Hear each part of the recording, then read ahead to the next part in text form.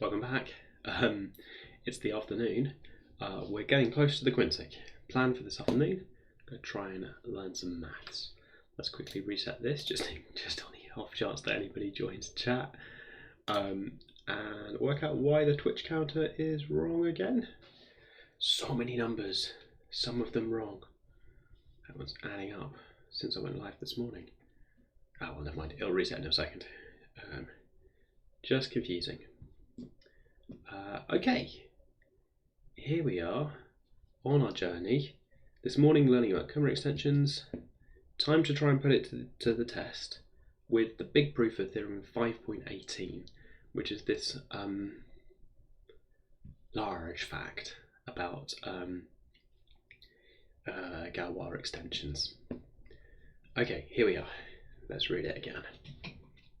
And we got some technology from this morning, so we're not going into this unarmed. We're going to try and understand this by bit using things that we had this morning. Okay, if Galois LK is solvable, then there exists a finite extension. Now, there exists a finite extension is something we were doing just above. Build it out of all of the roots. Ooh, sorry, one of the numbers went weird. We've got the CPU counter and it's just going off the charts. CPU, why are you like this? It's fine. CPU's not going to blow up what I learned about Galois theory, is it? The composed extension is Galois, that's what we want. From the thing we were just doing, fine. Map of K extensions, mu from, this is out of left field a bit, but that's the dimension of the field extension, L over K. That many roots. So if you throw in the roots, possibly loads of them, throw in loads of roots of unity, then you can map this, and that is actually generated by L and, please give me all the roots of unity. I would like many roots of unity, and L. M's generated by those, and that extension that we're doing there, M over these, is a composition of Cumber extensions, where at this point you've got the roots of unity. Cumber extensions are the ones where you've got the roots of unity, and then you start throwing in roots of other stuff. This is because it's solvable, so we're going to use those abelian quotients along the way. In particular, M over K is a radical extension because that's what Cumber extensions do. Once you've got there. Radical because this extension is radical. Just throwing in roots of 1. And then the M over this bit is radical as well because Cumber extensions are radical. Okay, that's a crucial element in there somewhere. Right, okay. So we're going to see that if you're doing this, if you've got this L over K finite Galois extension, then you can go a bit further so that you throw in the roots of unity.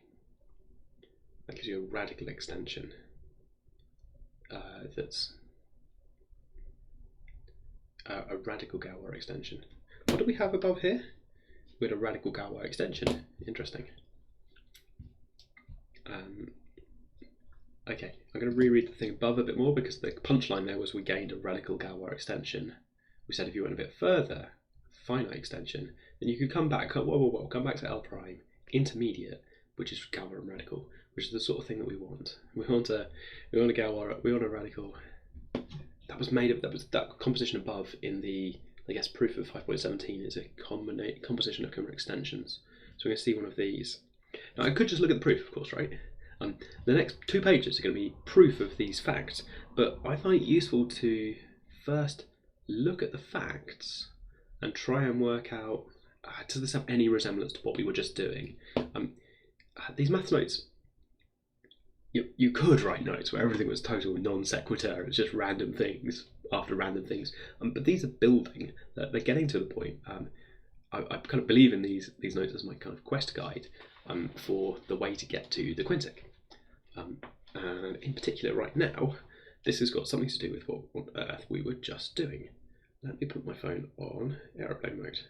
It's a combination of Galois theory and streaming theory. We're trying to learn both. Okay. Right, so I imagine we're going to do something large. Here's the large thing we're going to do. We're going to go up to J, which has both this diagram. And then we're going to bring it back down to the one that's generated. And it's Galois and radical, made of common extensions. In fact, let's read that now. The images for L and K, is this important? These are Galois extensions and the images coincide, or whatever. Okay. Right, let D be this. Now, I'm surprised that this is how many roots of unity we need. That's kind of come out of left field for me. Not non-sequitur, we were just talking about roots of unity, but I don't see why it's this. Now, okay, so there exists a Galois extension of K, and maps of K extension. You could do that, sure. You could do this. Okay, don't totally see why you want to, but you do mu of anything, right? Splitting extensions and lemma 3.15. 3.15, does that say something about the size of the things? 3.15, way back here. How many maps are there? So something about the size of things. How many maps are there? J, where it splits there, is a map of K extensions into this splitting field. Okay. Take me back. Back into the fight. So 3.15 I find a little bit confusing. It's sort of this almost inclusion map.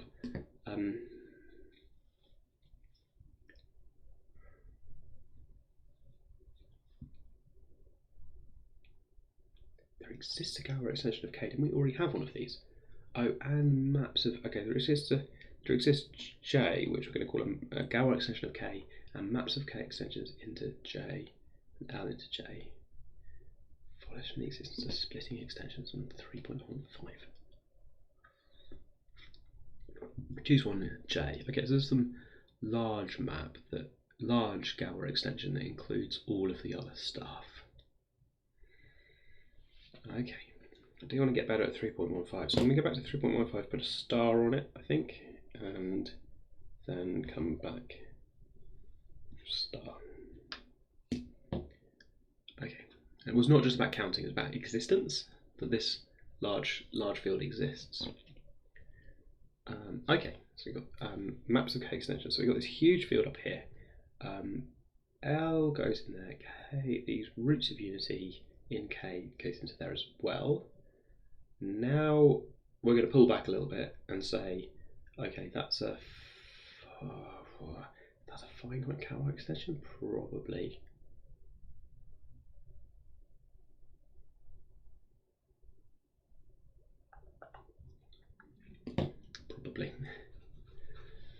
Let P be the field, right? We're going to pull back. We'll later set M to be P, so we're going to pull back to the one that's generated by these. So that is in J, and it contains both of these subfields. There's the diagram of field extensions. Let G be the Galois of this, of J over K, the huge field over this one. That is a Galois extension. I know, note that the following. P over K is a Galois extension because for sigma in G, the Galois group of J over K, sigma of L is L.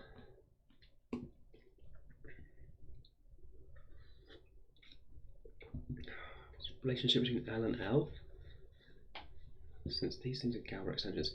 Oh gosh, this intermediate field thing. Intermediate field.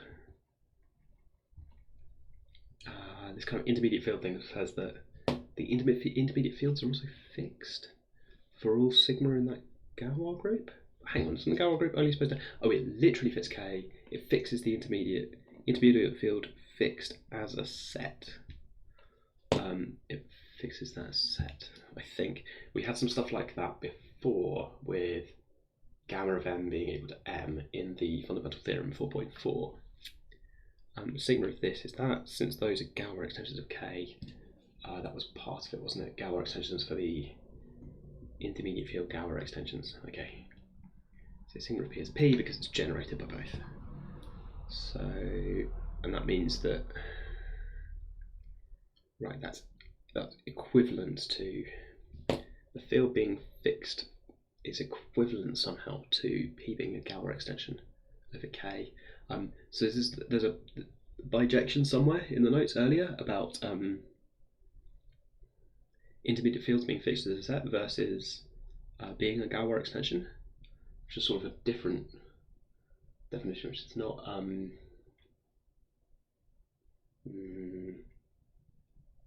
yeah, some homomorphism, right? Think about the restricted map. Okay. P over K mu D is a Galois extension, because P over K is a Galois extension. C, for example, the note at the beginning of subsection 4.1. That's a Galois extension, because this is a Galois extension, but hang on. Oh, this top thing is a Galois extension. So it's Galois here, Galois here. The restriction map, P, extension of P over K mu D to the Galois group of L over K. Oh my goodness. Restriction map. So restriction map from this arrow to here. Restriction map. So if you go from looking at the bits of P that are in L, bits of this one are in here, Galois group of P over, to bring it back down to before you put in the roots of unity, it's injective. If sigma is in Galois group of that, restricts to the identity. Okay, this is proof of injection. Indeed, if sigma is in that Galois group over here, the Galois extension, restricts to the identity of L on L if it kept everything. Restriction map. If the restriction, if it restricts to the identity, that'll be the kernel of this particular map, then it's going to fix all of K mu D, because it's from here, from this. Okay, it fixes all of K mu D because it's a Galois extension over this, which fixes all of the stuff in the second argument sort of thing. And sigma would fix all of L because as a set, no, it restricts to literally the identity map on L, so would restrict to actually the identity map, then it would fix all of L, and then those are the generators, so it would fix everything. Okay, so there's an injection from this arrow to this arrow. Cool. Now let's prove A, which is going to be to try and claim that P in this diagram has all of the properties that we wanted to have about being, down here, about being Galois, map of K, there are a map of K extensions from this thing we were just K mu D into K mu D into M. M is generated by the images. Yeah. Okay, that is what M is. Map of K extensions we've just seen. Yeah. Maybe I don't really understand the phrase map of K extensions, blah blah blah.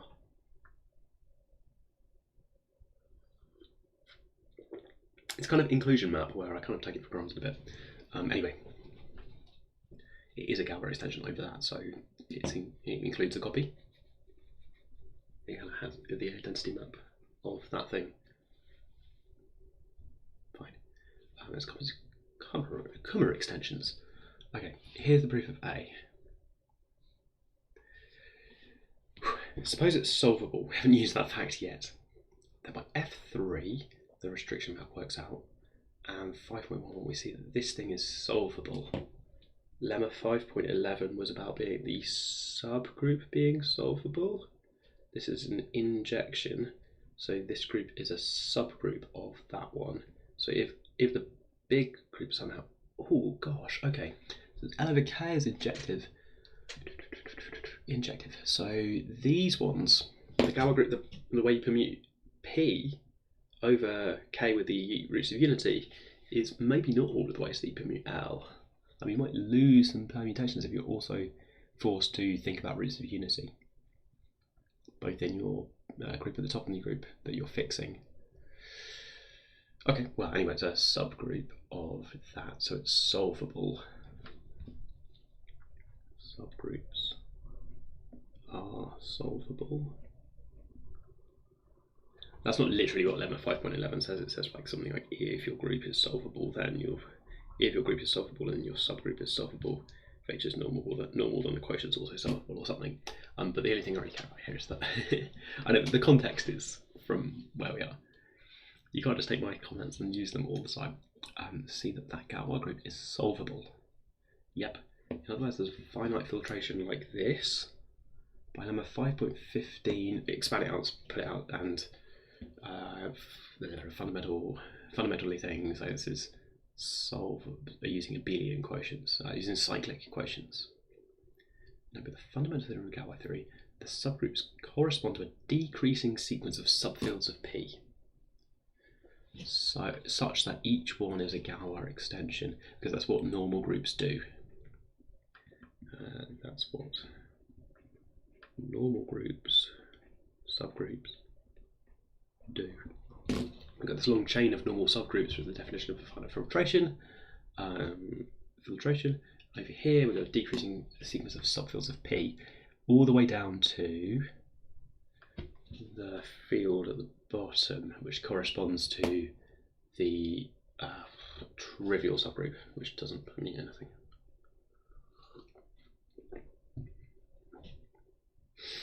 What's that the subfield corresponding to? Which subfield does that correspond to? Good tester of this knowledge, right? That's supposed to be the things that are fixed, so that's the whole group.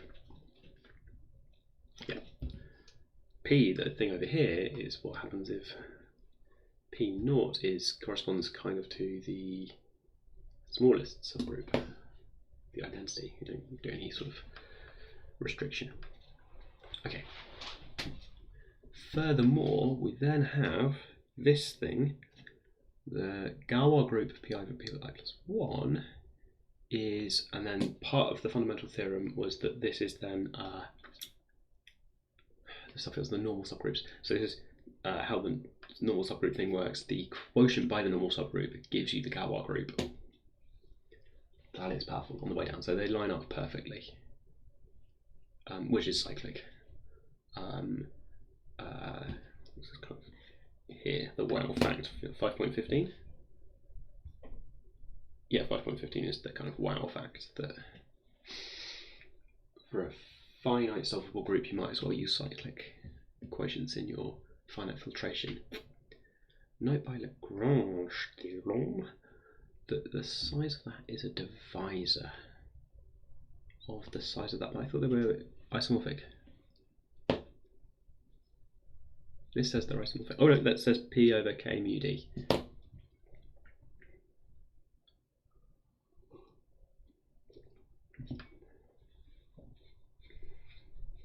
This says that the size of this one is Lagrange, the size of HI plus 1 divided by the size of HI. So the products all collapse down, and you end up with overall. Oh yeah, okay. The size of that quotient is this Galois group, and they all kind of multiply together to give as a divisor of overall this whole thing up here, this big Galois group. The kind of quotients of two subgroups of quotients kind of works out, and thus of the Galois group of L over K D, because there was an injection into up here. There was an injection into this. You maybe have some, maybe not all. That's a subgroup, and that has dimension D. Oh, okay. First mention of D since we threw in all those roots of unity. Thus, the polynomial. Oh, look at that polynomial. Polynomial x to the size of the Galois group of that thing.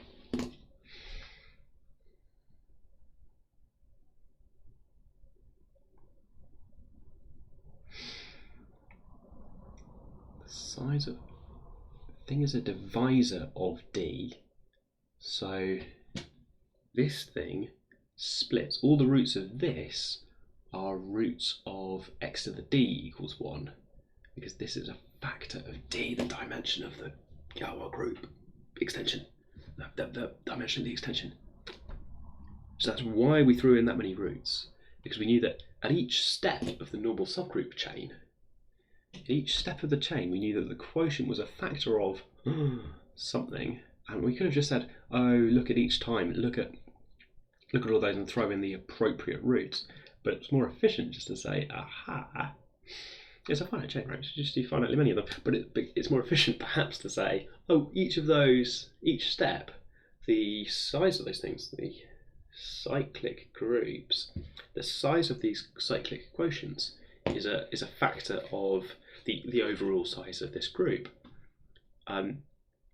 So we'll just throw in d. These roots will be roots of x to the d minus 1. Brilliant. Absolutely brilliant. So this thing splits. Splits in. This looks like roots. Oh, okay. So it implies that this thing is a comma extension. Right, hang on. What's going on here? Polynomial splits in here, and then you did an extension like this with a cyclic group where the thing already split. The size of this Galois group. You've got a cyclic group of degree n, x to the n or x to the n minus 1 already splits. So this would be called the size of the Galois group n or something. 5.7 was all about saying if you've already got the roots of the nth roots of unity, and you're doing an extension that looks like a cyclic group, then you've got it's basically a comma extension. Okay, back in,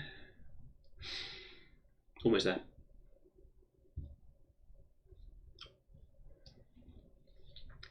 Right, so it was a clever choice of D, a clever choice to use D, particularly a radical extension. So there we go, radical extension. Note that it's overall, that first bit was a radical extension, so I think I said that out loud a minute ago.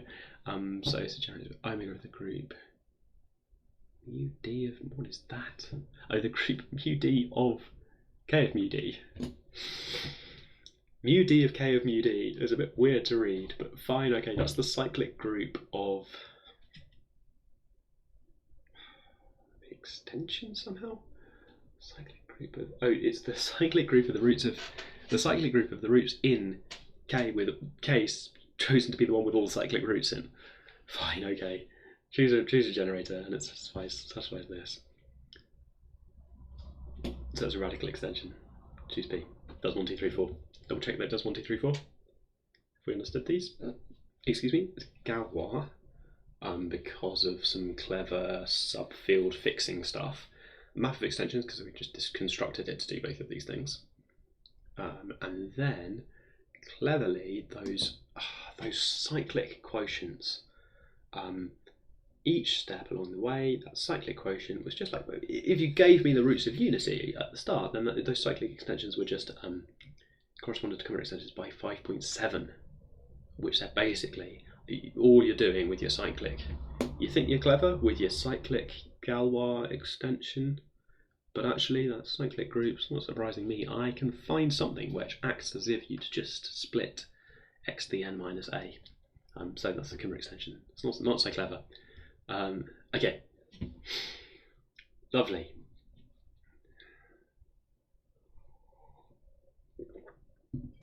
I don't have an explicit strategy for finding that beta from theorem 5.7, but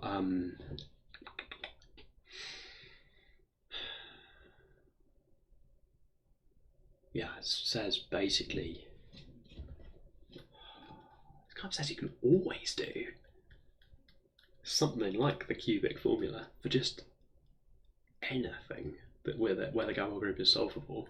You should always expect something like a kind of cubic formula mess with just an extension through several of these, choose the right element and take the cube root.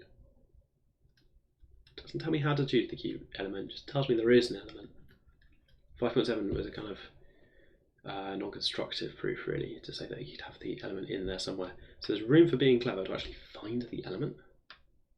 Or maybe you just hack it and say, here are my characters.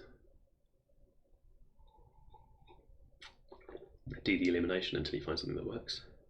You only have to be clever once, and you don't have to be that clever. Solving cubics no longer looking super impossible. We're going to look at the proof of B, which is a little bit shorter, but does use a lot of technology. Well, we've just seen the way around, which says it's basically like a Kummer extension. Now, this way around is going to say, oh, this already is radical, so it's going to construct this solvable group for your Galois group out of here. Proof B. Suppose there exists a finite extension M over L, so the composed extension is radical. What did we start with? We started with L over K, and we're supposing that we could go up to M such that it's radical. Tell me the radical extension like this. Now, okay, we read this this morning, and some of it made sense. All of that's the definition of radical extensions. See how my notes help me, having written out my own stuff, right? Up to here, it's all definition of radical extension. Choose a large T. Just made myself a large T. I'm hilarious. As before, choose a Galois extension J such that there are maps in like that. So you went from L up to M, which was radical, and then you went from M up to J, but the roots. So there is this J by 3.13 or something, 3.15 roughly. And then we'll pull it back down, restrict it to E, such that these things work out. The one that's actually generated by those. So no funny business. This is a field where you made your radical thing with all your roots and stuff, and you had some roots unity. Okay, see from the definitions that each one was in here. Thus, each of the extensions is also a Kummer extension, since M identifies T, which just means that you already had the roots of unity, and you had enough roots of unity that these ones are not surprisingly just sort of powers of things we already had roots of unity for. So like Kummer extensions, which means it's an abelian group. On the other hand, now here we go, we've got 1, 2, 3, 4, 5 hyperlinks. Some of them are the same. The group Gal, that one is abelian by, we did some study of the roots of unity. Proposition 5.4, it was that thing that didn't get proved. No, we did it. It's clear since this natural injection into the automorphism of groups. Oh, because this thing, groups of X work out by ring automorphisms, so it's all fine. From lemma 5.2 is a particularly canonical injection where you just take powers of elements, doing something co-prime. And those are the automorphisms of the cyclic group. Okay, back in.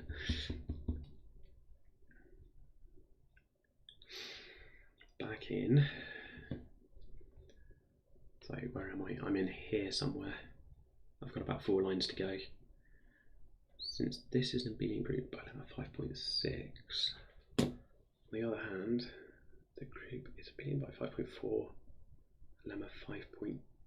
That was using the fact 5.2 was the lemma that it was cyclic, right? Quick look.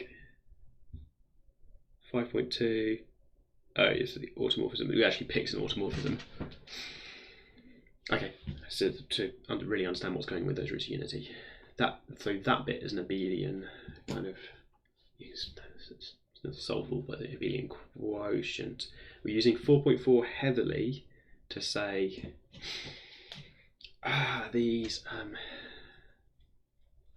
the link 4.4 gives us the link between these kind of constituent parts of our Galois extension, where we're going up to this subfield. We go from K up to the subfield here. Looking at the quotient is abelian here, so we're building a kind of subgroup of the abelian that gives us first or maybe the last term in our chain for the thing to quotient by.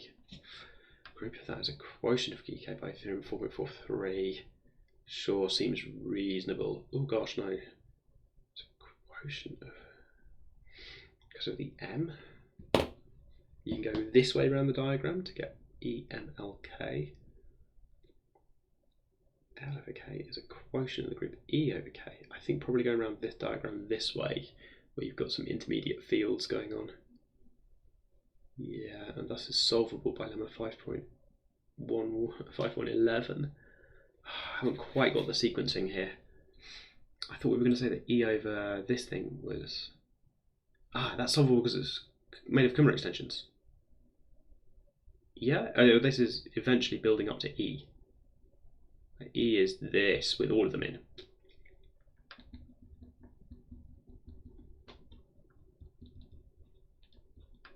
E is this with all of them in. Okay, so group is solvable. So this bit's made of Kummer extensions, and this bit has a abelian quotient because the Galois group's abelian because of nice properties of the roots of unity. So it says something like, if you just made it by putting these roots in, then okay. I don't just want to look over that. I want to look at how you could have put the roots of unity in first. That could be your first step of your formula.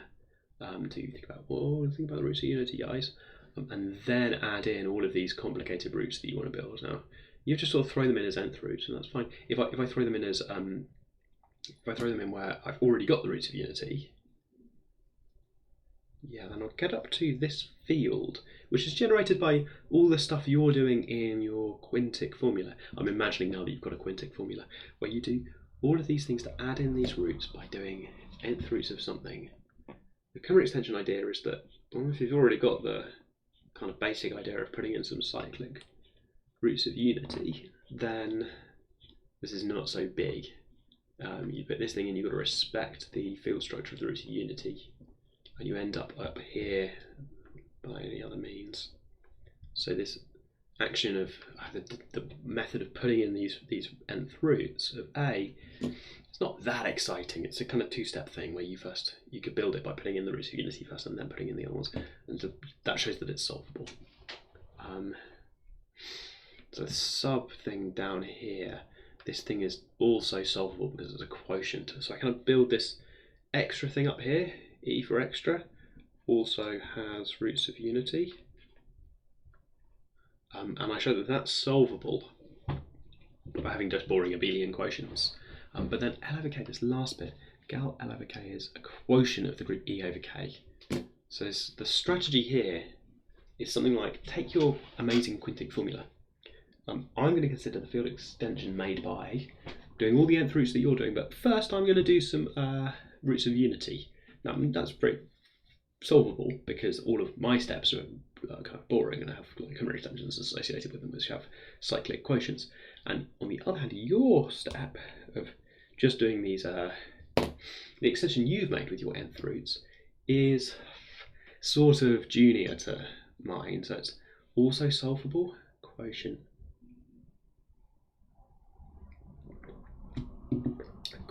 is also solvable. 5.11 was not saying the quotient is also solvable. I do want 5.11. We're back here. Okay, with the exclamation, last surviving exclamation mark of that section, I think. Okay.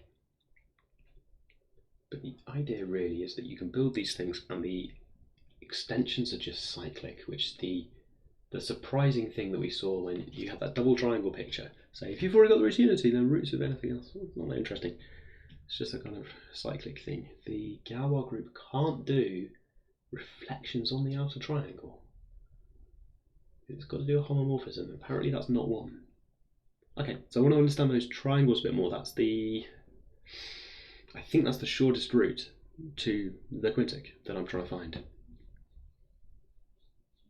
If you're trying to explain this to someone, excuse me, you're going to have to make some effort to explain the idea that putting in nth roots is a pretty basic kind of extension, and doesn't give you that many new things. And in particular, the Galois group changes, but the quotient is cyclic. So this is sort of really brilliantly, that would have to be a normal subgroup when you did this. When you throw in an nth root, so forget about these lots of steps. Every time you take an nth root, we're trying to make it weird. Every time you throw in an nth root, the Galois group gets larger, fine, because now you've got these extra nth roots to play with, like maybe the cube root of 2, fine. But only gets bigger by something with a cyclic quotient. Because of symmetries of the nth roots, the Galois group has to cycle those nth roots that you fed in. I don't even know if you generated all of them when you threw in the nth root, but maybe I let you and then I take a sub thing. So sure, your Galois group's a bit bigger now, you put in nth roots, but the quotient just went up by an extra cyclic quotient factor. That's just adding to your chain of cyclic quotiented normal subgroups, adding to that chain, and you're just building this chain. You can do a cube root and a square root and then a fifth root if you like, and keep combining all these things together into some really complicated formula in the stop. But you've just been building this chain with actually cyclic quotients. You're building a really nice chain. The solvable property says that some groups have that and some groups don't. The Galois group that you end up with, these permutations of your roots, it could be really complicated because your roots involve all of these new things in your big exciting field where you put in all these nth roots of numbers, nested, right? Because you did one and then you did another where you did an nth root of a kth root or something, looking at anything from your field. But each time along the way, you were just doing something where the quotient was just cyclic. So solvable. The group you're getting overall might be really complicated. It might be like C2 cross C3 cross C5 or something really cool, but it's solvable. Okay, we're getting there. We're really getting there. That felt like the closest I've got to actually understanding. I really want to go back to these common extensions now and really nail down like my intuition for why those groups so basic, because cyclic groups are pretty basic and this thing is so similar to a cyclic group. The new field that you get, oh amazing, you had a cubic and you thought of throwing in the cube root of -1, wow, cyclic quotient. This is the sort of attitude I'm going to take in my final explanation. Right, very much care about this. Like this picture, bit complicated, but hey. Right, here's the definition underneath.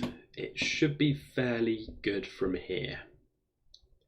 I hate to use the phrase downhill from here, smooth sailing, touch wood, but I think we've got the main bit of technology now, and we've got one hand on it.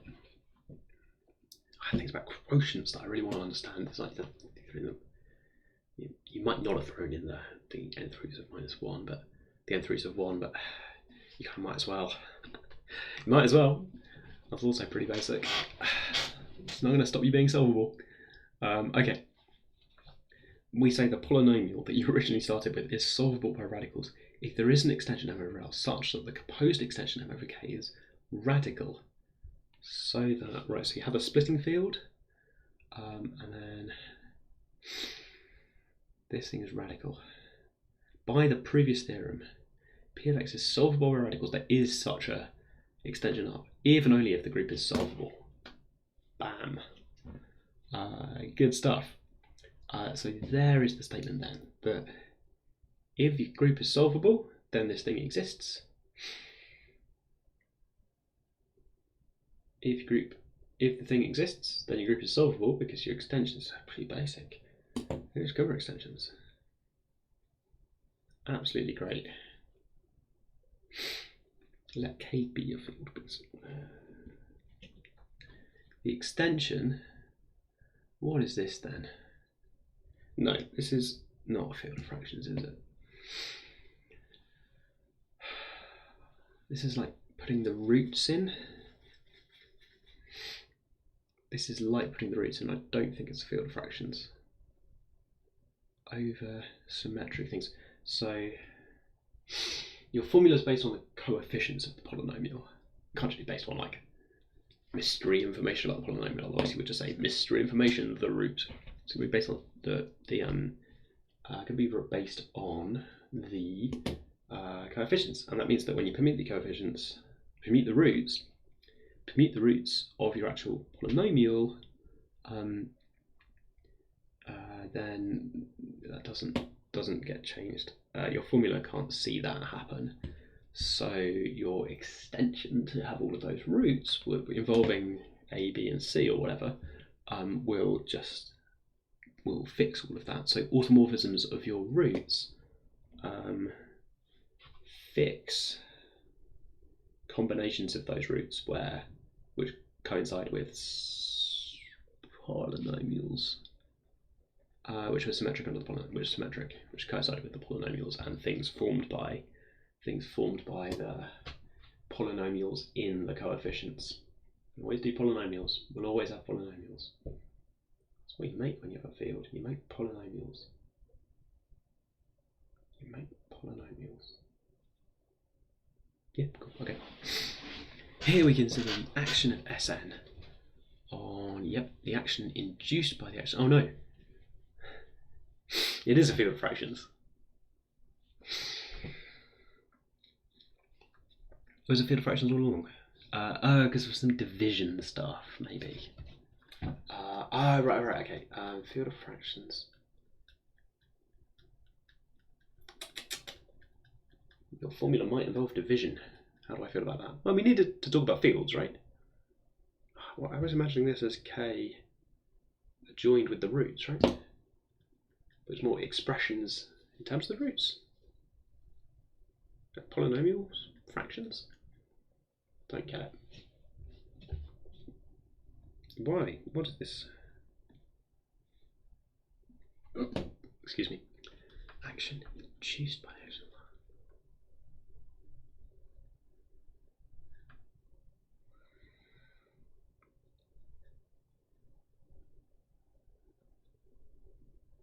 Any ring automorphism of a domain includes an automorphism of its field of fractions.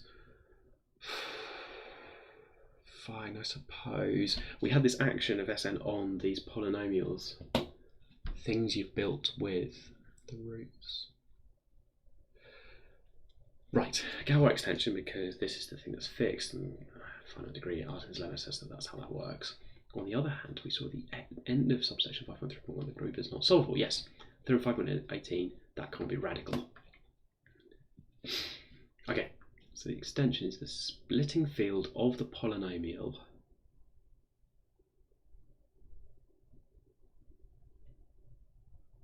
hang on, this is the polynomial where those S1 are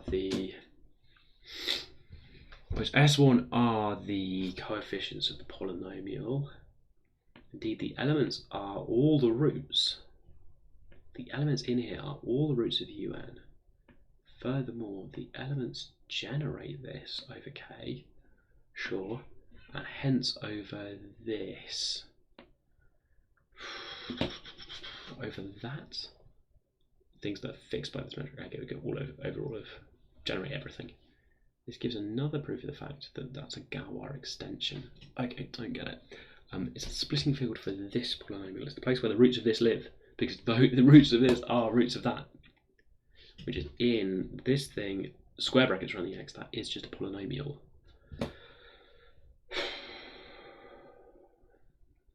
This is the splitting field for this polynomial. Why is it this on the right hand side, not just k or something? So the splitting field will, oh gosh, so this polynomial, this is now thinking very hard about coefficients, I think. Your formula is built of coefficients, I want to understand those. Coefficients are symmetric functions of the roots.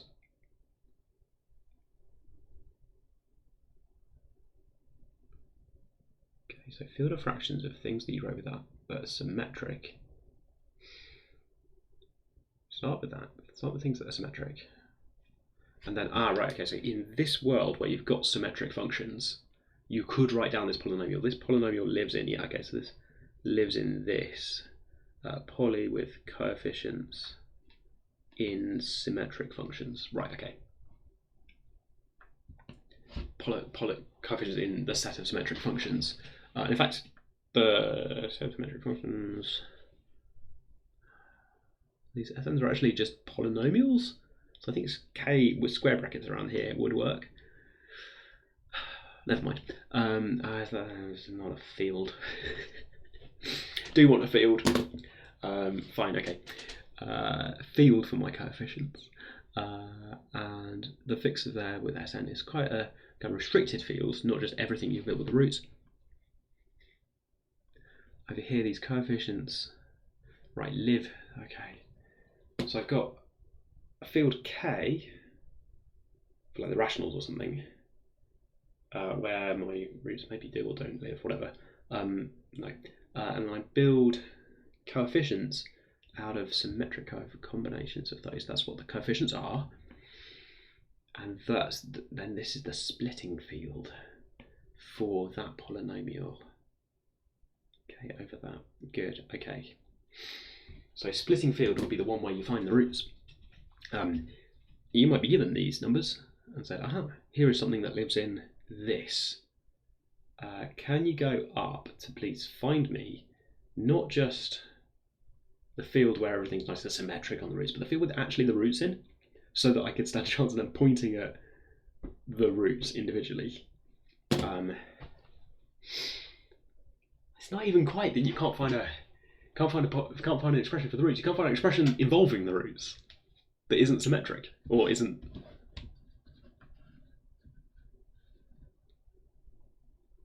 You can't break free. You've got the curse is that you're given lots of information. You're given lots of expressions of the roots, actually nice polynomials of the roots, and then you can start building stuff in there, like dividing these things together. Fine, okay, but symmetric. Those are your coefficients. You could build things with your coefficients. Then you could extend up. You want to try and extend up to find the roots themselves. This is what you're doing with a quadratic equation. You're given information A and B about A, B, and C. Okay, x squared plus a plus b. You're given information about symmetric combinations of the roots, and you're trying to reach up to this world where you get enough information to actually write down expressions for the roots like this. I've done that completely wrong because A and B aren't what I thought they were. But to get, I tricked myself. Reach up to find this field where you have these elements generating this field. Okay. Can't do it because this thing is not radical. Consider the action induced by a Galois extension. Yeah, with group Sn.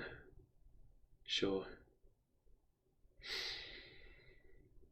So Artin's lemma is all about getting to something where the fix with the Sn, I should imagine being like somehow symmetric things. Artin had this like fixed by G, where I should imagine those things are symmetric under G. Okay, fine. That's the information we're given. Can we get up to K as a Galois extension? And Artin's lemma tells me what the group is. It's G. So if you're going for S5, then no good. Okay, so it's a splitting field. So this thing is the splitting field for a particular polynomial.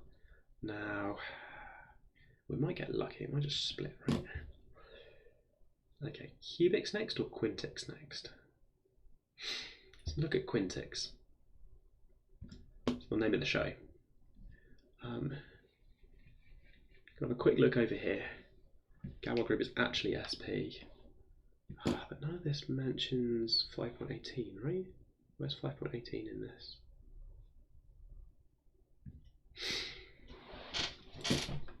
At the end of subsection 5.3.1 is what we were just looking at, right? No.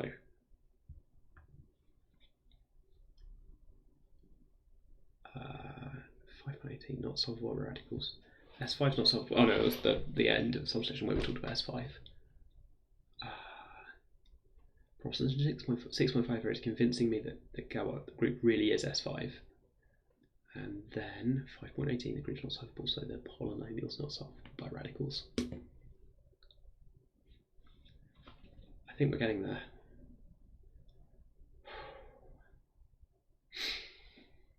Try and solve by radicals.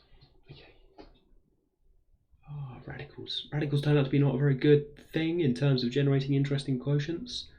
So you could spot a group that's been built with them because it'll have pretty straightforward quotients in its finite filtration chain. Well, so many words you've got to throw in there. So many words. Okay. Where's this using the stuff I was just reading about the splitting field? I think maybe we should now look at the cubic formula. So we know that it's S5. If the Galois group is actually S5, then you can't do it. Here's an example. So I think I interpret this comment down here as not down here, down here as showing me an example where this extension is not radical. Now we don't know that corresponds to a particular given quintic, but it's an example where this thing is not solvable.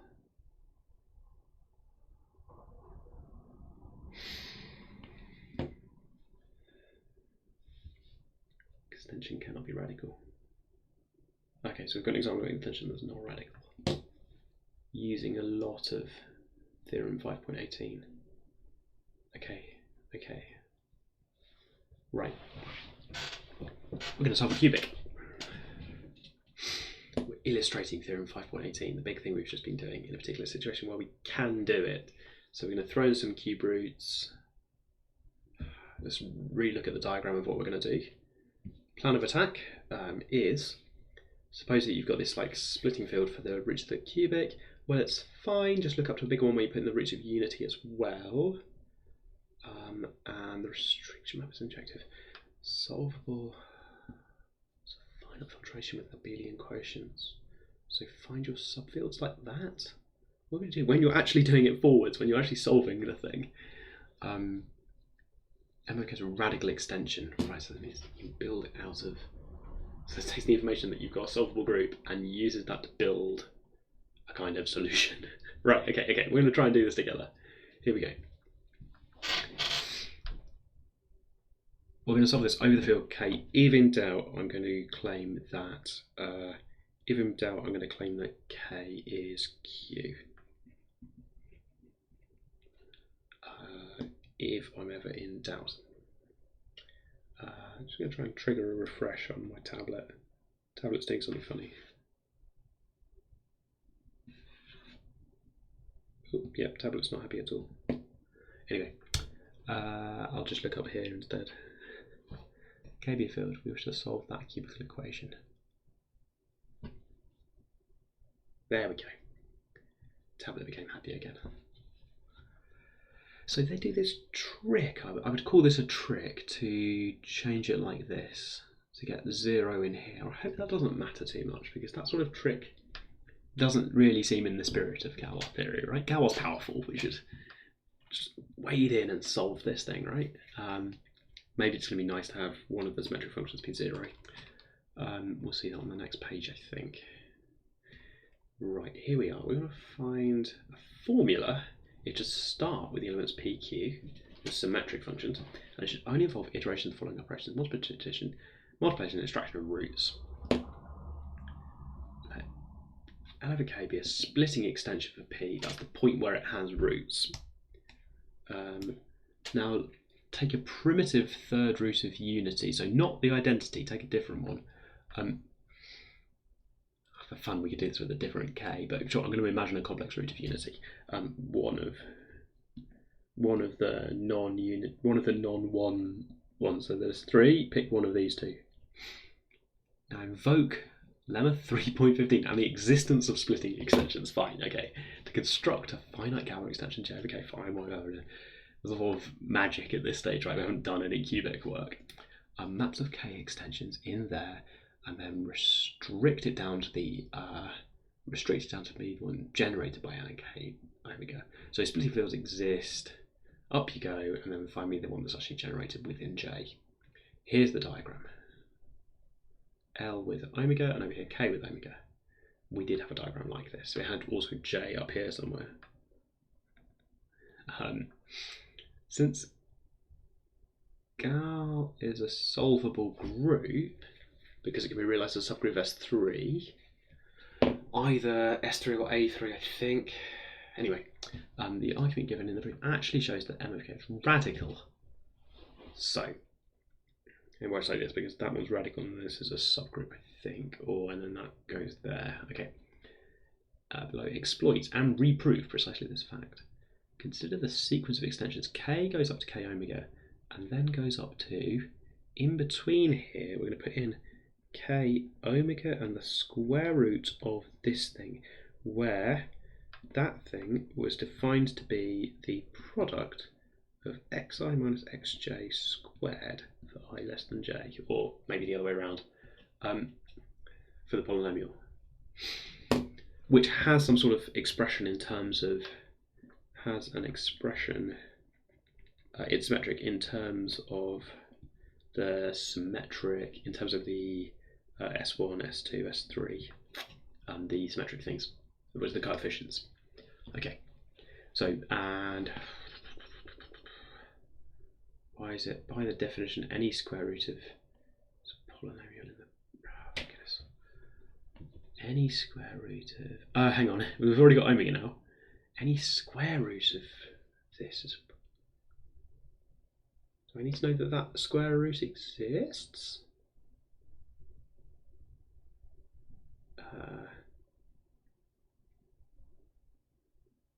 Less than equal to 2 by construction. It's the square root. So I need to know that square. Oh, I need to know whether it's in K or not, right? It might be in K or it might not. This thing. Oh gosh, yeah. What did the theorem say before? Well, okay. Let's tackle the next part. Sorry. The degree of this field extension K of omega over K is less than or equal to 2. That's interesting. 5.4, I would have said 3. I would have said 3 because its minimal polynomial is cubic, but I suppose that the minimal polynomial includes, so the minimal polynomial, no, not minimal, because I should take out the factor of x minus 1. Proposition 5.4 will say p minus 1 or something. No, proposition 5.4 says natural injection over here, that's surjective. If and only if that thing is irreducible over k. Gosh, I think it's been a subset. There it is, right? This is the minimal polynomial that I'm trying to think about right now.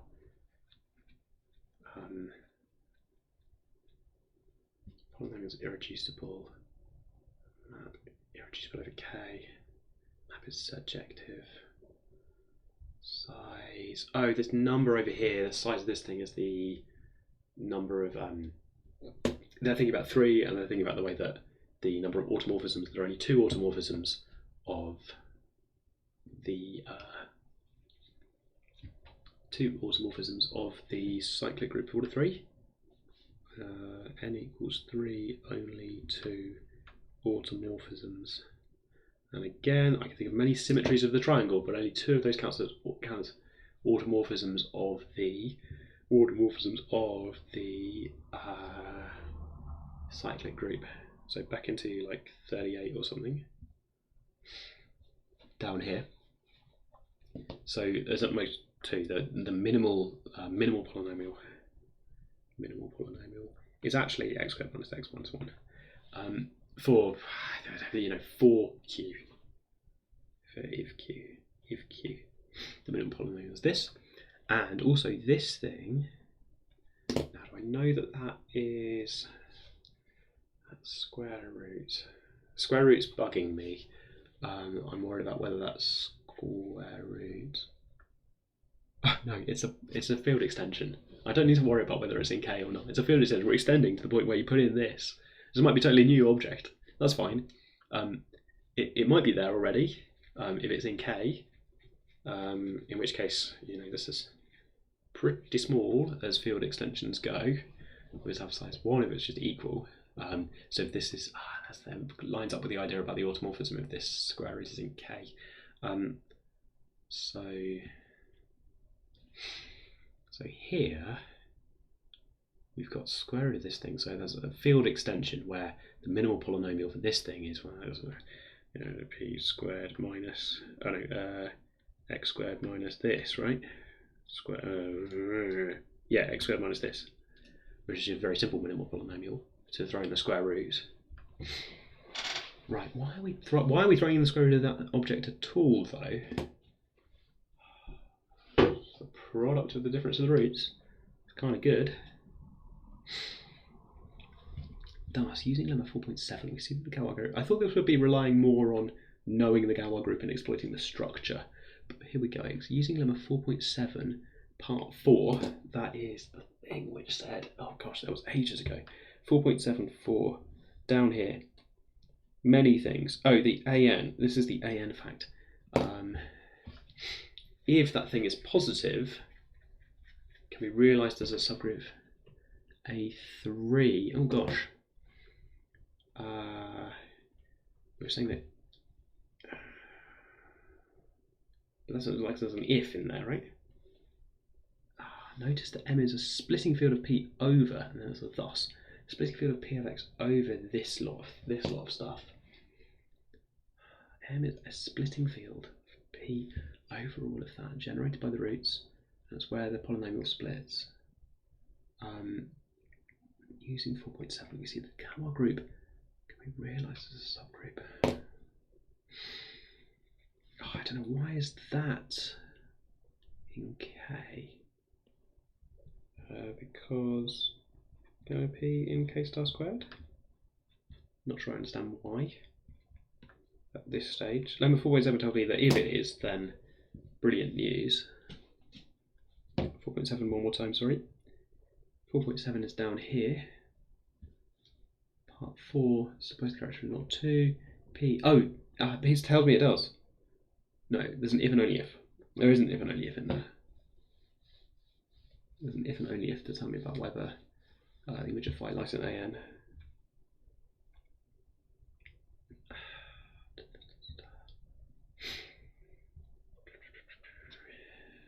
Okay, don't currently get that bit. Maybe it will become clear on the next page. Oh yeah, either. Oh no, either it's a trivial group or Z3.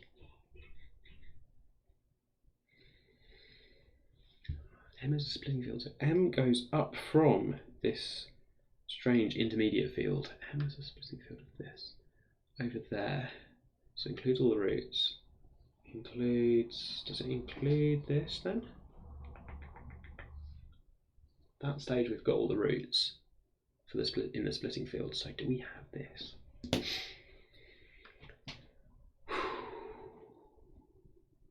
Okay, so this this Galois group for that extension.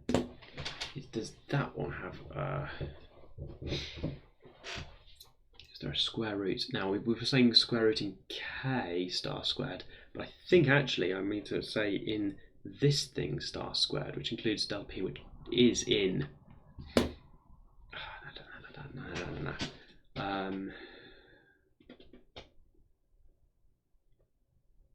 Realize it's a subgroup of A3. So we're going up at most two, and maybe 3 there to get all the way up to M. Okay, not quite on this. Not quite. It's not quite K. It's something different. Anyway. Okay. Now there's something here about characteristics maybe, but using this omega to build these objects beta and gamma is pretty clever, because that's the sort of thing. If you choose your omegas carefully, if you're lucky with your A's, if you're lucky with your omegas, no, you don't get lucky. There's always some element that would behave like this, right? Beta looked at taking sigma for an action on everything. Okay, well we're just going to look at these. Particularly we have this, and okay, you could turn those back into the roots. What does that mean in a Galois sense? Well, this is a kind of matrix operation, right? So maybe it doesn't mean anything. It's just here's a combination. Here's a linear combination. We've done our presentation. We've done our characterizations nicely. Right. So now we claim that beta cubed and gamma cubed lie in here. This is precisely the sort of thing about saying that it's a Kimmer extension. So beta cubed is the sort of thing which might lie in there, so that its cube roots provide the cyclic structure of the quotient group. If that's the trivia group, then M equals this. Cool. And the claim holds tautologically. Beta cubed lies in here because beta cubed lies in M. Beta cubed lies in the smaller one. Okay, that includes the square root of the discriminant. I'm not sure I understand why we've thrown this in yet, but okay, we've kind of interrupted a chain to throw in the square root of the discriminant. If this thing's like Z3, and the claim throws from 5.7 and 4.6.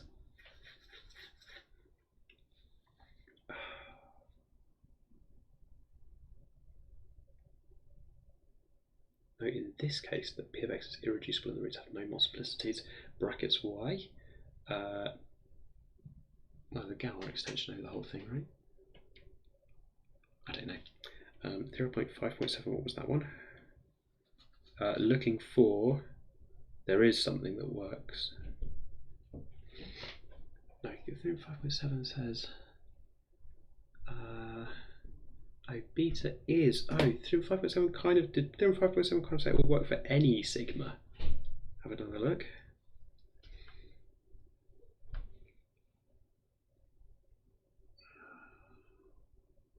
For any alpha and L, let this be the case.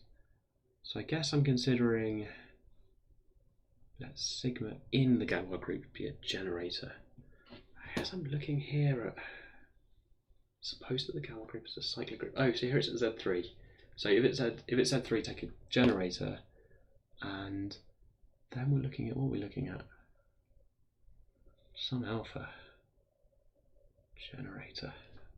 But we had calculation with alpha, alpha 1, and alpha 1, alpha 2, alpha 3. Oh, goodness. So the Galois group permutes the roots.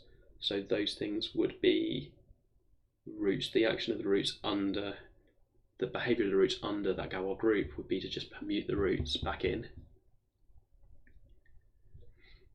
Push a little bit more, the action of the Galois group would be to permute the roots, which is what we're doing here. Sort of. Yeah, alpha 1, alpha 2, alpha 3. Alpha 1, alpha 2, alpha 3, like sigma. Yeah, if Z3, I think. Excuse me. And lemma 4.6 is relevant here as well. 2 seconds, sorry. Mute.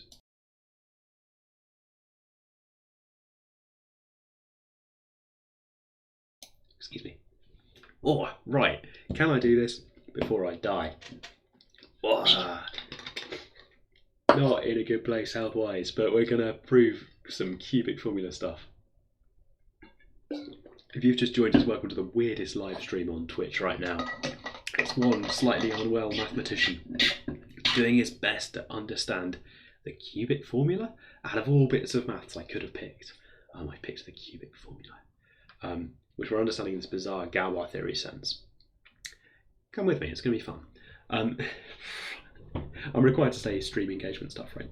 Okay, so we've got this permutation in the roots, and then these beta and beta things, and gamma in here as well. These are precisely the sort of things we were talking about in theorem 5.7 a while ago, where we proved that those things could be those things. I guess we could just calculate the cubes. Feels a bit cheeky, but we could just go in and calculate the cubes of these things. Yeah, okay. 4.6.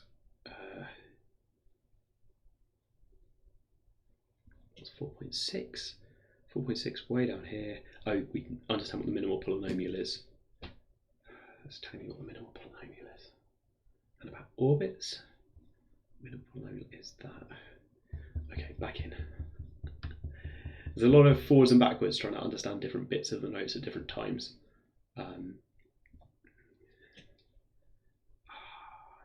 In turn, satisfy quadratic equations. So we see the minimal polynomials. P of x is irreducible, and the roots have no multiplicities. Delta is non-zero. Irreducible because if it reduced, then it was already a splitting field, so you wouldn't get this Z3 kind of bit. Not sure. Exclamation mark here because I'm not sure about this. minimal polynomials of beta cubed and gamma cubed over this field extension are of degree less than or equal to 2. Good news. There are quadratics for them. The roots of the minimal polynomial for these things in k omega. That thing only had degree 2 over k. So you can only really have quadratics as your minimal polynomial because of the degree of the field extension. We just said on the previous page that field extension, when you throw in the a primitive third root of unity, that extension has degree at most 2. So if we go back in here, these things can only satisfy quadratic equations. Brilliant. That's broken it down into these parts. So beta cubed and gamma cubed, that's the kind of current extension bit. Throwing in the square roots is unbelievably, throwing in the non-trivial cube roots is unbelievably like square rooty sort of stuff, like quadratic equations, because that's a field extension of degree 2. It's really small. So things do quadratic equations there, in particular just smaller degree. Okay, so we've got 2 steps going on, second and third roots. Let's make it explicit. Okay, so we've got this combination of complex numbers is 0. Did we have this? Oh no, we had the sum of the roots or something. So beta gamma, why are we working that out? We're trying to work out what quadratic they satisfy in, we believe that that beta cubed and gamma cubed obey some quadratic. So what's going on then? Okay, so we want to find, given that they obey some quadratic, we're trying to work out the coefficients of this quadratic, the kind of minimal polynomial thing, in k adjoined with the cubic roots of unity. So we're working out what it is. We're working out the coefficients by working out beta gamma cubed, which is minus 27p cubed, and we're working out beta plus gamma. No, also blah plus beta gamma is this and minus 3p. Similarly, beta cubed. Oh yeah, the sum. We work out some really horrible combinations. But this is like the symmetric. This is symmetric function stuff. We're trying to write these symmetric functions, the ones that we care about, because we're trying to make beta cubed and gamma cubed. I really want to put cubes on this sort of thing. We're trying to work out these symmetric functions that we've decided we care about because they satisfy quadratic, their coefficients are quadratic. Those are the things that we want to work out, and they're symmetric functions. And we had some theory way back in section 2 to say that you can always do that. So it shouldn't be surprising, perhaps, that we can find expressions in terms of the coefficients, P and Q, for those things. Okay, so the motivation for looking at beta cubed and gamma cubed is something like, these things are combinations of the roots, which are acted on by sigma, in the case that this is Z3 and not the trivial group. Yeah, so beta cubes and gamma cubes don't involve this, then it's fine. You just already got their cube roots. We're just reading off their cube roots. If this thing already contained enough stuff to work out the cube roots, then you're good. That just means you throw things into the cubic formula and the numbers come back without doing anything weird like imaginary numbers or something. Maybe imaginary numbers, not really relevant right now. Okay, so these things are combinations, kind of mixed together with complex numbers. These combinations of roots, because sigma is nice on the roots of the polynomial, sigma in the Galois group is going to permute the roots. So let's think about these combinations. If you cube them, these are the sorts of things that have nice cubes in the simpler field where you just have, I still don't quite get why you want the root of this. Is that the product of the difference of roots? Why do you want that? Why don't they just lie in k of omega? But down here it's like k of omega. Why do you have to throw in the square roots of the discriminant? So it might be the case that that's Z3. Minimal polynomials, degree less than or equal to 2. I think over that.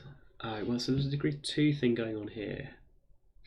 Was there a degree? It's 2 separate sorts of degree 2 thing?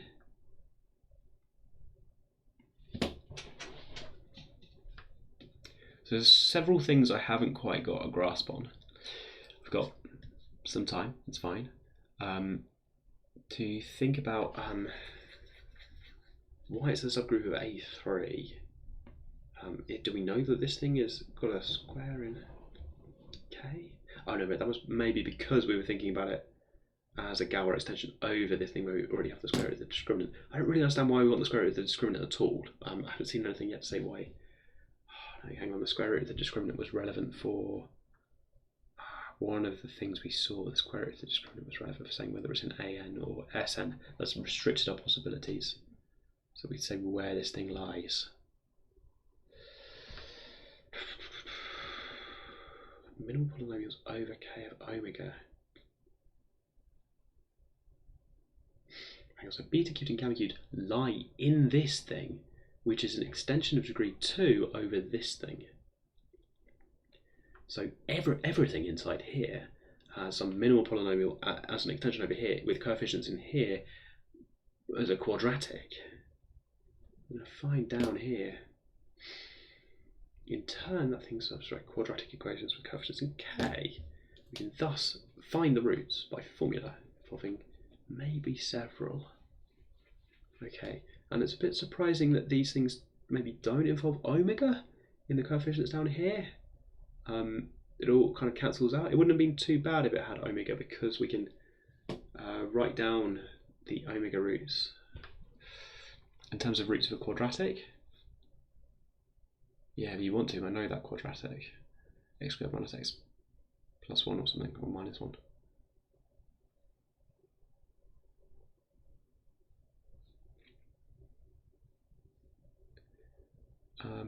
Okay. Solution of the equation like this. Look like this. Now, we had some formula. This is complicated because of the formula, right? But then really, at its heart, this is the quadratic one, minus 27 over 2q, which is minus b, plus or minus for these beta and gamma things. And there's some numbers out the front because of the beta and gamma stuff. And this thing inside here is something to do with the discriminant.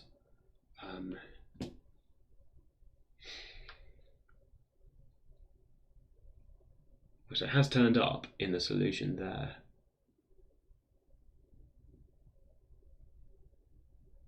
Beta and gamma. Beta and gamma have used. Well, no, this is just b squared minus 4ac, right? It's inspired by the discriminant of everything, but it's just b squared minus 4ac. 427 is 108. 27 squared is 3 to the 6, which is huge, and a big power of 3. 81, 2, 4, 3. Welcome back to multiplication. 243 times 3 is 79. Yes, so this is just the quadratic formula inside here, and then cube roots. So we didn't have to use the extraction for knowing that omega, the minimal polynomials, quadratic. In turn, the elements of this, we kind of managed to skip this step by not needing to say that we actually needed the complex numbers down there. And they're not on the next page either. These are the other roots for some choices. Yeah, but fine. I mean, in Q, everything's fine, I think. Good. Actually valid more generally, as long as the characteristic is not 2 or 3. Which sounds far too abstract for me right now. Okay. Pretty close. I want to understand a bit more about everything. Interesting stuff. What are we thinking?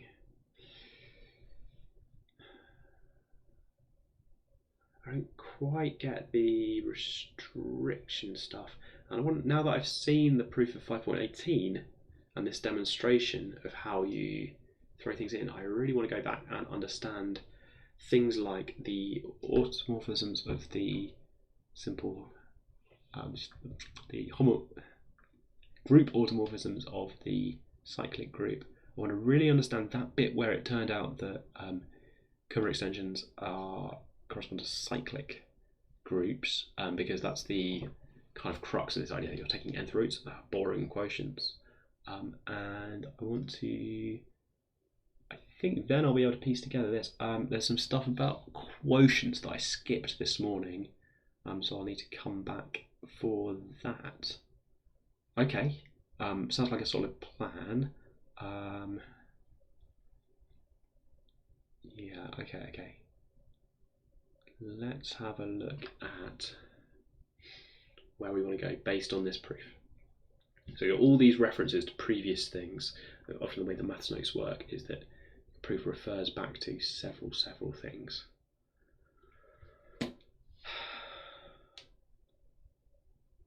B-lead group by 5.6, which is a wow. Woe's lemma 5.6, wow, excuse me. I've labelled a lot of things wow today.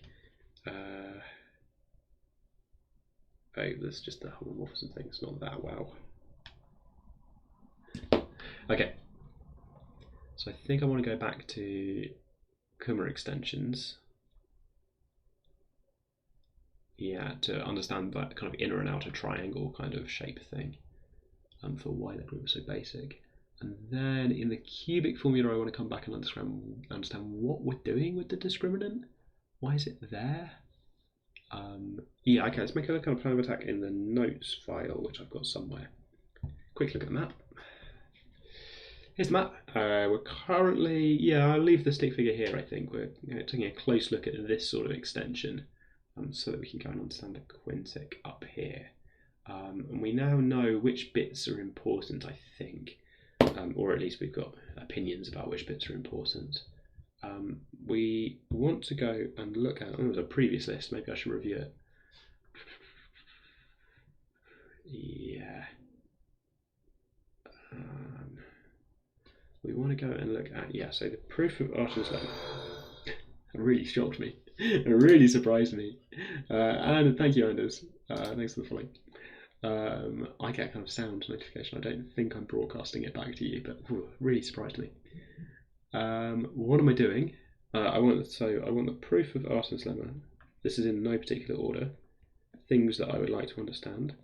I would like to understand solvable subgroups, because I skipped that bit.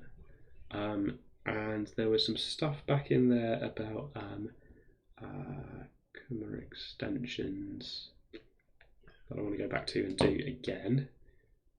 And the big thing, somewhere in here, there was a bit where we moved down to kind of inclusion bit in the proof of A. Further down here, yeah, proof of A. Where was it? It mentioned a weird thing. Didn't put an exclamation mark on it, so maybe it's fine.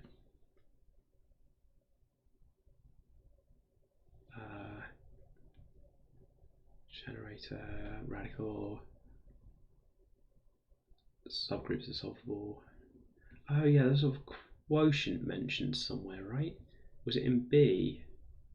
Yeah, the Galois group LK is a quotient of the group that by theorem 4.4. Okay, so the fundamental theorem is the thing that I should really be going back to. 4.4 fundamental theorem. Okay, that's the kind of attack plan of things that I want to understand more, and kind of a del P role in, that's a capital P, isn't it? Discriminant P role in the cubic. So I can understand kind of what that's doing there. Hi there. Oh, sorry, it's also said hi in chat. Hello, sorry, I don't always look at chat. I'm going to go there. We have got a plan of attack. Let's put some page numbers on and try and work out which things are important and kind of what order to tackle these things in.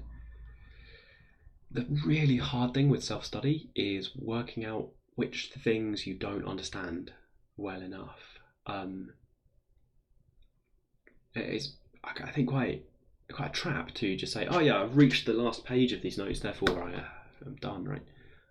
But the thing that I really want to do is go back and actually understand stuff properly. So I remember that was section 4.2, and that's section 4.4.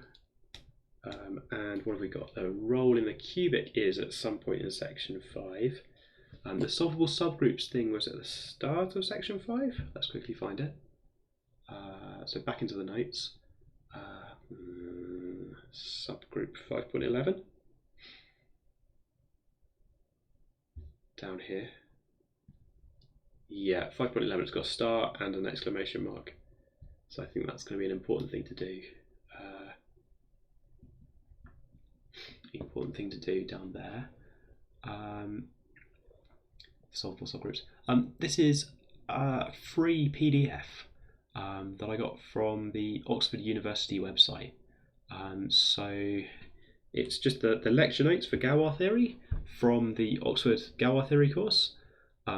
Oxford make all of the lecture notes, almost all of their lecture notes, just freely available. If you want a link to this text about Galois theory, the quickest way to find it is perhaps to, from my Twitch page, click the homepage link. That takes you to a very basic website that I've thrown together, which has like a link to the notes. Or if you search for Rosler Galois theory, it might come up. I'll show you the front page. Sorry to jump around, but we're doing some. So this is just the 2022 lecture notes for Galois theory, and I've tried to make it linkable by. I don't really understand Twitch, so my Twitch page has got like a homepage link, which then should take people to where they need to be. I thought Twitch would let you do more kind of links, but I just don't understand it. Right, okay. Down here, where are we going then? So these exclamation marks are a bit old. They're from things that I wanted to understand at one point. 3.13, this kind of existence of splitting fields is, I think, still tripping me up a little bit. And these like maps into the splitting field, we saw them turn up quite a lot in 5.18, so they are important. I've completely forgotten what a normal extension is. I'm going to have a quick look at that. Oh, don't tell me. One where the splits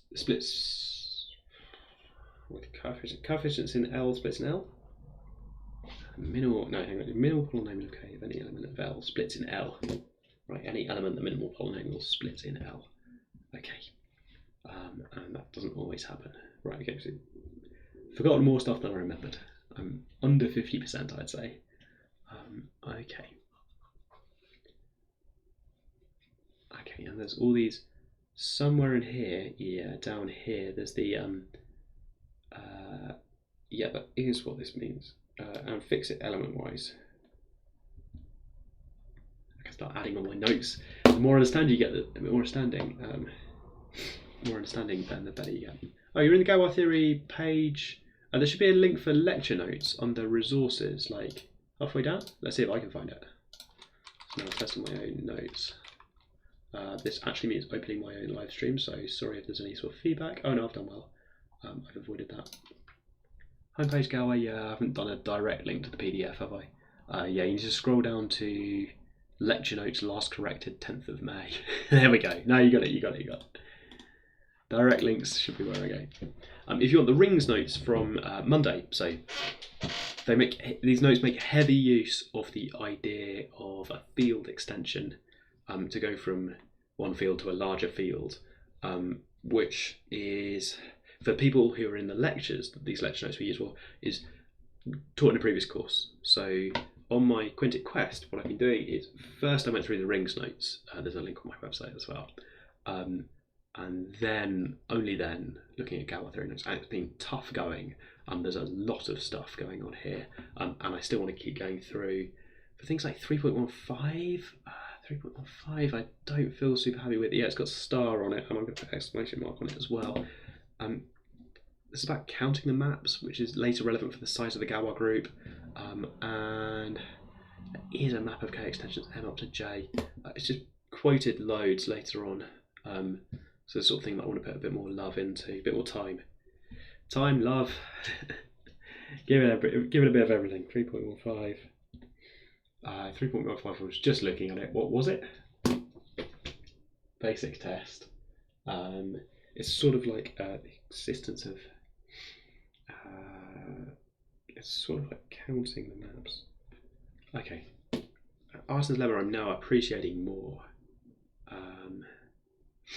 Camera extensions. Where do we learn about camera extensions? 5 point something, I think. How am I going to find this? I'm going to go back to the menu, the front. Oh, I'm getting so good at navigating PDFs. If I learn nothing else, if I learn nothing about Twitch and nothing about notes, at least I can navigate a PDF now. There's 5.2. Okay.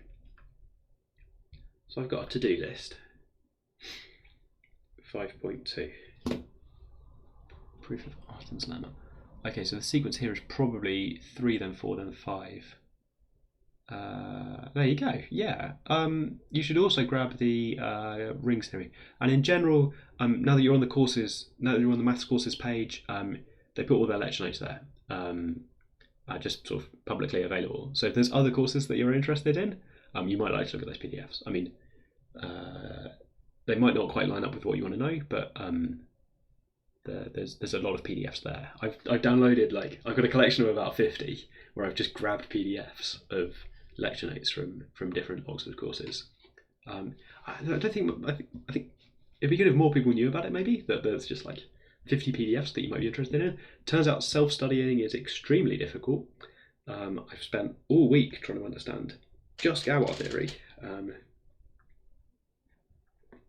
and here we are.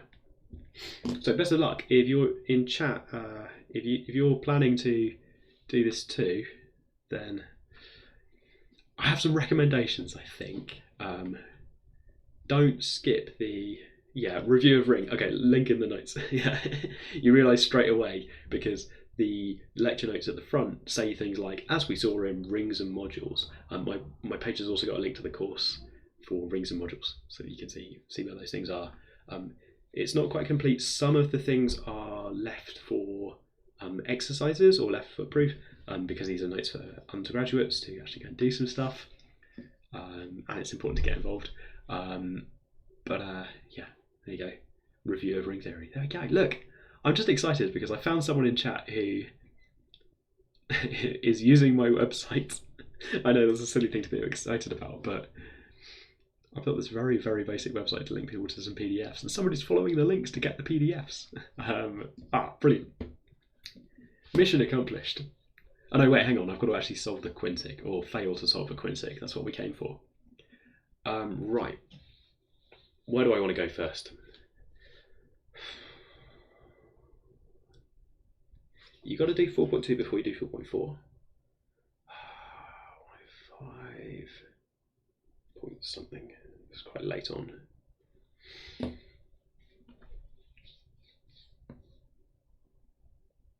.11 thing with the quotients in is pretty tough. You do need it to restrict down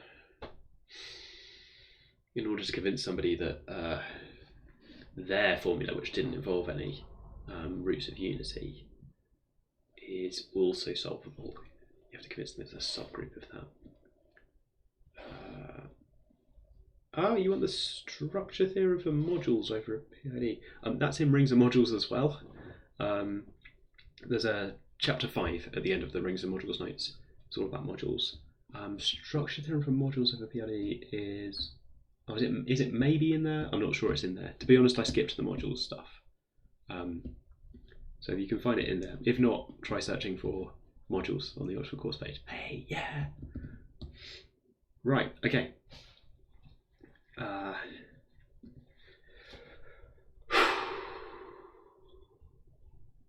I'm going to make some coffee, I think. I think that's the plan of attack. It goes like coffee at the top.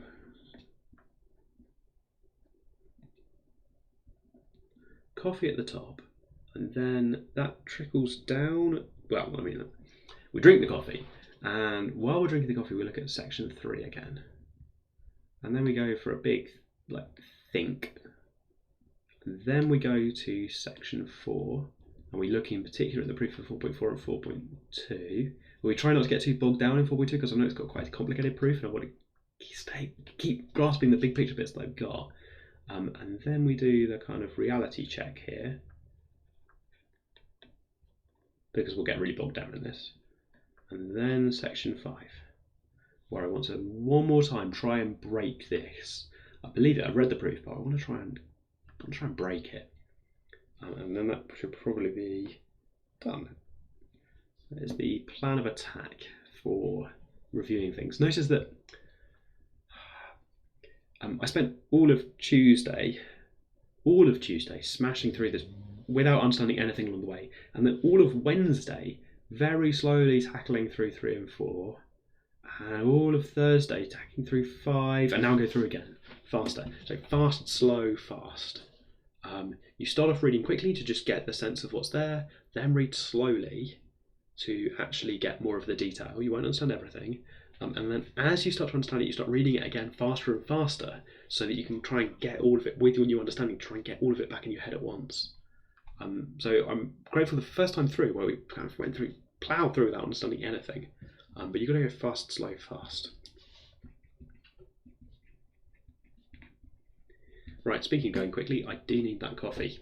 So, back in a couple of minutes, and I'll see you for, go back to section 3, I think. Cool. Quest is to be continued in a second.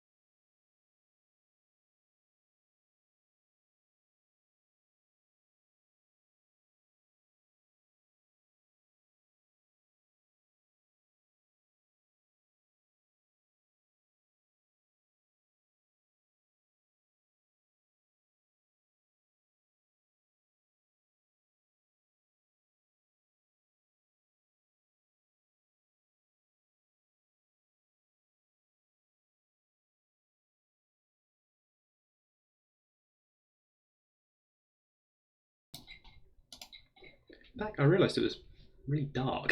So somehow the weather's changed or something, and it's just been really dark in this room. I'm stuck in a tiny room that's not got much light, but does have a lot of Galois theory. So that's where we're at the moment.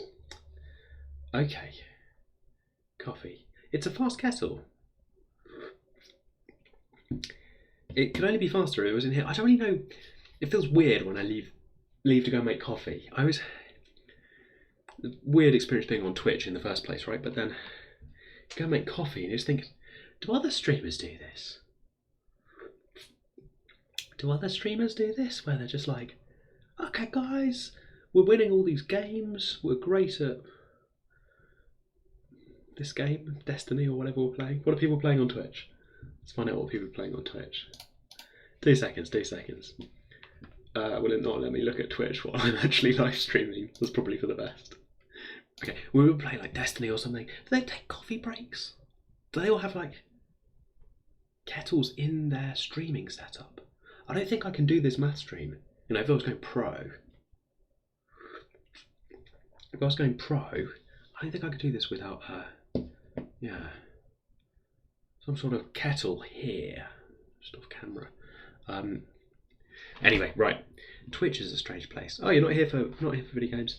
I've tried it. It's odd. I think it runs a lot of adverts. Sorry if you're getting adverts on this math stream. Not really my intention that you.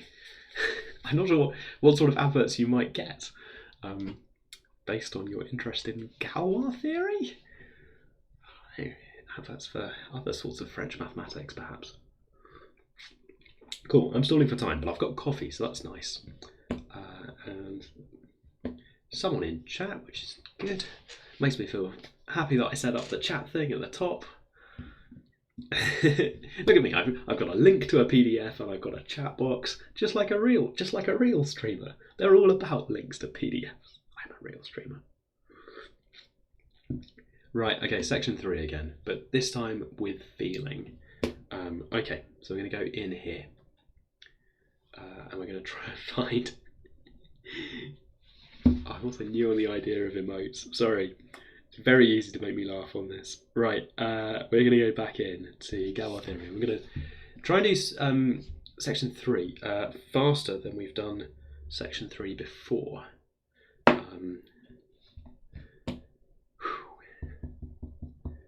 Back. 3 is kind of setting up the groundwork for what we'll need before we do anything to do with Galois extensions. So cast your mind back to before we've done anything with Galois extensions. Back here, so before our definition of a Galois extension, it's tricky because section 3 has got a lot of the kind of stuff that we need. In particular, it talks about these automorphisms quite a bit, and they're key for these Galois theories. The Galois group is the set of automorphisms. So whenever we see an automorphism in section 3, we've got to remember that that's going to be useful in a very precise way for the Galois theory stuff that we came for. Okay, and I think I'm going to have a look at all of 3 just to make sure, because loads of these have got stars on. The stars are a kind of note to self where I'm telling myself at some point I came back to look at this and didn't feel like I understood it enough. There's a load of flipping forwards and backwards. And if I flip back and think, what is that? Okay, and 3 is just about field extensions, which we've been doing for all week has been field extensions. Okay, and they're defined here as an injection rather than just a subfield. So I've been thinking about fields as I've been thinking about field extensions as times when you've got one field inside another field. I guess that's an injection by inclusion. We're going to use this notation in this course. Here we go again, faster than ever before. A map from the K extension. So these K extension maps are supposed to be compatible with that. We should be thinking a little bit about automorphisms perhaps, which are compatible with the injections. So if that's, we might think about ones that fix K. Yeah. Group law is this subgroup. Here are the automorphisms, which would be the Galois group in a particular case, where if it exactly fixes K and nothing else, and it fixes the elements of K, existing a ring automorphisms compatible with the K extension structure. You can't send anything to 0, so these are all bijective. You don't have to say bijection when you say this sort of automorphism. Okay. tower law for the sizes of these things, which is relevant if you're doing quotients, which we will be by the time we get to the miles away. The finite filtration is going to split these things down into these things. Product's going to be relevant. Annihilator's not super important right now. Yes, I suppose so. You prove it with a quotient. So yeah, I guess so. It's normally written. I prefer to write it LMMK like that. The proofs in rings and modules. You're testing my understanding, which is good. I do want to go and have a quick look at the tower law, just because we had it in rings and modules back in here.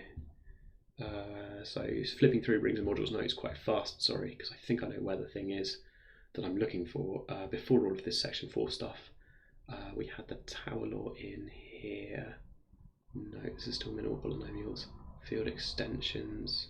Oh no, here's the field extension. Here's the tower law. No. Just sometimes it's just the spatial awareness of learning where stuff is in the notes, so that if I want to go and find it, I can find it. I haven't learned this one well enough. Oh no, okay, so I thought you proved this with a quotient. I'm wrong. You prove it just by constructing a basis. Yeah. So dimension here is dimension in the kind of vector space sense, because weirdly, if you've got a field that contains a smaller field, you can think about the large field as if it's a vector space with, well, what are my scalars in this vector space? They are the small field. Your field, the large field, contains so much addition and multiplication stuff that you can take any vector or just any element in the large field and multiply it by a scalar from the small field. Fields are lovely, so the big field's lovely, so it's going to compete in there. You can do the addition that you want to do. You can do combinations. And dimension then just means the dimension of that vector space. So, which is a hard way to interpret this. L has finite degree over F. Yeah, okay. So this is talking about the bases then. Sorry, I really thought this was a quotient. I must have been thinking of something else. It's a vector space over the subfield. So in this notation, which we sometimes write like this, to remind ourselves we've got L on the left is the larger field and K is a subfield. So yeah, you can always view a field as a vector space over itself, but it's over itself it would just be a vector field of dimension 1. The exciting thing is if you've got a subfield to play with, and you've got a large field and a subfield, and you can talk about this thing having some dimension where you. I always think it's cute that you sort of. The field is so well behaved and nice that you can dress everything up as if the small field is the scalars for your vector space. Anyway, the basis works out. I haven't really committed this to memory, but the moral of this, the idea is that if you have 3 fields, if you're lucky enough to have like this, with FK and L all fields, then, excuse me, you could think of this being a basis for that as a basis for L over K, a basis for K over F, and then there's this huge basis for L over F where you just sort of multiply things together. It's a bit funny, you don't normally see basis vectors multiplied together, but because these things all live in a huge field L, it's just multiply them, and then they work out. That works out as a basis. They're independent. You sort of span by first building things. How does spanning work? So independence is kind of straightforward because you just sort of iteratively go in. The spanning thing, reading them as vector combinations on the way in. Spanning, how does that work? You say, what does this span? How does this spanning thing work? You can make anything in L. Oh, right, because you can make anything from L out of the basis vectors in L, and then you could separately build the L vectors. You never get to do this with vector spaces, really, but you build it out of your basis in L, and then you look at the vectors and you say, well, actually, those vectors contained a subfield, and they were made out of. Sorry, the vectors don't contain the subfield. vectors come from the intermediate field, which had a subfield, and we built that as a vector as well. So you build it like that. Which is kind of the naive thing that you might write down, right? If you wanted to, you just say L is built like this, and those Li's are built like that, because L is built as a vector field over the intermediate field, and then those ones are built. Oh no, I'm reading the wrong ones. These Ki built like that? Yeah, okay. So you combine them together. I think I pointed at the wrong things at different times there, but you can build it up in the way. It means you write down these really brain twisting things, where sometimes we're thinking about these as field elements that you could multiply, and sometimes we're thinking about them as vector space elements where you're doing linear combinations of them. Turns out fields are really good. And I like it because it just feels more playful and imaginative. I think when I first met fields, I was just imagining, okay, just a bit like Z, a bit idiot James, just a bit like R, or a bit like Q, right, or C. These kind of spaces that I'd seen before. The thing to imagine really is that like C, one of those fields that you meet, C, is like a vector space. AB is like a vector space over R with real and imaginary parts, where the scalars are real numbers, and you have this kind of dimension 2 thing going on. Sorry, sidetrack to explain dimension to person in chat. Okay, Tower law, back into Galois theory.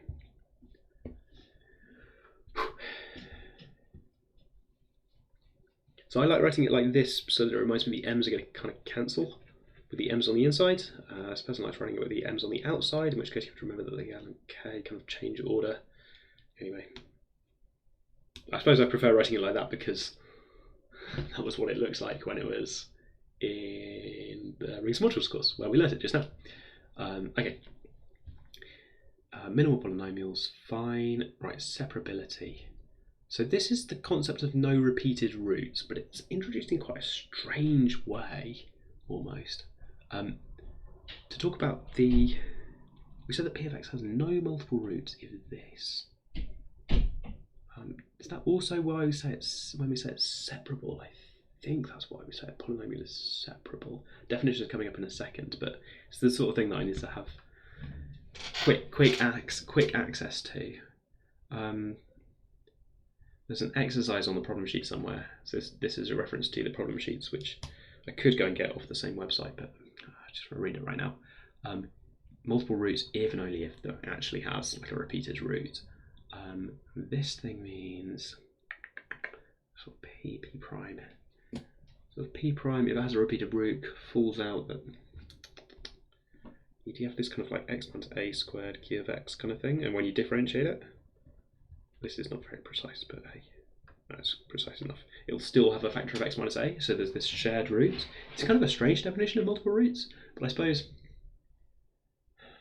this definition of has no multiple roots can sometimes help you detect multiple roots or detect the lack of multiple roots without actually knowing what the roots are, without actually talking about the roots.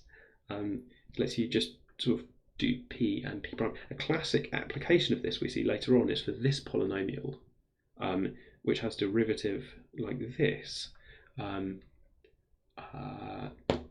If you can just check that these things are co-prime as polynomials, that they have no common factor. This, I think, technically says the ideal generated by these two polynomials is unity, but you can do that by multiplying this one by like x over n and subtracting it from that one, I think. Is that allowed? Yeah.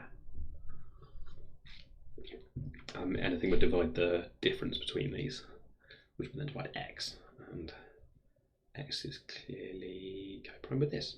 Anyway, okay, so that's a way of showing that this polynomial, which is super important, it's to do with the roots of unity. To do roots of unity is roots of unity.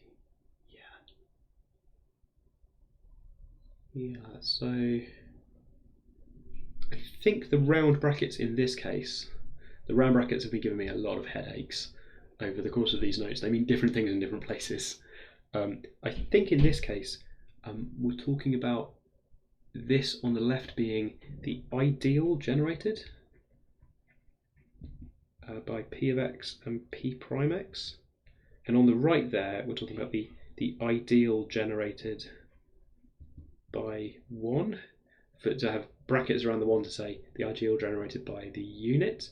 But sort of a fancy way, that ideal is the entire ring, or field in this case, it's the entire field. So sort of slightly different notation, but it's using the ideal notation. I don't know. I don't think there's anything wrong with saying, if you're more explicit about what this is, or saying these ideals. It's reminding me, because of the ring theory stuff I was looking at earlier this week, it's reminding me that this ideal is principal. So it's generated by something, because there's a Euclidean domain around here, and it's principal, so it's going to be generated by something. What's it generated by? Oh, it might be generated by 1. So this is saying we kind of know that's going to be a principal ideal domain, and now it's turned out to be this principal ideal domain, i.e. everything, in a way that, yeah, you could have round brackets indicating the kind of greatest common divisor. So down here, look, this greatest common divisor notation, where the brackets now mean kind of inputs to this function, that's the number 1, or the polynomial 1.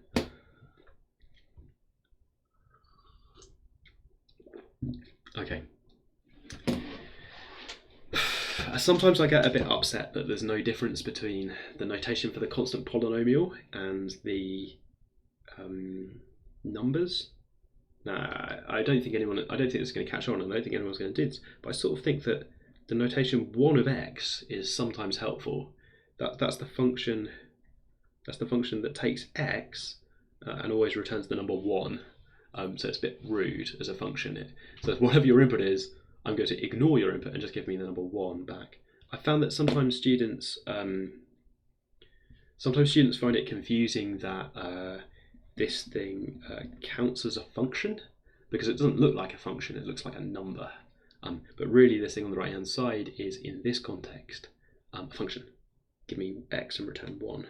So I really think that in that case the function should be like 1 of x. And like in here, this is 1 of x, that's 1 of x, either polynomial. Anyway, never mind. It's technically the distinction between the inclusion of the field versus the subfield, right? So it's the difference between the field and the inclusion of the field in the polynomial ring. The polynomial ring includes a copy of the field, but has isomorphic, of course, but kind of technically different. And we should maybe find life slightly easier if we didn't forget it, but not actually easy, because we don't have to write 1 of x. Yeah. We're not doing any category theory.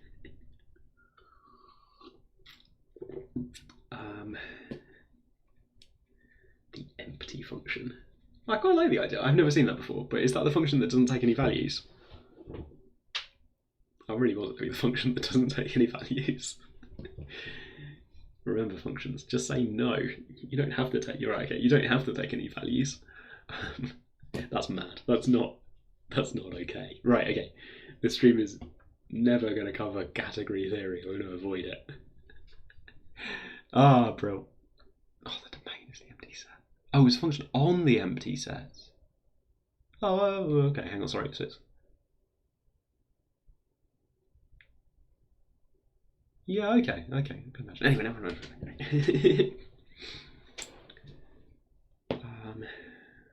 What was I doing? Oh yeah, I was talking about grades, common divisor, field extensions. We're trying to go fast through section 3. Grades, common divisors. Euclidean division, cool, good. And you could do that in K or in L and you get the same thing. I remember that. 3.4 and 3.5. Factors don't have multiple roots. And the proof there is Leibniz, which is kind of good. It doesn't have to talk about factorizing it. It doesn't have to talk about splitting it down, and it just does this kind of coprime definition. It's kind of a little bit more basic, perhaps. Particularly with this. Yeah, cool. I was talking about multiple roots in the bigger field or something. Anyway, okay, then and so irreducible polynomials in all the fields I care about. This. There's an exclamation mark here, which is my notation for don't understand. Please come back to it. I've come back to it. By definition, we have this. By assumption, we have this. Where awkward if I believe the characteristic might be 0, and it wouldn't generate that idea, would it? Anyway, maybe it would. Never mind. We see D is not 0k and k. I don't understand that because I don't understand why the D could possibly be 0k. Oh, D means adding 1 together.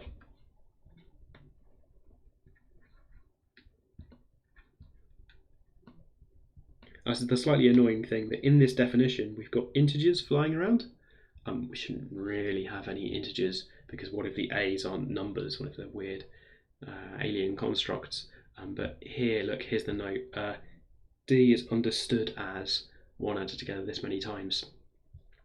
So if you want to understand the number D, then it means add 1 together lots. 1 always has. Yeah. These notes do have quite a lot of that.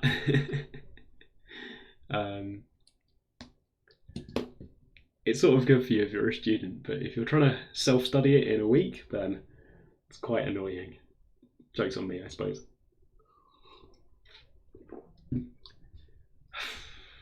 Yeah, there are points in here where it just says obviously, and then I've had to think for like 20 minutes. Good. Okay, D's not that. D's not 0, so P prime is not 0. Okay, fine. We're just saying the top coefficient doesn't vanish. So it's, yeah, okay, this is fine. This thing didn't completely vanish. It'd be a bit embarrassing if you did the derivative, but the D and the characteristic, maybe some of your smaller terms have vanished because your characteristic is, if your characteristic is not 0, then you've done some weird stuff. Good, okay.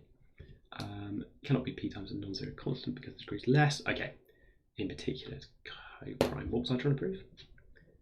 This was a proof that, right, for an irreducible polynomial in a particular sort of setting, that these things, no repeated roots. Okay, it's pretty good.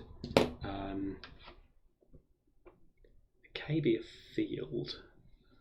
Right, we're going to say it's separable if all the irreducible factors of P of X have no multiple roots.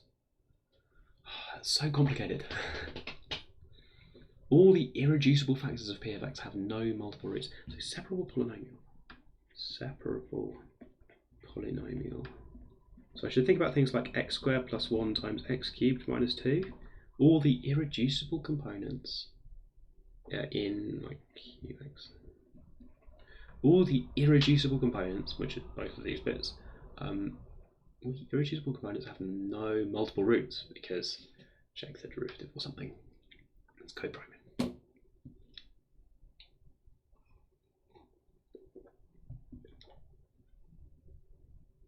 Okay, so separable polynomial.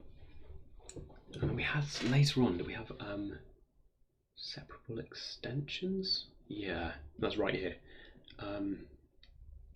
We say that L over K is separable if the minimal polynomial of K of any element is separable. Only involves these no repeated roots things. All the algebraic extensions of K are separable. This follows from the last remark. So here's a remark. This notion is fair in the field extension. Irreducible polynomial of K its degree is prime to the characteristic K is separable. In particular, any irreducible polynomial coefficients K is separable. This one's not irreducible, but we think it is separable. All algebraic extensions of K. If K is a field like Q with characteristic 0, then all the algebraic extensions of K are separable. So you'll always be in a position where the things you get are separable because irreducible polynomials. You'll look for the minimal polynomial, which will be irreducible. So you'll look for the minimal polynomial algebraic extensions are separable. Algebraic extensions. So we've got a minimal polynomial which will be separable because it's irreducible. Minimal Will be irreducible. It says it right there in tiny writing. There we go. I added it already. Will be irreducible. Okay. So separable. All the algebraic extensions of K are separable for Q. So I don't need to worry at all. If I'm just talking about fields over Q, I don't need to worry about separability. But that's like half the definition of Galois. This is good. M over K be algebraic, M over K is separable. So this is the thing about being able to find its minimal polynomial in multiple roots. Goes both ways. Since M of arbitrary, M of is separable. There's an example here which I didn't understand, but I'm not sure it's super important. And then we had simple extensions where you just add in one element. And it's the field generated by that element. These were important, so the ability to add in an extra element, like throw in the nth root of something, comes up quite a lot later when we're trying to prove things about solving polynomials. Now, gosh, the examples here were pretty hardcore. I'd have liked some easier examples, but never mind. 3.9. This turned out to be important later, that's what the star's for. So you take your simple algebraic extension. There's a natural isomorphism, PP minimal polynomial alpha over K. Algebraic extension means that that exists. Then there is a natural isomorphism, K minimal polynomial down here. So K quotiented by the ideal, K quotiented by the ideal generated by the minimal polynomial. So stuff where it's zero, that's the natural kernel. Goes to natural isomorphism. So this thing is isomorphic to M K of alpha over K as a field extension. Put K of alpha here.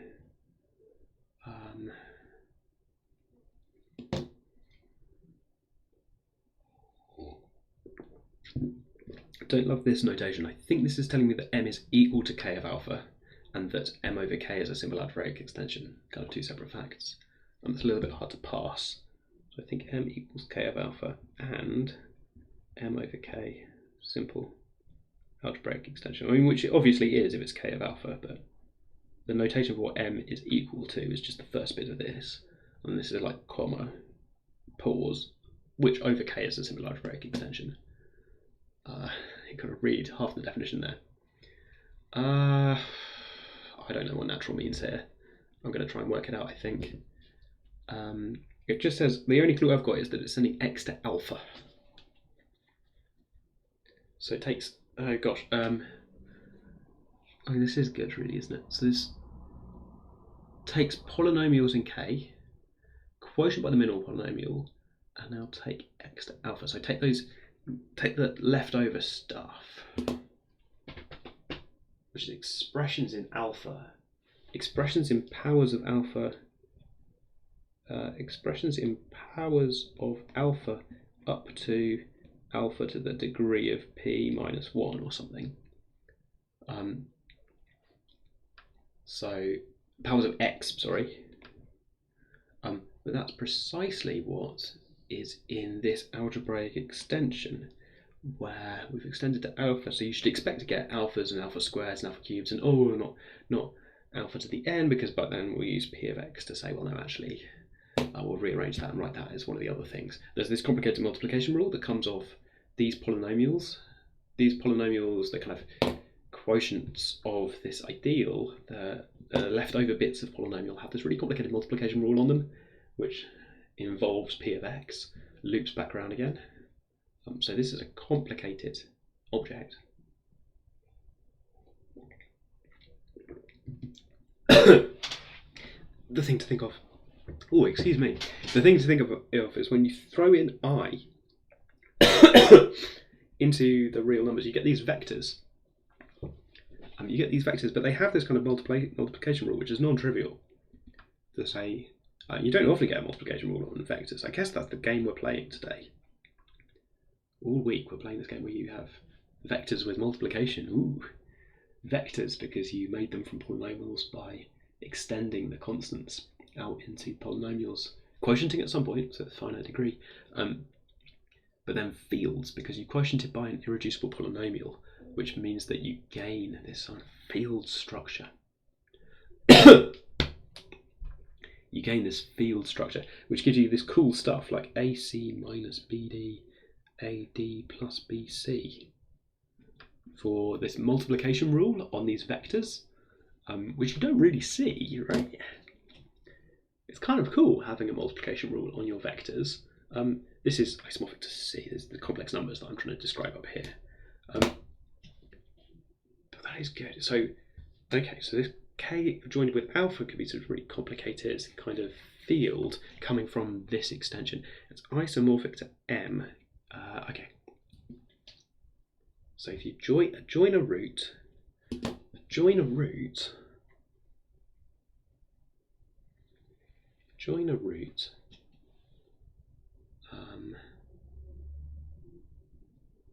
yeah, I'm imagining I in the second component.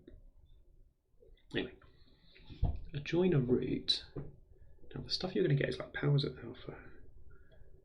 Did you? Oh yeah, okay. So we need it to be a maximal ideal. We had a lemma about this at some point. Maximal ideal. So the quotient is a field. Classic rings and modules thing.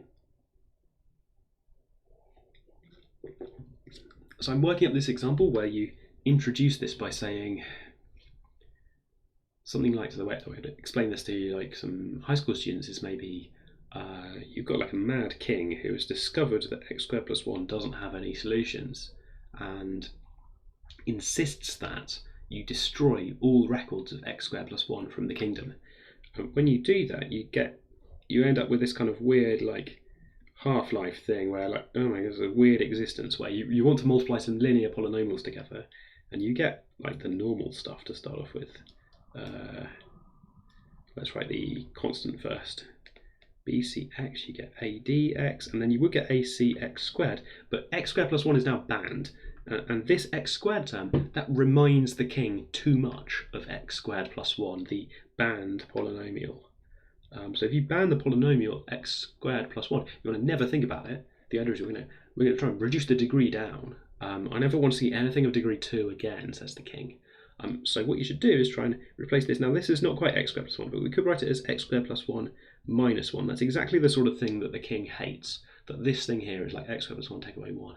But that's okay, we're just going to cross out the x squared plus 1 bit, which will give me BD, and it'll, from here the minus 1 will give me a minus AC, BC plus ADX. And the kind of surprising thing is not that much goes wrong. Not that much goes wrong. You can still do loads of algebra on these polynomials, right? You see some polynomials like, quick, delete all factors of x squared plus 1, and after multiplication, delete any factors of x squared plus 1 you see. And you'll end up with this rule for multiplying together your polynomials. And then the cool thing is, if I've written this down wrong, the cool thing is that this is isomorphic to, I've written it backwards. Why is this minus what I thought it was going to be? Anyway, more or less. Oh, A and C, I've done it the wrong way round. I wanted the A and C to be the constants. I wanted, yeah, okay. Wrong way around. But this is almost, except I messed up some minus signs. This is almost exactly the thing that we got over here for the operation on this vector space. So the kingdom eventually discovers that instead of writing down polynomials, they can just write them like this, and then they've got this rule for this world. In this world, where x squared minus 1 is banned, the king subjects are kind of alarmed to realise that they have discovered a solution. So in this world, in this one up here, with this sort of minus sign. Sorry, I regret putting A and B and C and D that way around. I'm learning for when I teach the high school students about this. In this world, 0, 1 squared is AC minus BD is minus 1, and AD plus BC, well, if these are both 0, 1, then that's 0. So the king subjects are kind of surprised to learn that in this new exciting world, they've got something that behaves like the square root of minus 1. Because when you square it, you get to the thing that represents minus 1 in their world now. So having banned x squared plus 1, the kingdom has discovered a sort of algebra in which there's a root for x squared plus 1. That's what happens over here. There's a quotient, and then brilliantly in the quotient group, in the quotient field, it's a field because of reasons down here. In the quotient field, you gain a root to your polynomial. So you went out to your quotient field and you found a root. So I really think I can work this up for a talk for sixth form students in the UK or high schoolers worldwide, perhaps, to say maybe we do some examples and work out the king has banned x squared plus 1. What are we going to do about this? Oh, this, we've got this complicated multiplication rule, and you gain a root. You could maybe play with the idea of banning this polynomial instead. If you ban this polynomial, if you quotient by this one, then I think you gain a solution, and this is maybe less obvious, you gain a solution to omega cubed equals 1 that is not 1.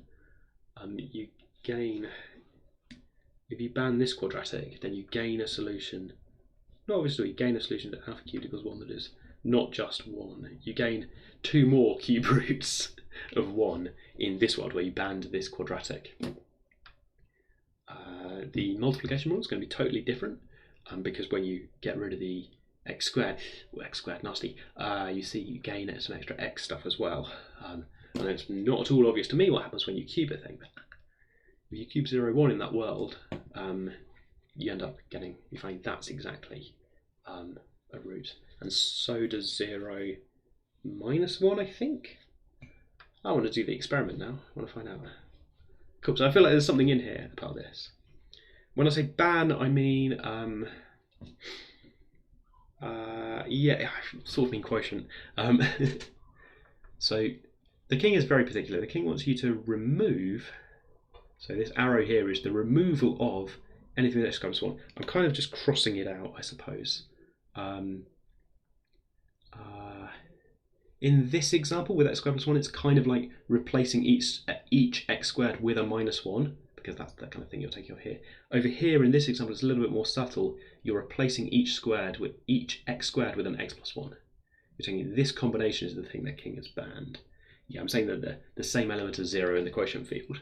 But the trick for high schoolers is maybe to convince you that this is just the whims of a mad king who really does not want to see a particular quadratic. Cool. I think there's a way in to try and explain this. When you do, this is how you generate a splitting field. If you keep doing this, you can generate a splitting field for your polynomial. And this is kind of thematic as well, that we're on our quest looking for the roots. Does that have roots? B squared minus 4. Wait, hang on, that one I've written down maybe just has roots. Yeah, the one I've written down has roots. What do I mean? I've worked it out at some point today. The quadratic that's obeyed by the non-trivial cube roots of 1, right? That's the joke. Let's take x squared. Oh, it's just this. I just want this. X cubed minus 1 divided by x minus 1. Is that just x squared, x cubed minus x squared plus an x? Oh yeah, I mean plus. Minus an x. Minus an x, so I want to add 1. And then I'll get minus 1. Yeah, because this gives me a minus x, that gives me, this gives me minus x squared, that gives me x cubed minus x squared plus x squared minus x plus x minus 1. Okay, yeah, so I'm plus and plus. Oops. There we go. And then you erase that, that's the secret working out. So you ban this quadratic. Just go with this b squared minus 4ac. It's negative. Ooh, rubbish. Don't like that. No solutions. Then they will discover in that new world that they've got extra cube roots. Extra roots of unity. It's not just about roots of unity. You could play this game with banning x squared minus 2. Yeah, this is definitely a workshop. There's definitely a workshop sort of thing. Discover the rules of multiplication in the new world. Hey, glad to have you with us. I'm also live tomorrow. At which point, hopefully, I'll have understood this.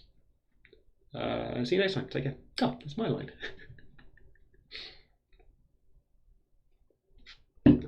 Good, right. Another happy follower. Oh, where was he? After 39. I'm not gonna beg for followers. I'm above that. But if you hit 50, oh no, then I also need I need loads of. There's like loads of. I think it'd be really funny if this Twitch stream of just solving Quintics. I think it'd be really funny if it hit any level of like Twitch acknowledgement. I just really like the idea of someone in Twitch HQ being like, "What's that? Why has it got 39 followers?" Anyway, we're having a good time. It's 3:20 and we're trying to speed through section 3. There's the vector space that I was talking about. Okay, 2 maps of K extension corresponds to the 2 roots. Maps of K extensions. It's another proof clear square. Okay, simple algebraic expansion. Let P be the minimal polynomial of alpha over K. Now K be an extension of fields up to L. Then the maps M to L in 1-to-1 correspondence. You've got to respect the roots. 1-to-1 corresponds with the roots of P. A finitely generated algebraic extension is a finite extension. Ooh.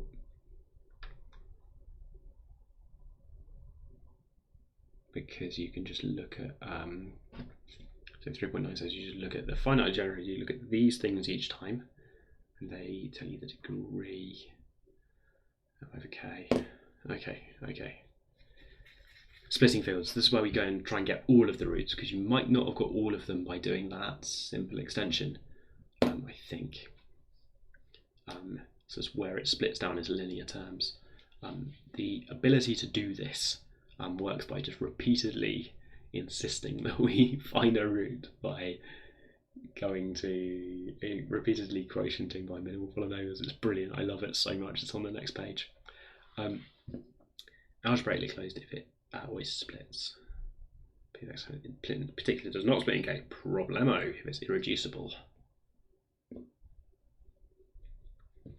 Here we go then. 3.13. Field extension is a splitting extension for P. If P splits in M, good. And if M is generated by the roots of P, so kind of that's it. You don't have anything else going on. Okay. There exists a field extension, which is a splitting extension. I do think this is wow. It's got a heart because I love it. There exists a field extension, which means I remember this proof. You just sort of keep going, right? You quotient by the polynomial, and then you gain a root. You take that root, you pack everything up neatly, and you quotient again. You divide by x minus a in the new world, and maybe you're done now, or maybe you keep quotienting. It's really good. Okay, there exists a field extension. Now, if it's a splitting extension, then L and M are isomorphic as K extensions. This is the thing about sort of like preserve the roots, but also it's for an automorphism. Yeah, okay. So this is going to be really important for our subfields later on. Really important for our subfields. So we've got L over K splitting extension for P. So we've got some huge splitting extension, and J over K be any K extension. Now we might construct like L and J, and then we might construct some large thing that includes both, maybe. So that maybe I can imagine J doesn't really have to contain L, but maybe J contains L. Maybe J's huge. The images of all the maps L to J coincide. So this means something for automorphisms, because if I'm thinking about K and L and J being the same thing, both being the splitting extension, then the images of the K extensions coincide, including with the identity map, which would just mean that you have to go everywhere. What if there's a field extension? So what if there's an intermediate field, which may be any K extension, which could include L? The maps of K extensions from L Yeah, so then L is fixed in. So if L, okay, so if L is in J, L is sort of fixed by automorphisms of J. Oof. Slight out-of-body experience as I looked up, saw what I was writing, and thought, that's very clever. Doesn't sound like me. I think it's true. So if you've got J a big field over K, which happens to include L, the splitting extension of P, then the images of K extensions from L to J, so those automorphisms that I was talking about of J, the automorphisms of J respecting their K structure will have some restriction that is how they act as maps of K extensions from L to J, because they go to somewhere in J and they're going to have to act on K, and the idea is they all go to the same place, which is precisely L in this world. So this is about maps, but I wanted to imagine it as about J being larger and containing L. This is the important interaction for me, I think, is that these Galois groups later on are going to move around. The subfields are going to stay fixed. Not literally fixed element by element, but the images coincide. You can permute the roots for that subfield, but not freely with other roots. Okay. There we go. The isomorphism announced in 2 is not canonical. It's not the obvious one or something, because there might be some motion. Don't really understand that note, but that's okay. Okay. The images coincide. Let's try and get this then. So 3.13.3 is the bit I'm going to try and really get. Because later on in 4 there is so much stuff where all lines up. Those intermediate field is preserved because the image, which includes the identity of automorphism, the image of those automorphisms, the K automorphisms, will K extensions, maps of K extensions, K automorphisms will always be fine. Just give me back the intermediate field. Right, so what do I want to prove? I remember all it's being a bit sketchy. Look at high degree. Right, one at a time, please. There exists a field extension which is splitting extension. So that's the wow thing. Keep going, induct. 2, isomorphic Q splits in. Okay, here we go. Suppose the degree appears to be the model. A in M be a root of f(x) and M. Q of x be its minimal polynomial. Then Q splits in M.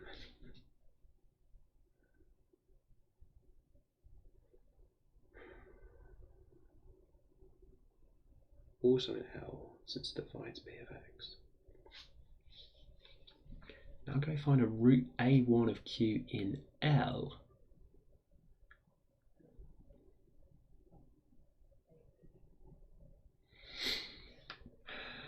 Oh, so P of x might be lots of things. Might not be irreducible. So we're talking about the bit of P where A is the bit of the P that has that minimal polynomial.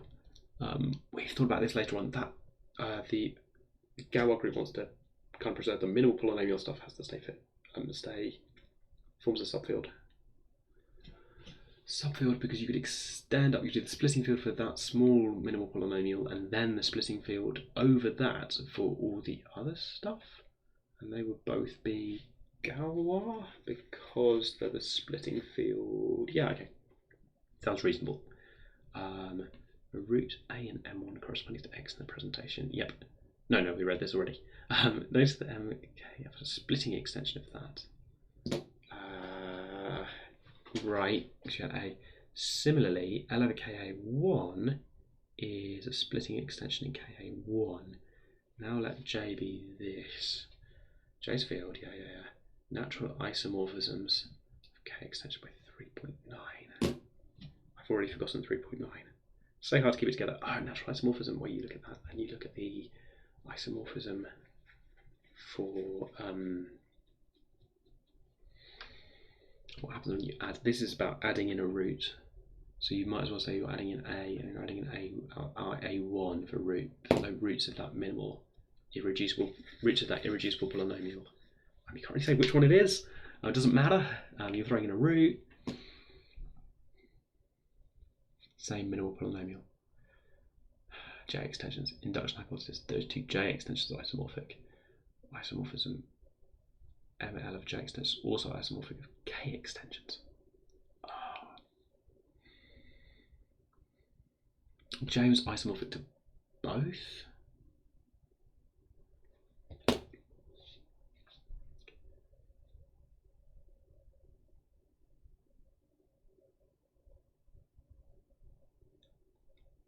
Okay, so J is isomorphic to both because it doesn't really matter which root you're putting in or something. A1 of Q in L, A was a root in M. So the isomorphism then is when you threw in root 2, you got some structure, which you wrote like that. And when I threw in minus root 2 or something, that was fine. Those gave isomorphic things because they're both isomorphic to what we were doing. We were both questioning by the same minimal polynomial. So these Q things, that Q is the minimal polynomial for that. Q has got to be that. M is a splitting extension of this. Splitting extension of that. Now let J be this. Why are we saying those are splitting extensions? Oh, because then it's a splitting extension for the splitting extension for Q as well. Maybe. 3.9, say anything useful about this? Simple algebraic extension. No, it's just talking about the natural isomorphism. Okay, not totally 100%, but feels like it's all right. Okay. Maps of K extensions. You got to protect the roots. Take the roots, apparently with multiplicities, but I'm not super excited about multiplicities. Here's the polynomial. The elements of the polynomial roots of that one, but sigma 1, they're symmetric things. These polynomials are really nice. Phi respects them, and that's P because there's a because on the next page, right? Because the phi of that thing, this coefficient line K, so they're fixed. Phi fixes those things for generated over K by the image of those roots. K extensions. Yep. Okay. K extensions are supposed to fix K. Maps of K extensions are supposed to fix K. Set of roots P in J does not depend on phi. Okay. Just the roots of P of X in J. Who said anything about the map? But the image there is generated by the roots. Useful fact. KB field of P of X being K of X. Suppose there is a field extension. S be the roots, then K S now the splitting field, so it follows from the roots of KS. In fact that's often like okay. Go and look at the splitting. Okay. There is an algebraic extension, fine. Normal if it splits.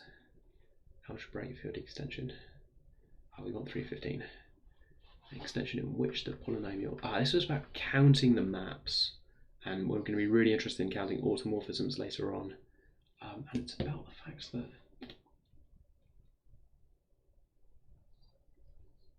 it's not as large as I thought. Or maybe this is as large as I thought, because those minimal polynomials might have quite a large degree for each of the alpha i's. And those mi alpha i's are built in, where are those mi alpha i's? Minimal polynomial for alpha I over K, so this thing is in K of X. The number is finite, and if those are all separable, then there are that many of them. Now, I worry a bit that some of them are the same, but maybe not, because then they would not be. It can't be separable twice. No, rubbish. Don't listen to that. Map K to J to a ring map extensions of the map k to j up to m to j is finite and non-empty, and if all the MA are separable, cardinality like that. Okay. There is an extension, not only finite minus extension, since each one corresponds to a root j. I don't know, MA, that has roots, and it splits, includes any root extension like that, and the only finite minus extensions continuing like that is going to be finitely many. Okay, now tell me how many. There are this many degree of MA1 extensions for the map to KA1, so no multiple roots in that particular minimal polynomial over K. Similarly, for any ring map from here, there are that many extensions of the map to a map up here. You've got to choose what you're doing with alpha 1, alpha 2. So, overall you end up with M over K. So I'm going to apply this for something like, so K, maybe I'm not supposed to say that, but I want to think about putting in like roots unity or something, but maybe I'm not supposed to do this. Be an algebraic field extension. Maybe that's not okay. The extension with root 2 and minus root 2. Yeah, maybe we think that's not okay because it kind of includes root minus 2 twice.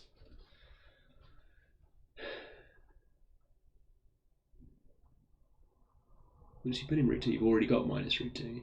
So we need to extend with minus root 2. I think it's already in there. I think the extension is going to have different things that don't share a minimal polynomial.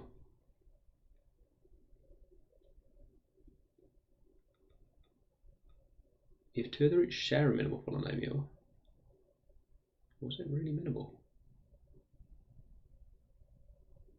Kind of. Sharing a minimal polynomial sounds bad. Okay. In particular, this might be the case that the degrees were all super large for these polynomial extensions you were doing. We were imagining throwing in root 2 and I or something, so those be degree 2, both be degree 2, and then you end up with the product of those degrees being 6 for the group over there, which I think I'm now understanding as a kind of product of structure of subfields. Anyway, there are that many extensions of the map.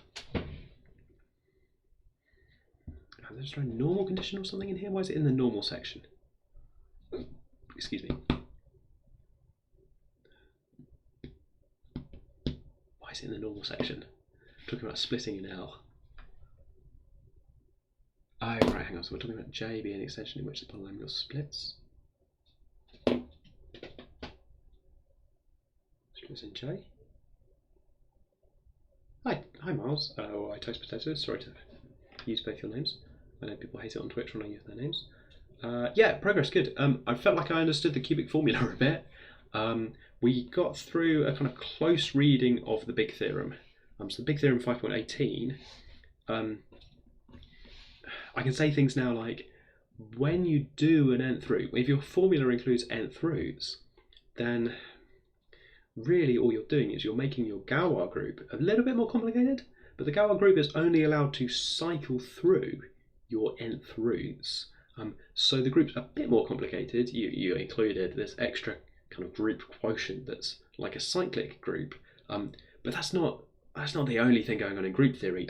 If you keep doing these square roots and things, then you'll keep building this chain of cyclic quotients, but not all groups are like that. In particular, I can show you a Quintic where the Galois group is S5, which is an enormous group that does not admit this chain of cyclic quotients. So I'm getting closer. I can say things like that and almost know what I mean. I'm now building it back up again. I'm trying to read through the key sections of the notes again, but faster. I'm definitely rereading them. I'm not certain I would say that I'm going faster. I'm getting bogged down a bit in this kind of counting argument in here. there's this thing about splitting the polynomials to talk about the roots that you get out. It's extremely relevant because we're going to try and count these maps. We're going to think about this being those automorphisms to kind of control how much stuff happens when you add in an nth root, and we'd like to understand the way that the Galois group is allowed to move around the roots. I'm looking at that from two angles, one from this kind of maps of k extensions, and another from a very specific look at what happens with nth roots, which reminds me of like roots of unity from school, so it's nice. Okay, I think I'm going to move on from this. I've got some concerns about like repeated alphas in here giving multiple minimal polynomials that are the same, so that the MAIs might be separable but the product isn't. But I think that's not allowed by the way these things are built, and maybe it should be a condition on here or something, but not that interesting. Okay. The dimension of M over K is the number of maps. So if you see something where the degree, so for P prime or something, if you're doing a fifth root, then the degree of that extension, when you throw in one of the weird cube roots, that's degree 4. So there are 4 maps in there, the cyclic maps, the 4 cyclic maps. Checks out. Okay, some things I've been told are consistent with each other, good, but important to check. Yeah, only 4 maps. I've been imagining these Galois groups to be absolutely enormous, but then it turns out that they're kind of like, oh, you took fifth roots? Well, I have 4 maps. Should be way more maps, right? There's loads of fifth roots, and then you can do complicated permutations, but no, it's not up for complicated permutations. I want to understand that a lot more. But yeah, okay, throwing in nth roots, not that impressive. In a way, trying to show that your attempts at a Quintic formula don't impress me much. So we're going to prove there isn't one. That's a cool formula, but not cool enough. Not cool enough for S5. Right, what time is it? 3:45. Okay. And there's an exclamation mark there, which is my note to self to say, don't understand this. And I think 316 is actually important later on, so let's go. Can I just go all the way down on this page? No, too far. Yeah, and there are some definitions down here which are relevant because they're equivalent things. Okay, here we go. Finite extension is normal if and only if it's the splitting extension of a polynomial coefficients k. Suppose that level is finite and normal, which means that the minimal polynomial of any element splits in L. Now take the generators for L over K. K basis is a vector space. Let P be the product of those things. And by assumption it splits in L because this thing is a splitting extension for, because these are generators, these are the minimal polynomials, coefficients in K, splits in L because everything with coefficients in L splits in L because it's a normal extension. The roots of P generate L, so L is a splitting field of P. If and only if, so we've got to go both ways. Suppose instead that L is a splitting field of a polynomial in K. So one way you go and you find all of its roots.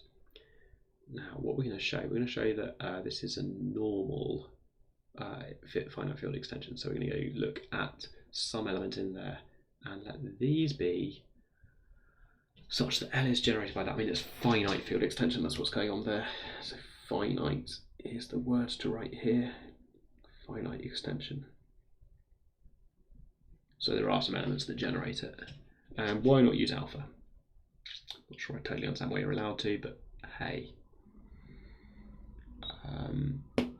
Yeah, it means that L has all of the roots of the polynomial, and then also it's supposed to be a field, so it has like consequences. It has those roots added together, multiplied together, linear combinations using a field. It the idea is that it has all the roots of the polynomial, and then oh no, I've got to be a field as well, so I should be able to add those two, and I should be able to like multiply all of these by the underlying underlying field, k, which do fractions and stuff, which is kind of cute. Does it have to be closed? It's closed under addition and multiplication and stuff like that. The example to have in mind is how C is an extension. No, I was going to say C is the splitting field of polynomials, but actually it's a little bit more subtle. If you have so x squared plus 1 is a polynomial in zx, which is the polynomials with integer coefficients, and then the Gaussian integers are the splitting field. So you have to throw in I and minus I in order to get all the roots, and then consequences you have to throw in 2i and minus 2i, 3i, but then also add things together, so 1, 2, 3, and add these things up, and the field ends up being this lovely lattice structure of all this stuff, so it's kind of consequences. Oh, and you have to be able to divide. This was not a great example because z's not a field. I'm an idiot. Pretend I said q instead and throw in all the fractions, and then it's kind of dense, so it's hard to imagine. Yeah, it's what it would be if we were talking about z. Then I remembered that I have to do a field, and oops, z's not even a field.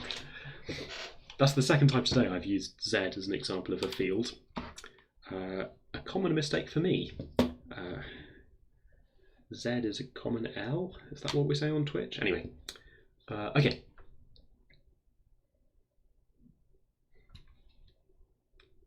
Okay, what are we doing? Finite extension here. J is the splitting field of the product of the minimal polynomials. Okay, over the elements there. Okay, now JB, the splitting field. Now choose a root in J of the minimal polynomial of alpha. Up in J, the splitting field of the product of the minimal polynomials over K. Oh my gosh, there's so much going on. We deduced from 3.10. Forgotten what that was. Is it this that you can extend maps, or was that what was 3.10? Once again, 3.10 down here was the thing about the roots. Extension of fields to do with the roots. Okay. Soldier on. Extension of the ring map to that map such that mu of alpha equals rho. By lemma 3.15, there is an extension of mu to the ring map up there. Now note by the last part of 3.13, the image is independent of lambda and thus of mu, which is the extension of the ring map up there using the generators. Hence the image of lambda of L in J contains all the roots of Q, i.e. Q splits. Since Q has coefficients K and lambda gives an isomorphism between L and its own image, we see the Q splits in L. That's just what we wanted to prove. Okay, so this thing is normal, it splits. L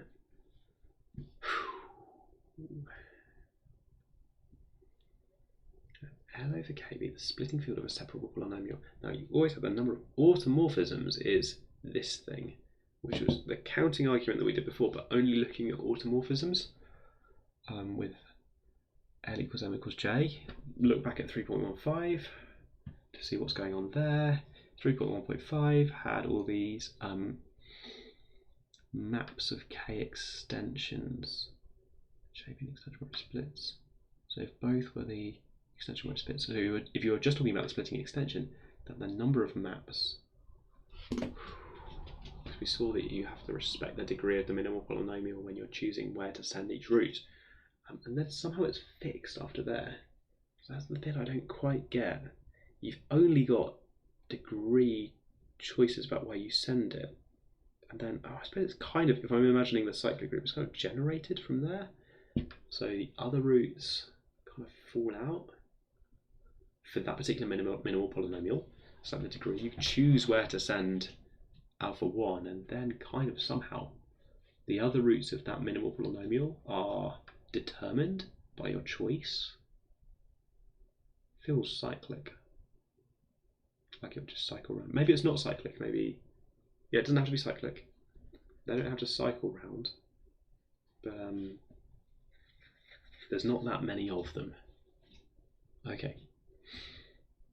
This means that if you do the splitting field a separable polynomial, and you just get back something that's got dimension n for the degree of the polynomial, then the number of these automorphisms is just n, where I would really have expected it to be n factorial. Something's not right, because I know it can sometimes be S5. Something's not right.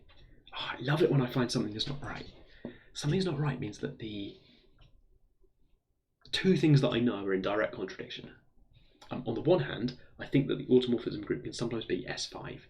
On the first hand, I think here that it's the splitting field, and I know the dimension of the splitting field. Right, the splitting field of P of x is because when you split with P of x, you maybe only get one of the roots. You might need to do the split again to keep going. The splitting field is not just a simple. So the simple field is not just to take k of x, the polynomial ring, and to quotient by the ideal generated by P of x. It's not just that, because that might only give you one root. You might have to keep going, and you might get loads of these automorphisms. There we go. Right, okay. So big difference between the simple extension of just throwing in a root for a particular polynomial versus please try and find all of the roots for this polynomial. You can do the splitting field if you keep going, but you might have to keep going. Now, the simple examples that we've seen, sometimes it is a simple extension, and sometimes it's not. Don't we know somewhere deep down that the theorem of the primitive element or something? We don't know the order of the primitive element. We don't know the order of we don't know the degree of minimal polynomial of the primitive element. Oh my goodness, there's so much in here. Trying to get it all in my head. Yes. Right. What next? 3.18. Trying to go fast. All right. Okay. Toast Potato says a splitting field of a polynomial P of x is a field extension of L. Yep. Okay. Over P, over which P factors into linear factors. So doesn't this include? Yeah, all the roots. It is. It's supposed to include the splitting field is supposed to include all of the roots. I've got this method where I take polynomials and I quotient by the original polynomial, and that's not the splitting field. That is merely a field extension which contains a root. So this thing that I've been doing, where you quotient by the polynomial, is pretty good, pretty convenient. It gives you something that behaves like a root. If it's very simple, then maybe you're now done, but maybe you had some complicated thing going on. We will see, I think, that for small groups, for small degree polynomials, when you do this, you're kind of done. Degree 2, you're kind of done and you get all the roots. For degree 3, you quotient, you might be done, you might not, because it might not be a normal thing. You might need to keep splitting.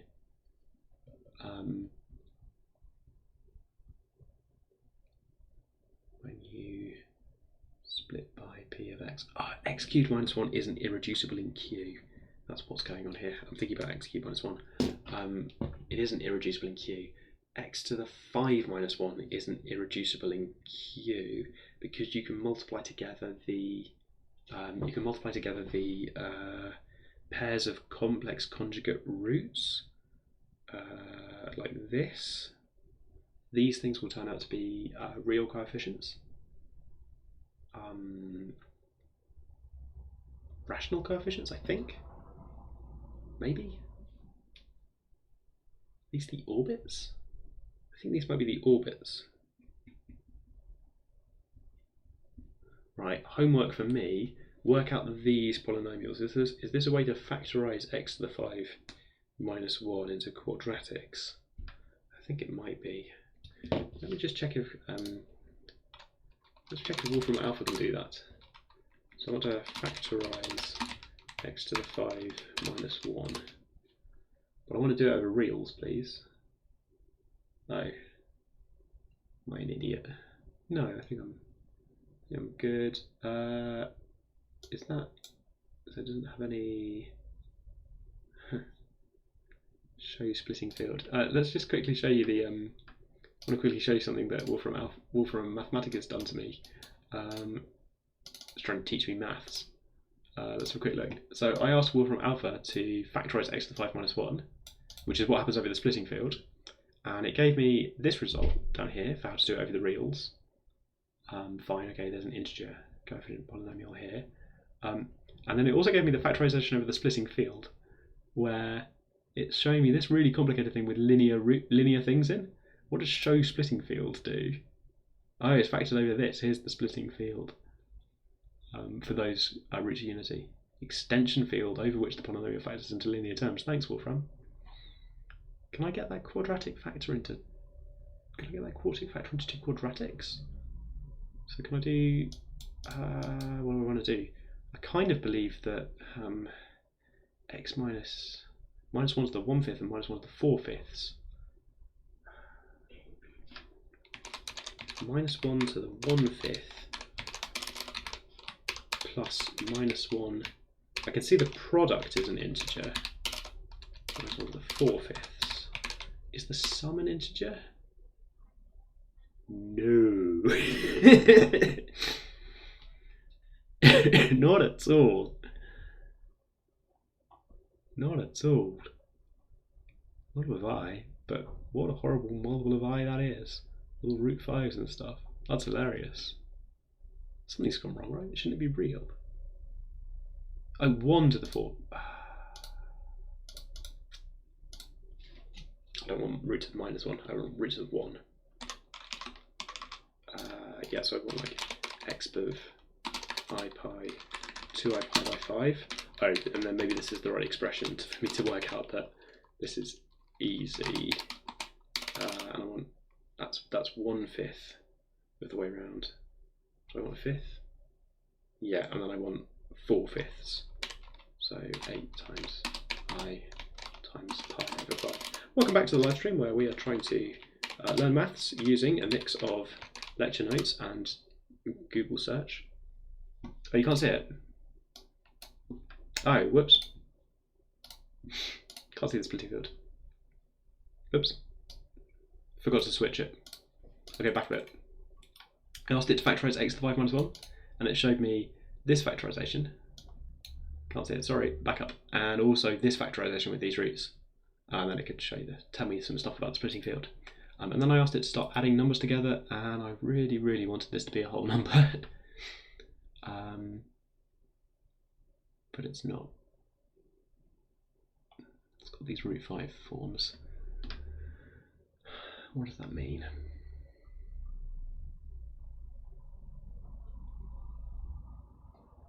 What's the orbits for these roots of the quintic? The orbits are not what I thought they were. They don't go into these. The minimal polynomials are not some quadratics. The minimal polynomials for these things really are the thing with the orbit where it goes all the way around. Cyclic group. I was trying to show you Wolfram, which I'm doing now. But I'm not very good at Twitch. Well, right.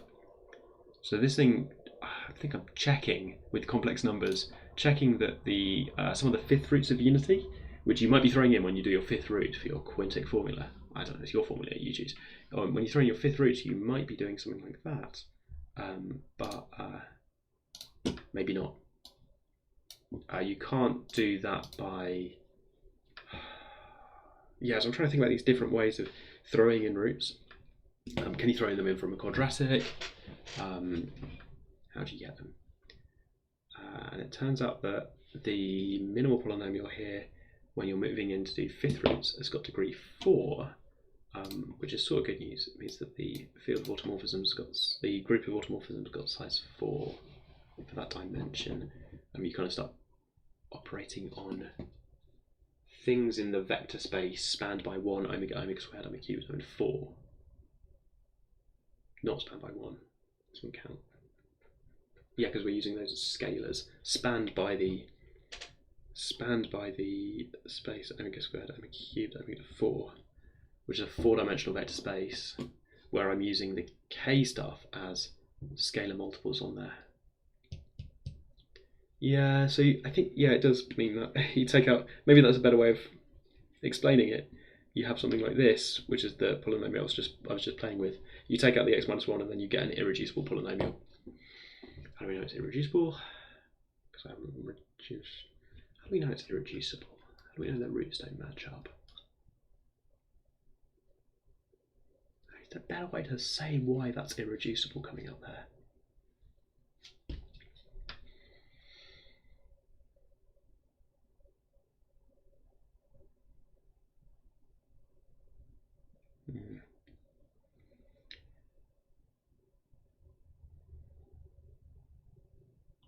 So you always do have a splitting field. The splitting field might be really complicated. So the splitting field for this quintic is not too bad. It's the 4-dimensional vector space with the complex roots of unity and some nice rules about how multiplication of those objects works.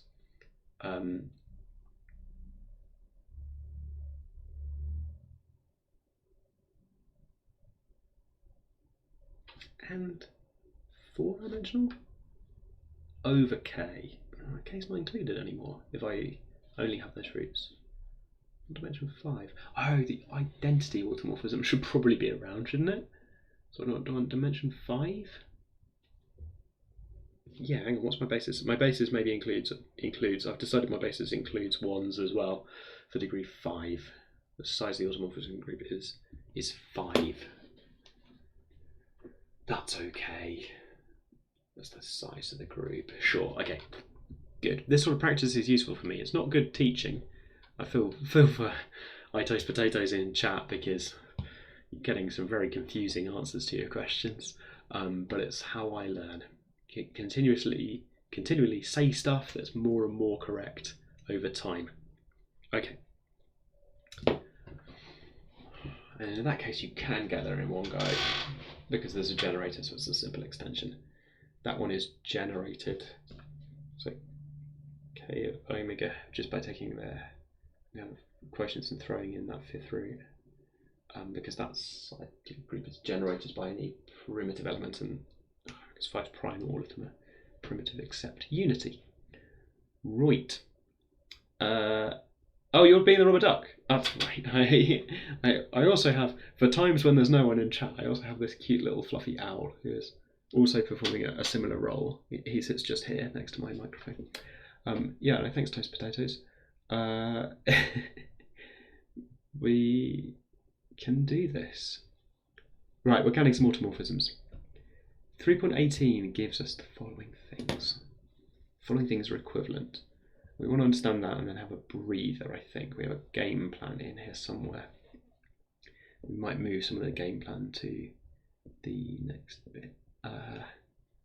5k is the automorphisms.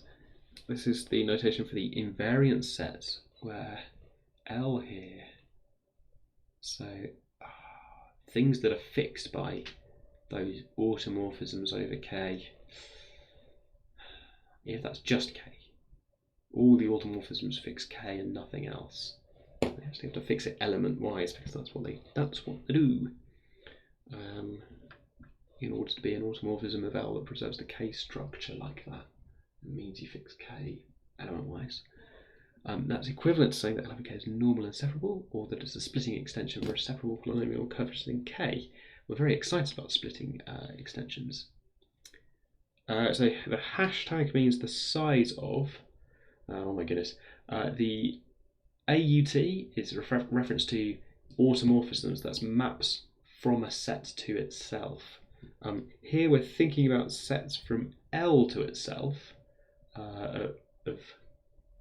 So I'm going to take your kind of large field that includes all the roots, and I'm going to look at ways to map things around. The classic one is like in C, complex conjugation, to take everything from L and just send it somewhere else. There are rules on this, actually why reflection like that is allowed, but rotation is not, which are you have to respect the concept of addition and multiplication in L, and you have to fix all the elements of some subfield k if you're doing this vector space stuff. So the automorphisms of C fixing R, just the reflection or the identity. it's quite restrictive. You've got to fix everything in K, and then this hash means the number of them. So bearing in mind that this is something about dimension and it's a bit tricky, this is a formula for the number of them. We're using this later on as an argument to say there's not that many automorphisms. It's strange that the kind of, I guess, all these restrictions on which maps we're looking at, the ones that are so nice that they preserve K and they preserve the concept of multiplication and addition. In particular, that means that they preserve polynomials with coefficients in K. Polynomials with coefficients in K, your automorphism there is going to be really nice to the idea of multiplication, so it's fine with coefficients. It's going to be really nice to the coefficients in K, and it's going to be really nice to powers as well, because it's good with multiplication. So actually, the kind of thing, if phi is an automorphism in here, then you always end up with this sort of thing, that the automorphism is just totally nice with the polynomial. The coefficients are the same, because multiplication by elements of K, those elements of K are fixed, and you can sort of move this in. That, as a consequence, it means that roots of the polynomial map to roots of the polynomial, which is the sort of Galois thing about the Galois extension, the Galois group stuff about how it moves things around. It's just can't move roots to roots. It's sort of so restrictive that this group might be small enough that we can get a handle on it, and we can start to talk about what it is. Like, if you just think about all the kind of isomorphisms of this. Oh, hi Herb. Good to see you here. Everyone in chat's got, like, other than Toasty Potatoes, it's quite common in chat people have like a large integer as part of their username. It's very distracting for me because I'm going to factorize them. How we can map the splitting field made from its roots to the roots and central trace. Yeah, that's the idea. The idea is that those automorphisms, if we're so restrictive that you're being nice with addition, being nice with multiplication, this is what the automorphisms that fix the K structure are doing, and also fix everything in K, super nice. That lets us talk about, well, it means the roots of the polynomial have some relevance in that world. There's also a concept of automorphisms just as sets, where you just take all the elements of C, or whatever your set is, and you just stir them around. Just like, well, just send them anywhere. Who cares? Here are the elements of C. I'm going to send I to 7. I'm going to send 6 to 3i plus 2. Hey, just stir everything around. That's a good integer. This is such a 1729 moment. You say, oh, I'm sorry it's not. Sorry it's not interesting. And then it turns out to be very interesting at all. Very interesting indeed. Sorry. I was talking about stirring. You can have these automorphisms as sets where you've got no handle. There's so super many of these that move the points around in C. Just loads. But if you have to fix all the addition and multiplication stuff and the substructure, then hey, there you go. I did wonder. First time I saw it, I wondered whether it was like your date of birth or something. I got really like, oh, I don't know how people choose these whole numbers. Okay. So normal and separable, and down here splitting extension. Okay. Consequence of the second assertion in lemma 3.15. We're going to take infinite memory maps. Okay. So 2 to 3 maybe is 3.16, although then we went and proved it and it turned out not to be 3.16, so that's fine. It was just an incorrect guess. The proof is in 3 steps, and I have read this before, but I'm going to try and read it again. I think each time I read it, I'm doing better at understanding it. There's nothing to do with symmetric. Why are these symmetric things up here? Oh yeah, here they are. They are involved.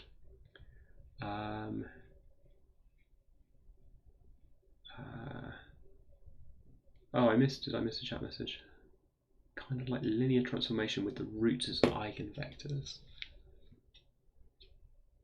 Not quite, because the roots can be permuted around.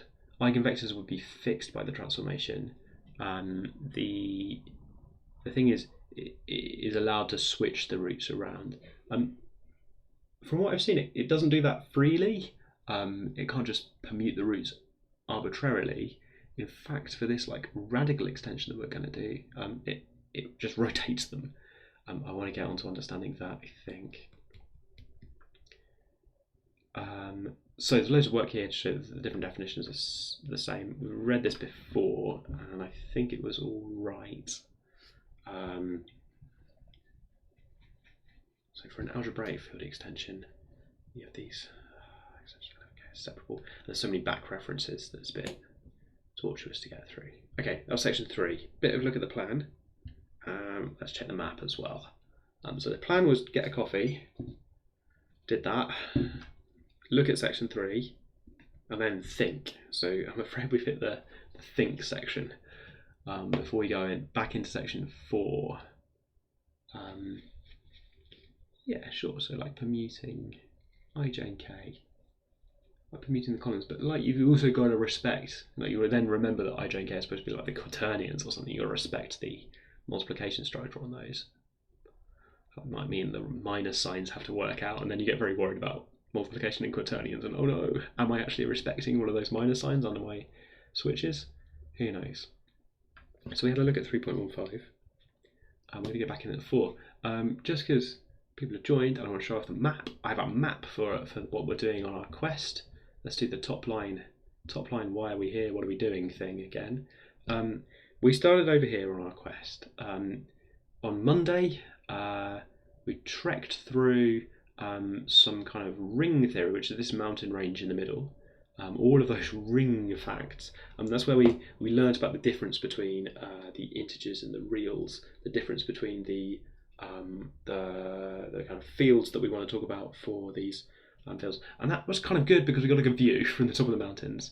From the top of the mountains, we got to look down on these field extensions that were coming up. This idea that the field have a kind of subfield over which you can consider a vector space. The kind of home space where we started, which the weird thing for this live stream is it started from what I know, which is starting from a bit of vector spaces, which in my analogy here is like the kind of dwarven mine of nice structured things, and some group theory, which I've represented with this kind of forest full of elves. We went through ring theory around here, and we looked down. It was great because we could see ahead the field extensions. Then on Tuesday, we got bogged down in a whole bunch of like Galois theory definitions, and nothing made any sense. We pushed through until we could kind of touch to map it out what's out there. We discovered these kind of foothills that were real observations, cyclotomic covariant radical extensions. And then in here, we discovered right at the end, we didn't understand anything at all on Tuesday, and we discovered there's some group theory around the end, but we got to see the Quintic at the end of the lecture notes. So it's kind of like the end of the Hobbit movie where they see the mountain.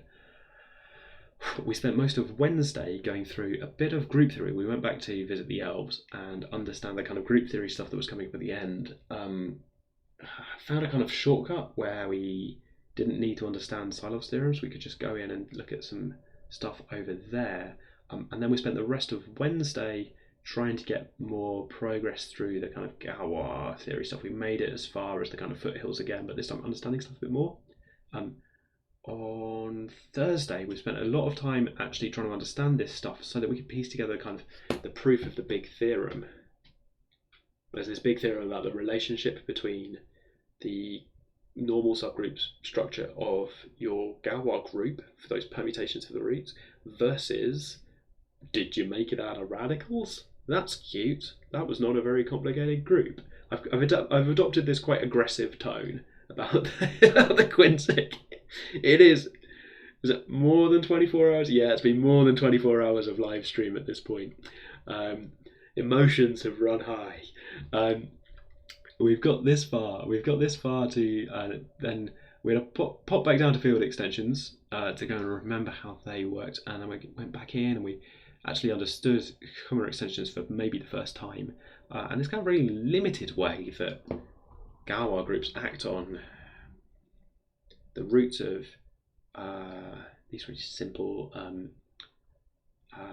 of roots of unity like structures. The Galois group there is really simple. It's cyclic, which means that the quotients that you get from big bit of theory, the quotients that you get are pretty straightforward. I know I'm not making any sense, I'm sorry. I have to keep going until I start making sense. Now the stick figures have been moved back over here because we're about to go back into these foothills.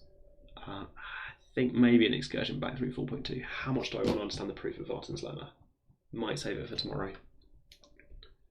the fundamental theorem of Galois theory. Yeah, I think it's time to push. It's 4:15. I think I want to push through and do another bit of the section 5 stuff. So thinking. Over here, by the way, in this land of modules, the rings notes that I downloaded, you can get a copy on my website. Well, it's not really on my website. My website just points you to the correct website. The only point of my website ever is to point people to the correct website where they should be. The notes also contain these facts about modules. So over there, we were looking at like this. There's this classification of finite abelian groups, which is maybe important if you're not on a quest for the quintic, but you're trying to understand the cubic formula. We had a go at it. You maybe want to understand some sort of facts about finite abelian groups. This is if you're playing in the space where you can solve a polynomial, like small polynomials, you can solve them. That's very nice. You'll need to break down some finite abelian groups. The abelian groups are not very large. You definitely don't need the general theory. So far this week, I have avoided learning any of that theory. We've left it over there in the kind of foothills down by this river. So, plan is to go back in here. It has been more than 24 hours, hasn't it? Yeah, because I've been live about 8 hours a day, and this is day 4. So it's more like 30. I've been live 6 hours a day. Yeah, we've hit 30 hours. It's a 40-hour week. The joke is that this is like my 9 to 5. 9 to 5 learn Galois theory in a week. We're going to go back in, I think. That was the thinking time. I think I'm skipping a bit of the plan though. So plan over here was to maybe go to 4, reality check. I think we're going to go look at 5 instead because it's more fun. No, I really should do 4.4. I don't mind skipping the proof of Artin's lemma again. I've skipped it like 3 times already. The proof's very tricky. It's very technical. I'm going to go and read Artin's lemma and then look at the fundamental theorem again. So 4.2, 4.4, visit them, reality check. I really want to be on 5. Section 5 is the bit with all the subgroups. One of the main effects of rereading the notes and reading them fast, then slow, then fast, is that I really start to learn where stuff is in the notes. I guess I'm trying to index everything in the notes and trying to get it into my head. So I'm becoming more and more familiar with not just the mathematics that's in the notes, but weirdly with the structure of the notes. It's odd in a way. I'm getting more familiar with when I see 3.13. I know. Oh yeah, I know that's about splitting fields and the existence of splitting fields. Part 3 was about the images coinciding, right? Let's go in. It's hard because the knowledge of where stuff is in the notes is not transferable. It's not useful in general to go, 3.13, yeah, the images coincide. The thing I want is to retain images coincide in the context of an intermediate field, so I can use it later on. But at the moment, the crutch that I've got is that's 3.13 part III. Right, Galois extensions. Galois extensions are supposed to fix. This just means that they fix just fix K. That's the field extension where the automorphisms there just fix K. And then we refer to the automorphism group as the Galois group, the thing which stirs around. If you've just joined, we're doing a kind of speed run through some Galois theory notes from the Oxford website. These are used in lectures for Oxford students last year. I'm trying to read them all in a week. They would have been 16 hours of lectures plus time to understand them. I didn't go to the lectures. I'm just spending 35 hours this week or whatever it is. So 40-hour week, whatever it is, 40 hours roughly, trying to learn them by studying them. Here we go. Okay, that's a Galois group. Hi Mumu3141. You've got some of pi in your username. Every time someone joins, I analyse the integer part of their username. It's just how this stream works. Good to see you. We're going to go look at some Galois groups now. Fundamental theorem, which is the thing I want to do today, before 5 o'clock, I think. I was looking at the subfields of L containing K. They correspond to the subgroups of the Galois group. There's this beautiful identity between the subgroup structure of the Galois group and the subfields of the Galois extension.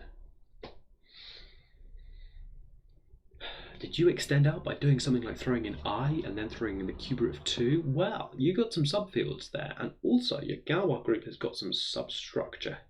It's probably like C3 cross C2 or something.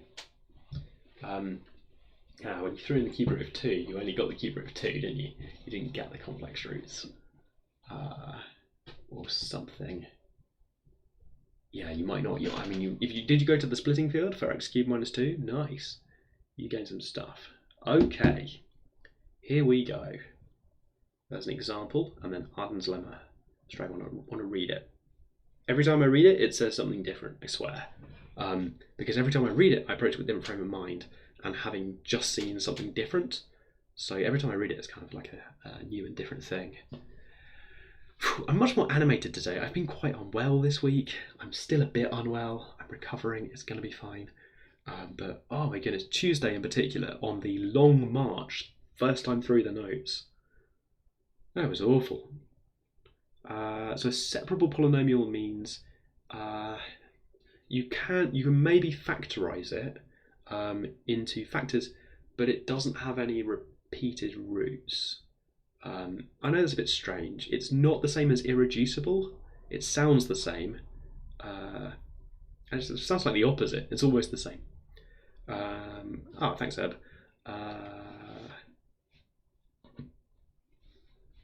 It's almost the opposite. The word sounds like the opposite, but so separable means no repeated roots. It's quite nice. A separable extension means that the minimal polynomial of any element, which is something you could maybe try and find, is always separable. Let's have another look at the Galois extension up here. Separable polynomial with all these equivalent things in 3.18 down here. So this is the definition of a Galois extension in the notes in 2 pages time. But over here, normal and separable is kind of equivalent. So we've got, which makes it difficult, we've got 3 equivalent definitions really for a Galois extension. The most common one, I think, is to imagine it as being the splitting extension for a separable polynomial. So to have one of these polynomials which maybe it factored down but didn't have any repeated roots. And then this is supposed to be the splitting extension.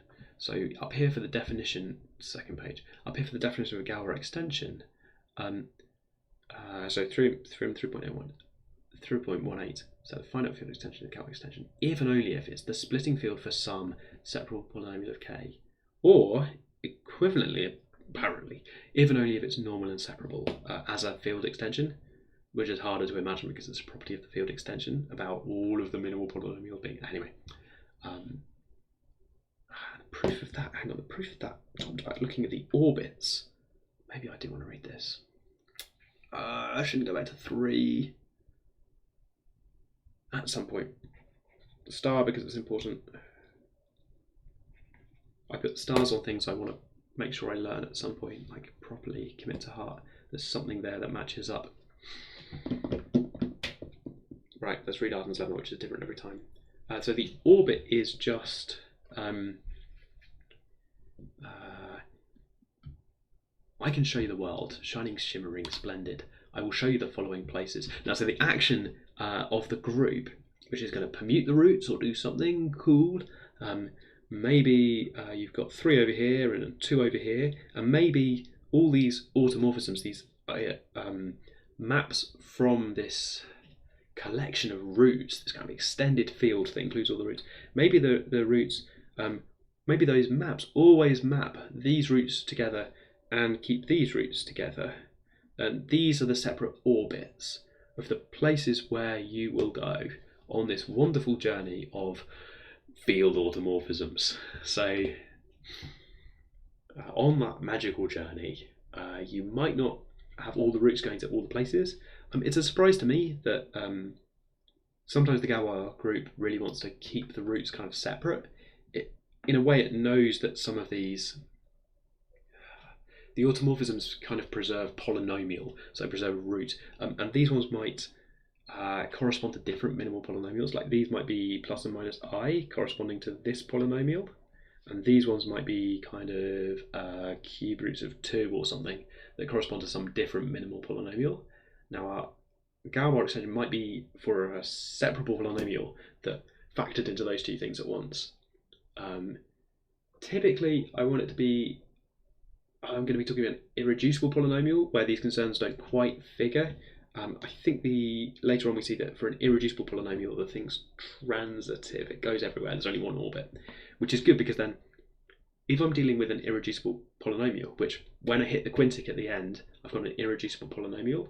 I'm looking at a particular quintic later on.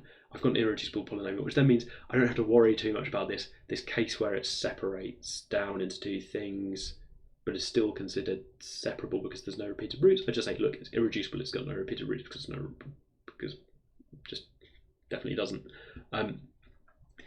By the time I get down to that particular quintic, it's going to be okay. And these concerns about what's an orbit and the orbit's everything. It just moves around, it's transitive.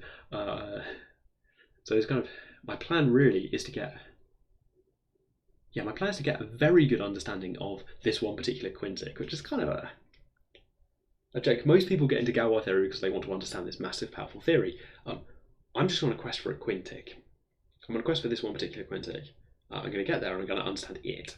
I'm only in Galois theory because I care about why quintics don't have a general formula.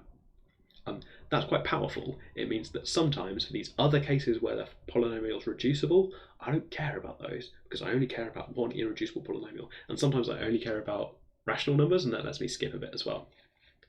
Right, here we are.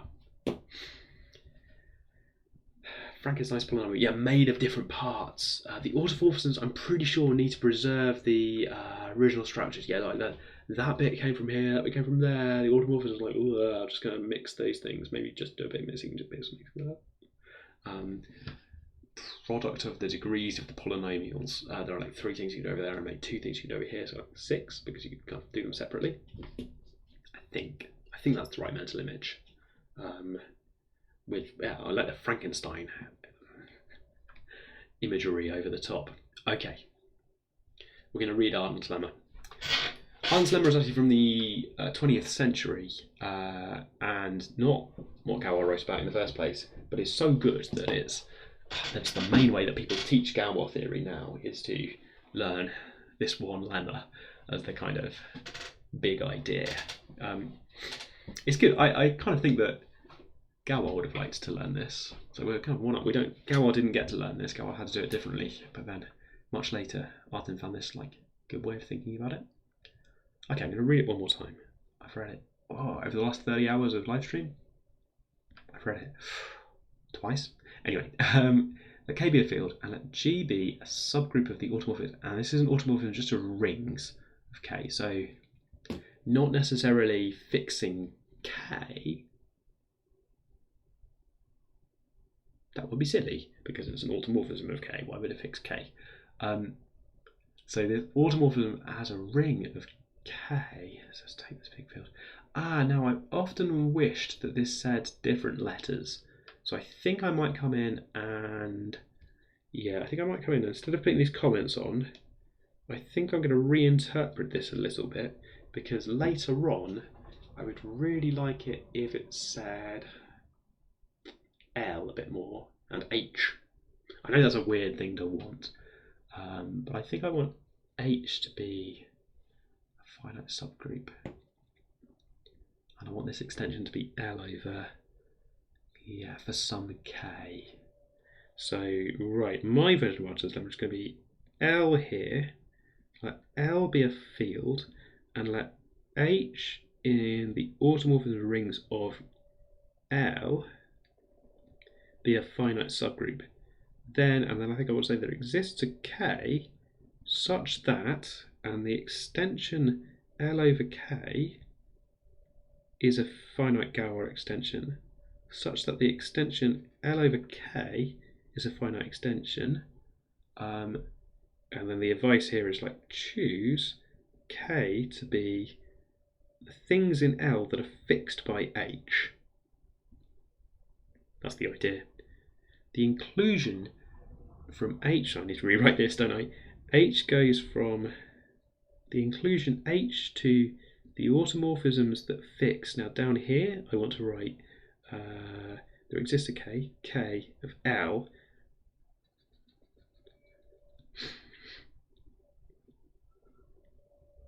is an isomorphism of groups. Now this is good because I'm going to write this as just isomorphism. H is isomorphic to that. Now this is handy because I've given this a name, this things that are fixed. This notation here I find a little bit confusing. I would like to focus on the idea that this field exists. Where is that field? That field is a subfield. It's definitely a subfield because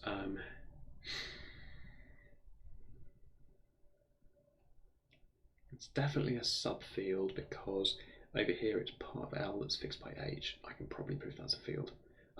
Yeah, so this notation here, automorphism of rings, I'm going to rewrite it slightly larger because I've messed this up a bit. This says, I know rings is plural, which is a little bit awkward.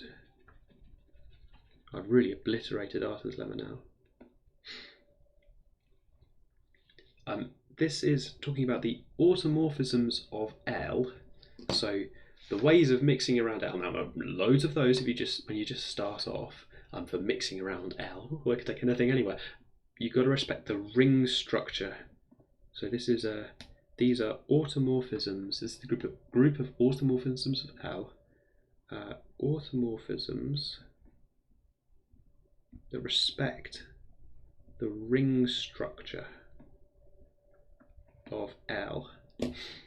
I'm surprised it's not the field structure of L, to be honest, but definitely mean that. I've got to go try and look back at what Artin wrote underneath all my scribblings, right? K be a field and that be... It definitely says automorphism rings. Okay, respecting the ring structure of L. Yeah, so L kind of is one big ring. It's the awkward thing here. It's a field, so it's an example of a ring. This says that our automorphisms have to... The automorphisms up here have to preserve addition and multiplication. So these are maps. L phi goes from L to L. And they've got to obey phi of A plus B has got to be phi of A plus phi of B, and phi of AB has got to be phi of A, phi of B for all A and B in L. So it's not just any map of L to itself, it's got to obey addition rules and multiplication rules, which is actually quite restrictive. This is what it means to obey the ring structure of L. As a consequence, 0's got to go to 0, 1's got to go to a 1. There are nice things you can do with polynomials, I'm sure, but you know, it's not. It's this is kind of writing out what it means to be an automorphism that obeys the ring structure. Do I need anything else to make it a homomorphism? Maybe a good moment to look at the rings and notes. No, okay. So the exciting thing that Artin's lemma says, if you can still read it between all of this, is that you let L be a field and then you can find K a subfield. Subfield K, such that L over K is a finite Galois extension. Hooray, we found a Galois extension. We found this thing that's fixed. And H is an isomorphism. And the Galois group, this thing, which is precisely Galois group of L over K, which is why I wanted to write it like that, because often when we say a Galois group, it's the Galois group of L over K, is isomorphic to H. Okay. They don't have to stay put. Yeah, none of the elements have to stay fixed, except it turns out, as a consequence of these rules, the number 1 has to be fixed. The multiplicative identity has to be fixed. Just a consequence over here, and the fact that we're dealing with a field is awkward. Yeah, the structure is fixed. That turns out to be quite restrictive in terms of just automorphisms in this world. For example, if L is the field C, then the map of rotation, which sounds lovely. It's in my mental image of things that kind of feels like it preserves stuff, right? Because it preserves angles, whatever that means. It's often a good choice of map that's it's an isometry of C. Anyway, but multiplication by I, if that's your map from C to C, is very nice. So if phi is just, if phi of z is just IZ, that's very nice under addition, because I of A plus I of B is correctly just I of A plus B, but it doesn't respect multiplication, because I of AB is not equal to I of A, I of B. And that actually makes the multiplication rule look a bit stupid. Like, how could anything obey this, right? There's actually loads of things I can think of are not, loads of complex functions I can think of are not multiplicative like this. And log's not good under addition, so like, how could you do both? And now I can't think of any isomorphisms, any automorphisms of the complex plane. And then you remember conjugation.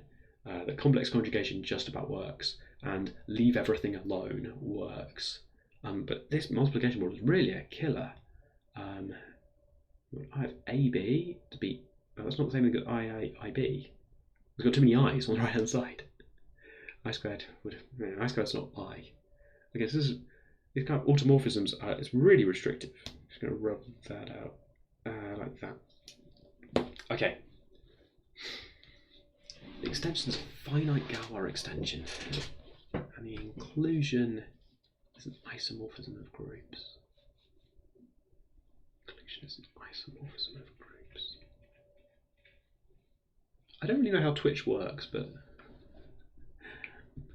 it's been fun being on Twitch. It's really keeping me focused on the task. I have to turn my phone off for broadcast reasons, so now my phone's off. Can't check my email because of screen recording reasons. So I'm stuck in here with the Galois theory, and the Galois theory is stuck in here with me.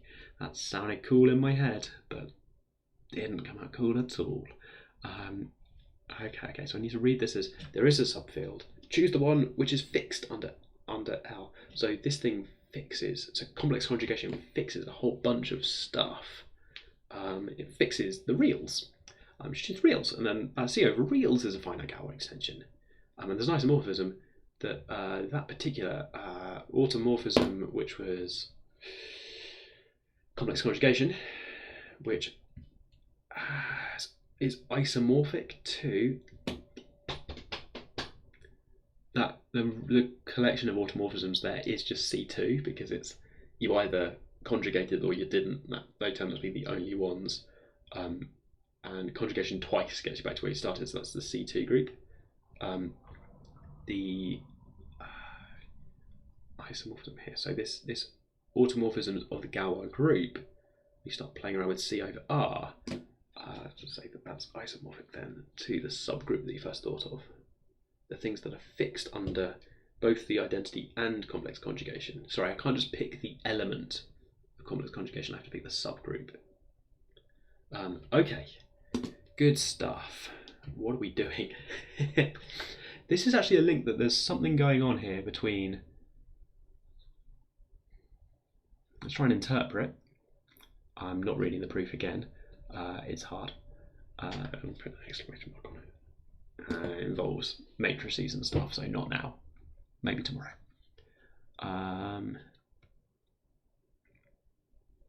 This is, in some sense, a link between the structure of the extension.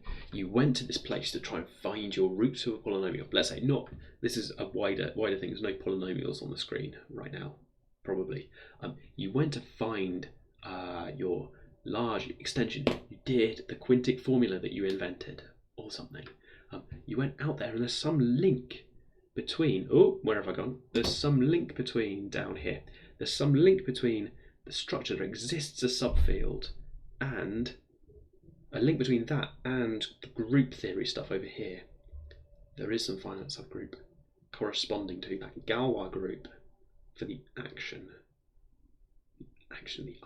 The automorphisms of L over K, something to do with those automorphisms that we had overall. Sometimes when I read it, it seems really basic. Sometimes when I read it, it seems really exciting. Sometimes when I read it, it seems completely alien, like it doesn't mean anything at all. Sometimes it's just replacing rings with K, right? So you should replace your field with sticks K, extension of K, right? You should preserve K. Galois group, I guess, if you're going to fix K, but Galois group's got something to do with polynomials. What was that saying? Oh, it's reminding me that it's 20 to 5. Good. We've now been interrupted by 2 schools of voice assistant and a smartwatch.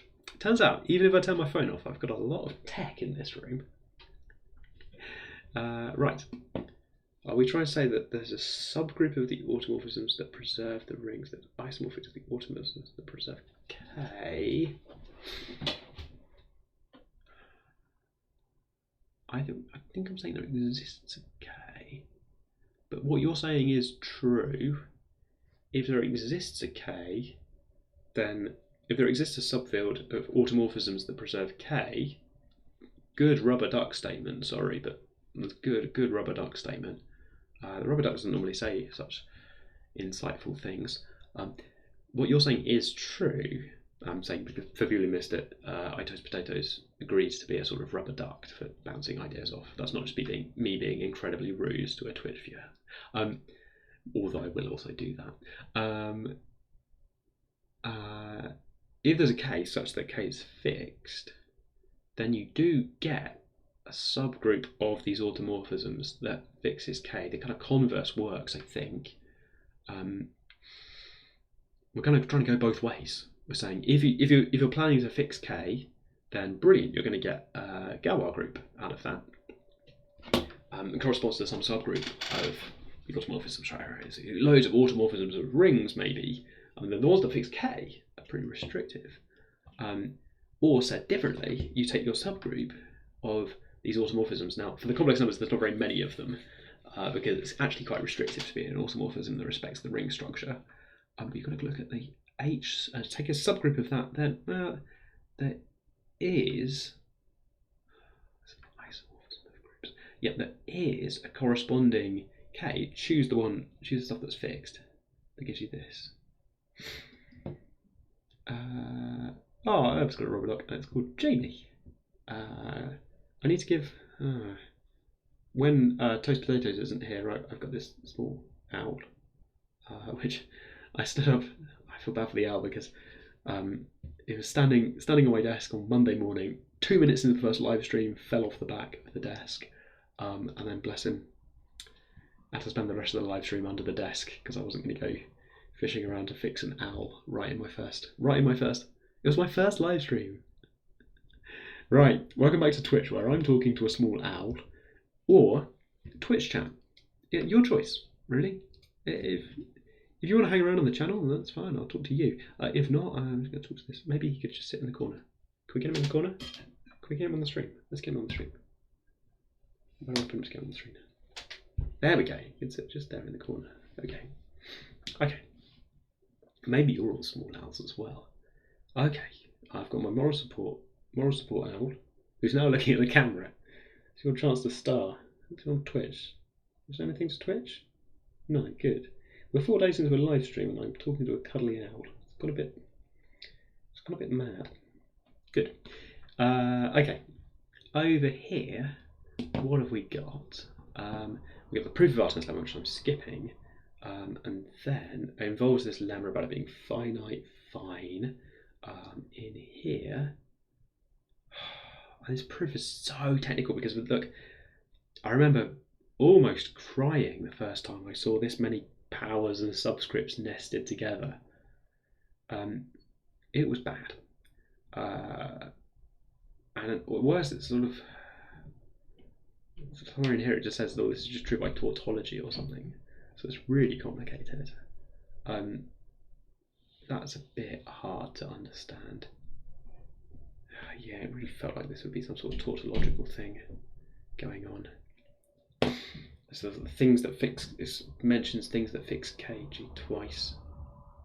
In here, this kg is things in K that are fixed by the group G, and then those automorphisms are supposed to fix that, and then this is the points in K that are fixed by that. Yeah, it's difficult. I had to zoom in at one point to work out what was up and down, and everything turns out to be equal.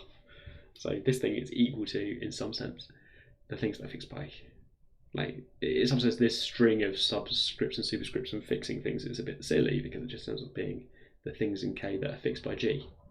So you tell this like long sentence, then you have to like you have to understand the very long sentence in terms of just, oh, I see, that's just the things in K that are fixed by G.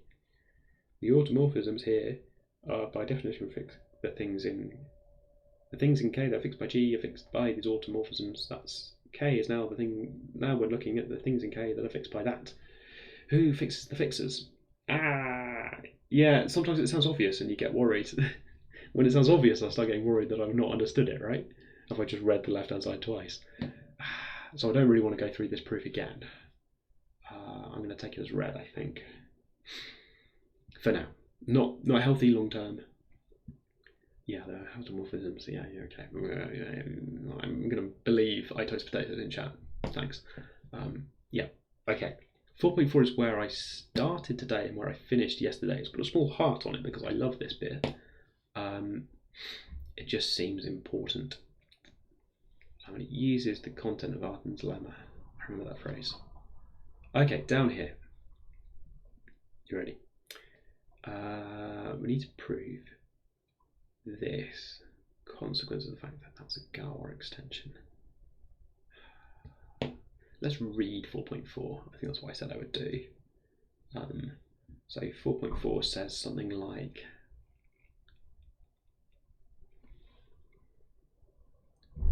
the subfields correspond to the subgroups of Galois. Now I've seen somewhere before that the images coincide, which if you've got an intermediate subfield like this, then that means that coincides with itself under the automorphisms of the big field, because the automorphism of the big field the identity automorphism will fix that big medium-sized intermediate field. Therefore, all of the automorphisms, the images coincide. The restriction down here, the images coincide. There's a bit in this where it's like the gamma of M turns out to be the same thing as M because the groups line up. Okay, we can understand this. So the inverse here, this looks very Arden's lemma. You had H, find me LH, the things in L that are fixed by H. That is the correct things that are fixed subfield to look at. So Arden's lemma tells us you can, given a subgroup, yeah, toast potatoes, you're right, it's a bijection. It turns out to be a bijection, you get. For each subgroup, you can find some subfield of L contains like K fine and is fixed so that you can now think about the Galois group that fixes that. Galois probably because of the properties of being separable and normal carry over or something. To the top thing, yeah, good. It's not quite symmetric in the same way the Tower law is good. Anyway, also, if you see a subfield, then you can think about the subgroup of the overall Galois group that kind of restricts to things that preserve this. And even better, down here somewhere, even better, M over K is a Galois extension. This thing might or might not be a Galois extension, but it's a Galois extension if and only if that group that you get, the one that you picked, the kind of subgroup, is this thing GM, that Galois group GM, a subgroup of the overall group. It's a subgroup of the Galois group L over K. If that subgroup was a normal subgroup, then you get to move further down. You get to progress down the chain to look at M over K as a Galois extension as well. And then this reads, if this is a Galois extension, if normal subgroup 3, part 3, then this becomes the kind of statement about the size of Galois groups. Right, so this is important because it's about splitting down the size of your Galois extension. Maybe you did lots of complicated steps, but this says that if you can find subgroups, they correspond to fixed subfields. Yeah, I without a dot, I kind of hate this. That's iota, the Greek letter. It's quite a rogue pick for, out of all the Greek letters, to pick the one that looks the most like I.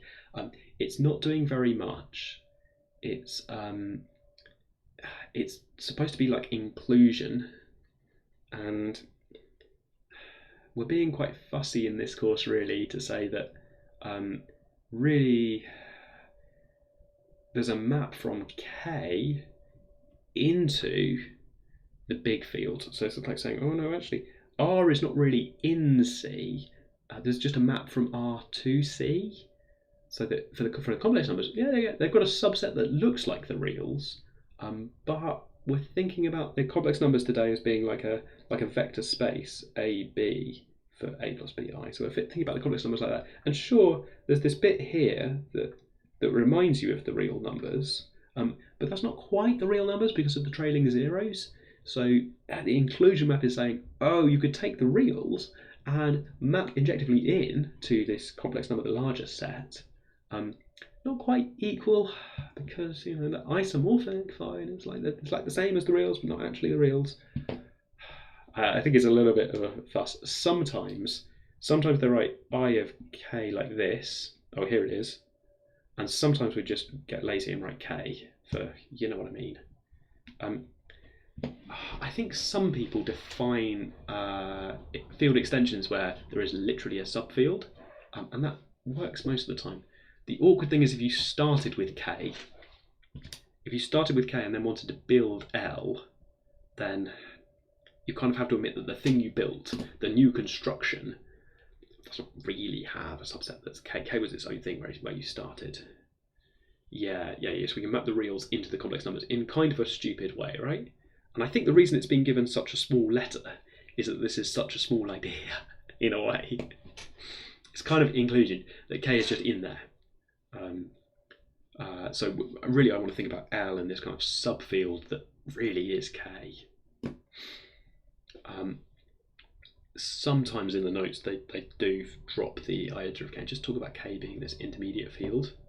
I'm very lazy. I have, I think, never intentionally written an iota yet in my notes. Right, I'm just fine with the reals being part of the complex numbers, They really do feel like that. Not if you imagine the complex numbers to be a vector field, because then the vector field doesn't contain any numbers at all, it only contains vectors.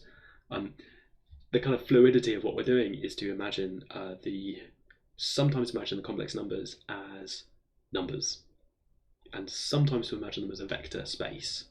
And you do learn both, I think, in school. I think you learn that the complex numbers kind of represent this 2D Argand diagram. They really do behave a bit like a vector space with real scalars for that vector space, real coefficients in your vector space. But yeah, so you really do want to talk about the subfields of L that contain basically the reals, that contain K, because all the way through here we're trying to talk about Galois groups L over K, and these subfields we want to talk about. Eventually we want to talk about M over K, way down here somewhere. M over K being a Galois extension as well. We're trying to put in this intermediate step, and we've got L is a big thing. I'm going to abuse notation a little bit, but really we want to try and set up this chain where we're talking about K being a kind of a subset of this.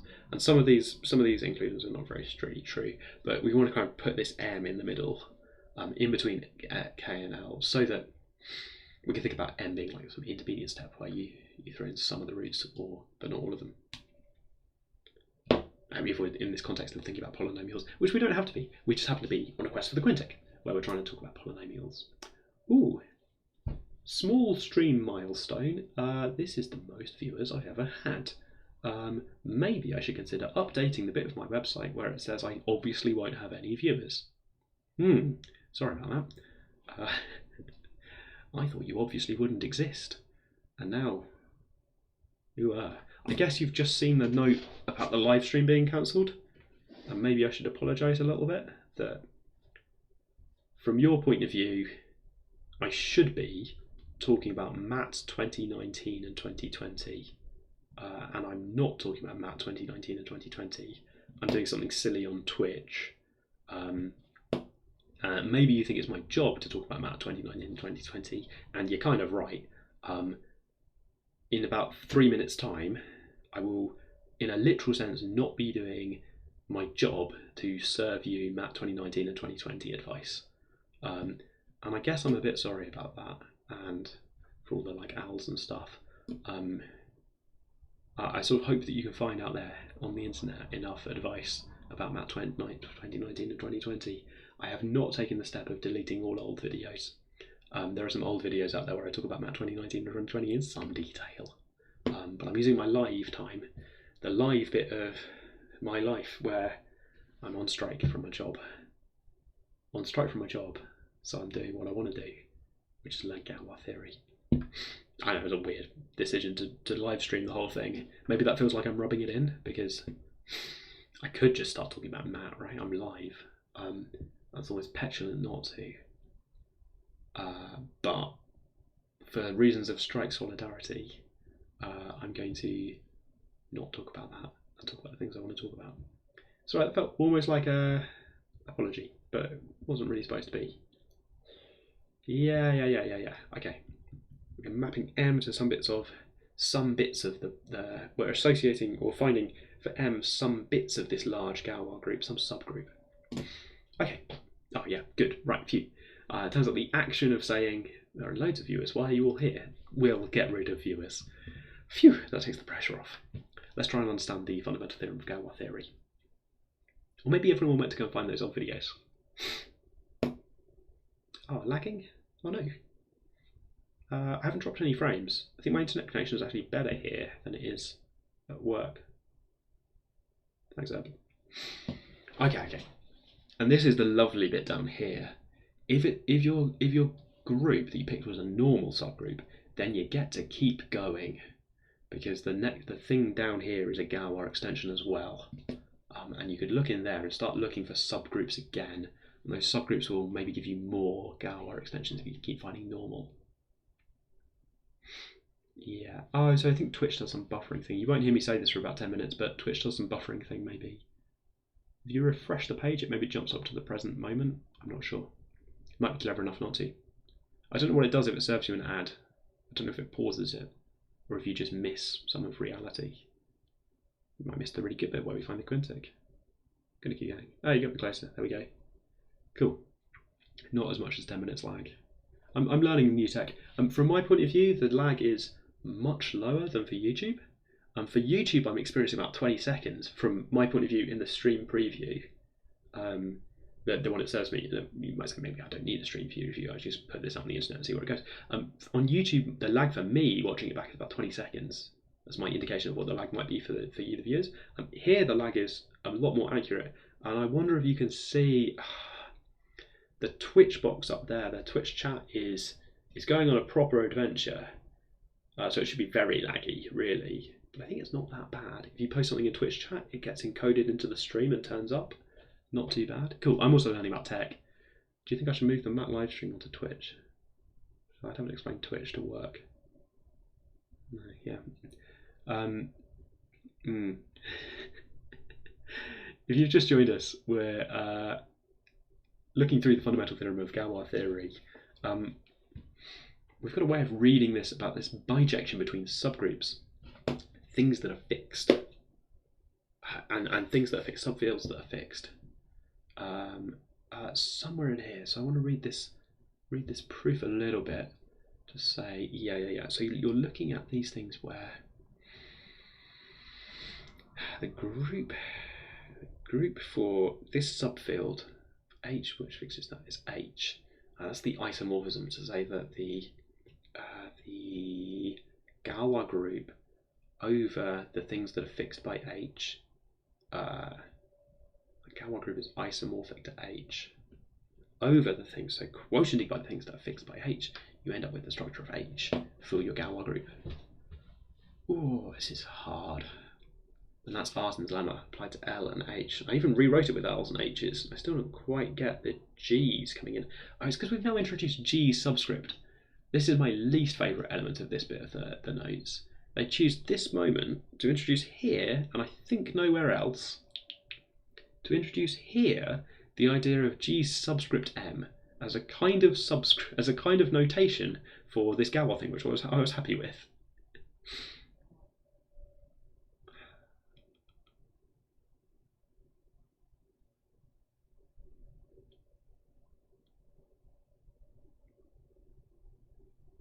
Because now there's even more subscripts. We still have superscripts for the fixes, and then we have subscripts as well. So we have this like thing down here, which I just feel like didn't need this subscript thing going on. This is the Galois group of L over the. This is the Galois group of L over things in L that are fixed by H. Now my L's look like brackets as well. These lecture notes have a lot of brackets and a lot of subscripts and superscripts. That's what we're learning. Yeah, the Galois thing. We've been using brackets for everything. The notation is all very, very similar. You have to really pay attention to the context to work out what's going on sometimes. Right, so Tower law for how these things multiply. The fact that we know some of the sizes of these things for like L over M and L over K. I'm pronouncing these over. We use colons in the dimension and vertical lines in the extensions in this course. You just got to learn it all as you go along.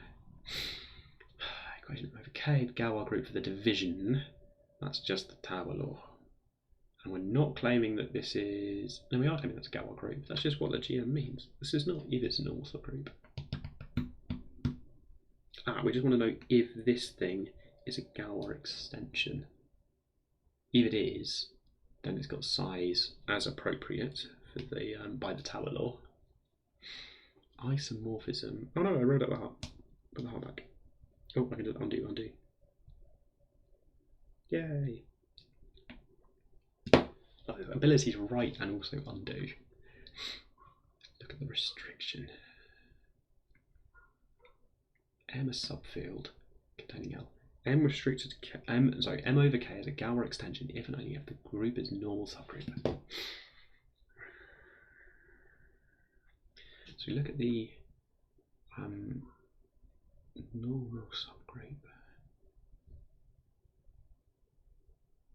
This just comes up so many times later on. You do the restriction of that, and it's part of the statement that M is fixed. We're trying to build part of the statement that gamma of M is fixed not element wise, but M is fixed as a set by gamma, and that's why M over K is kind of it's okay. The restriction of gamma just moves around these elements within M. So you can take your large Galois group of automorphisms and look at what they're doing to M, and they're preserving M. Right. Preserving that subfield. If and only if the group GM is normal subgroup. We're looking at a normal subgroup of the overall Galois group. This is so tough. And the algebra for that is super weird. The algebra for that is that you take that Galois group over the image of M and then do some rearranging, and it turns out that this element of automorphisms fixes beta for everything in M. Because it fixes everything in M, that means that this is, I don't quite get this, this is for M, beta in M, gamma,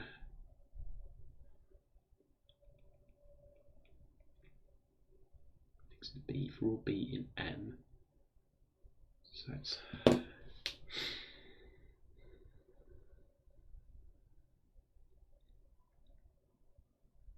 need to understand what beta in M, what GM means with Galois group of L over M. It's not helpful. Mu such that that thing fixes M. Oh right, so these are automorphisms of the big Galois group. such that they fix M. So they're ones. For beta M. That thing fixes beta for all beta in M. That means it's one of the automorphisms. No, not quite. That means gamma inverse mu gamma is fixes beta. Or beta in M. Okay, so there's this kind of notation in here, which means it's that. Why is it that? And then there's normal subgroup, so it tends to be this. This is what a normal subgroup is, chat. Sorry. Yeah, it's talking about, okay. L over K is a Galois extension, and M over K is a Galois extension, if and only if the Galois group, the subgroup is a normal, is a Galois extension, if and only if the Galois group is a normal subgroup of the big one. Yeah. Here's the Galois group of the small one, and here's where we're using the fact it's a normal subgroup. I haven't talked about normal subgroups at all in the last 4 days of live stream, but it means that this is true for any gamma. Your subgroup multiplied on the left and on the right by gamma and gamma reverse just gets you back to the same subgroup. Maybe stirred around, but that's fine. That's true for any gamma in here. Then that's what it means to be a normal subgroup. So this step I'm sort of happy with. At the end, it's this bit in here, which I think is going to be stupid, but that's fine. Those mu in there, such that this fixes M. But this was the group of automorphisms. This is the subgroup that fix M.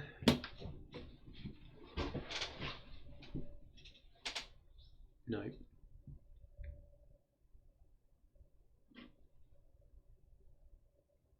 For all beta in M, things that fix beta. Things such that this combination fixes beta for all beta in M. That's that, is it? That collection of automorphisms.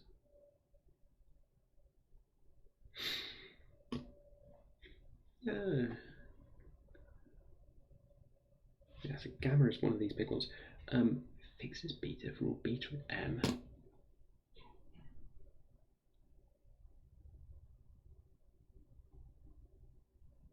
This is something like the ones that fix.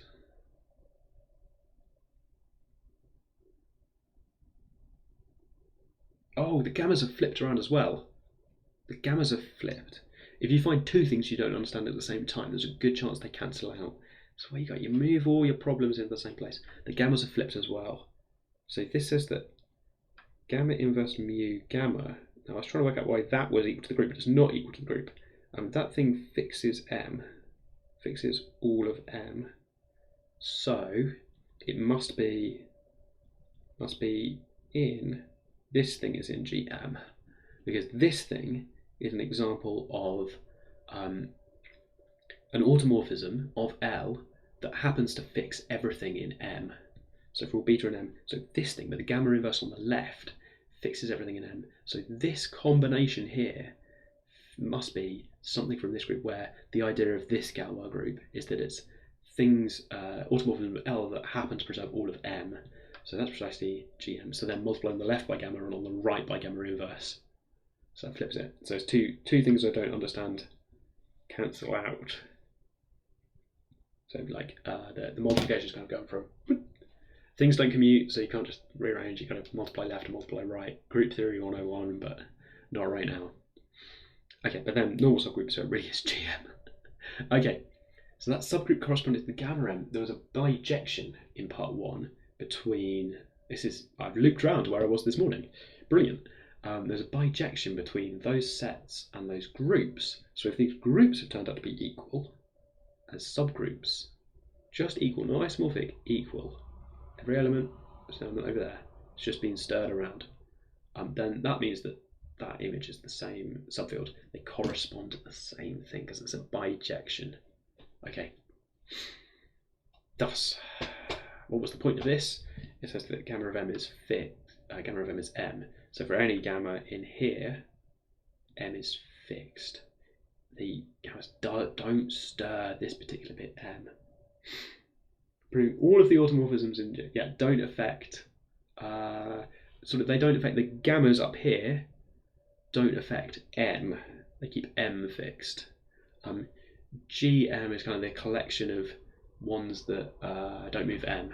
Yeah, I suppose. So I was trying to show that those groups corresponds to the existence of M being fixed by all these gammas. Yeah, no, what you said. All the gammas, all the automorphins, yeah, they don't affect M.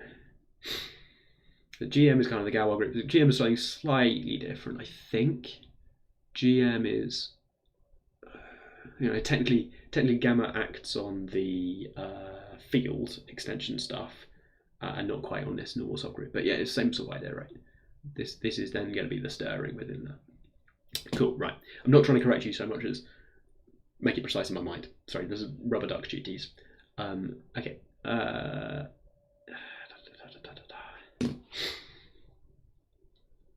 Okay, so if you've got a normal subgroup, then so that corresponds to stuff fixing M, then all of the automorphisms in the big group, all of them, fix M. They all respect that. They say, oh, a subgroup. A subgroup, you say? Wow. A normal subgroup. One of my normal subgroups?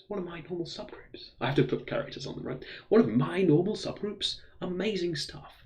I'm going to protect that with my life. The field corresponding to that normal subgroup, I love it more than anything else. And I will make sure that every automorphism just preserves that particular subfield. So this bijection carries over a little bit. So fundamental theorem of Galois theory, hi if you just joined us, says there's a bijection between subfields, which contain K essentially, in between L and K, and subgroups. And if you've got a normal subgroup, then it's even better. Everything in here sees the normal subgroup and its associated subfield over here. So, oh my goodness, I'm just going to stir that, and that's going to be its own little orbit, in a way. The things over there are just going to stay in M. Any automorphism is going to stir stuff around. So we've gone from this idea that an automorphism is this kind of stirring of the set, respecting the ring structure perhaps, and then if you restrict even more to say you've got to protect K, all of K's got to be damn fixed elements. Keep those still. Then you might get some normal subgroups of that. You might get a really quite a restricted collection of things over here. This Galois group for the stirring of this field extension. Rearrangements of the field extension, preserving multiplication is the tough one.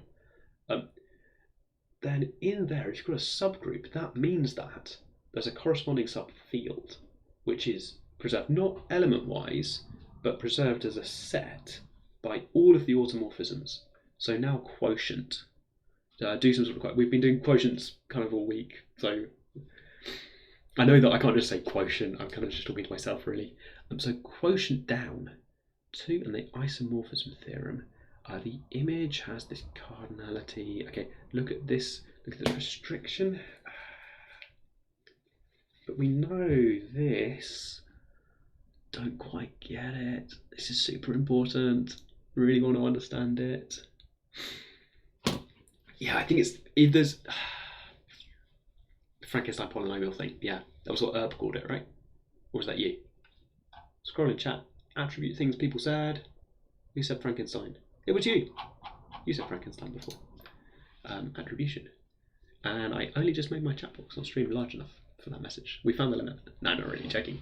I think Twitch lets you put... I tested it out earlier. I think Twitch lets you post like as much text as you like, which is a bit scary, really. Deep breath. Whew. We're getting there. The normal subgroups don't have to be quite... So there's no polynomial in here. We might be talking about the splitting field for a particular polynomial. In which case, yeah, sure, it's about this Frankenstein. Break it down into its different bits. Smash it. Find the normal subgroups.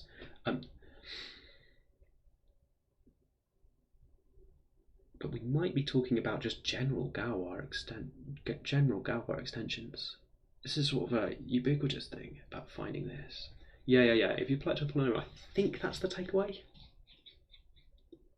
Subgroups correspond to subfields. I'm a bit hesitant to say that that's something to do with different minimal polynomials. I think it probably is. think I've got a funny feeling though that we see an example of a cubic formula, and it doesn't quite work like that. Yeah, concrete example.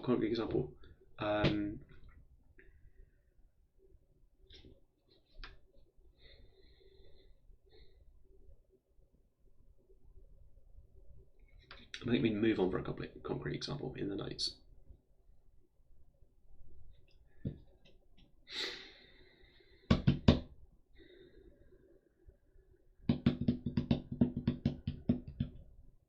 Okay, so section 4, where I think we find out, not too bad.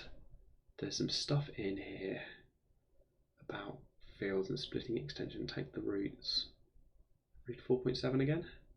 So this week I've been reading the notes again and again. I've now overlapped with things I was reading earlier today. The plan is to read slow then fast, fast then slow then fast. Let's look back at the plan. We've been thinking about 4. We went coffee, section 3, have a think, section 4, reality check. What on earth am I doing? Where am I? Is this hell? No, it's a Galois theory. It's fine. Okay, we're going through notes fast. To start off with, we went through fast, and that was grueling because we didn't understand anything at all. We went through quite slow, and now we're trying to go through fast again. Reality check done. And I want to look at section 4. I'm going to tick off 4.4. We did not look at the proof of Artin's lemma, so there's still some unanswered questions in there.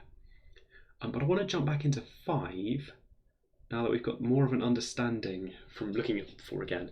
More of an understanding about this correspondence between, this is the thing I'm trying to keep in my head, the correspondence between subgroups of the Galois group and fields that are fixed. Look at the subset of the field. I've closed my eyes, so I can't tell what's going on. I can see it inside my head. I'm trying to get all of that into, anyway. The correspondence between subfields and subgroups. Subgroups of the Galois group. Subgroups of the Galois group are the ones where subgroups of the Galois group and subfields of the Galois field extension. Okay, right. 5. Let's go and look at what cubic. Let's go look at section 5. Section 5 is the good one. Cyclotomic extension. So there's some stuff about putting in roots of unity.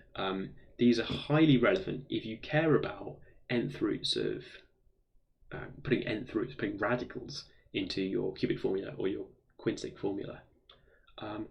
We did this for different values of n this morning, and it was pretty hard going. We had to do some cyclic group stuff, and I've put some exercise. Some of these proofs are marked as exercises, which I've tried doing on stream, and it's even more boring than the normal stream. The normal stream here has a lot of thinking. If I'm trying to prove an exercise, then it's just not gone very well. I really think that should be okay. I'm going to edit that. There we go. I'll leave it now. So in the splitting field, there is some minimal polynomial. Now it's the action that I want to understand of a particular sort of extension where, I don't really care about this minimal polynomial thing up here. I've definitely got that wrong as well, haven't I? So this is supposed to be this was the sum of the roots, but the roots are actually have minus signs in here, so this should have been a plus. And the product is a quarter plus 3/4 is the length, because that's the difference of 2 squares. So, surprising quadratic. Hi, Martin Nash. Please, summary everything that's happened in the past 4 hours. Oh, it's more than 4 hours. We've been here for 4 days. I've been live every day, all day. So 4 days, 4 words. Radicals, it's got to be one of them.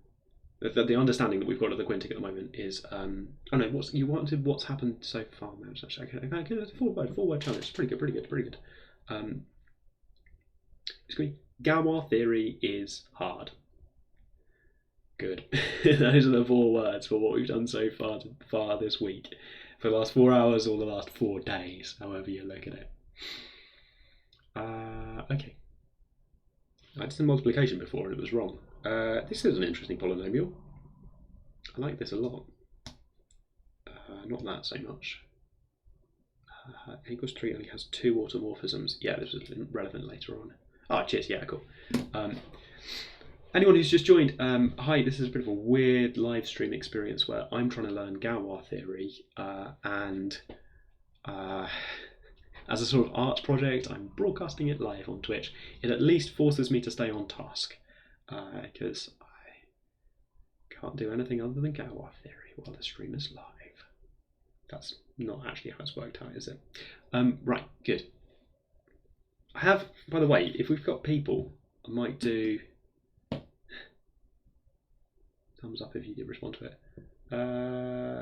Oh, maybe I missed that. I don't think I did respond to your last message. If I have a subgroup of my Galois group, there exists a subfield that's fixed for that subgroup. Yes, that's it. Apply the entire Galois group to that subfield. It doesn't affect my subgroup. That's true if it was a normal subgroup. Yes. That's the fundamental theorem of Galois theory, I think. Yeah, whereas and the converse or something, the bijection. Good. Okay. I toast potatoes in chat is being very helpful at saying things back to me, so that I realise if they're daft. Hey, thanks for the follow, Mantanash. As a prize, since I gave you a pretty flippant 4 words, I want to show you something cool, which I mentioned before earlier, but I'm having another go. This is going to be, when this eventually turns into a kind of YouTube video, this is going to be part of it. So I hope you're ready. The story works like this. There's a king who is angry. He has discovered that x squared plus 1 has no real roots.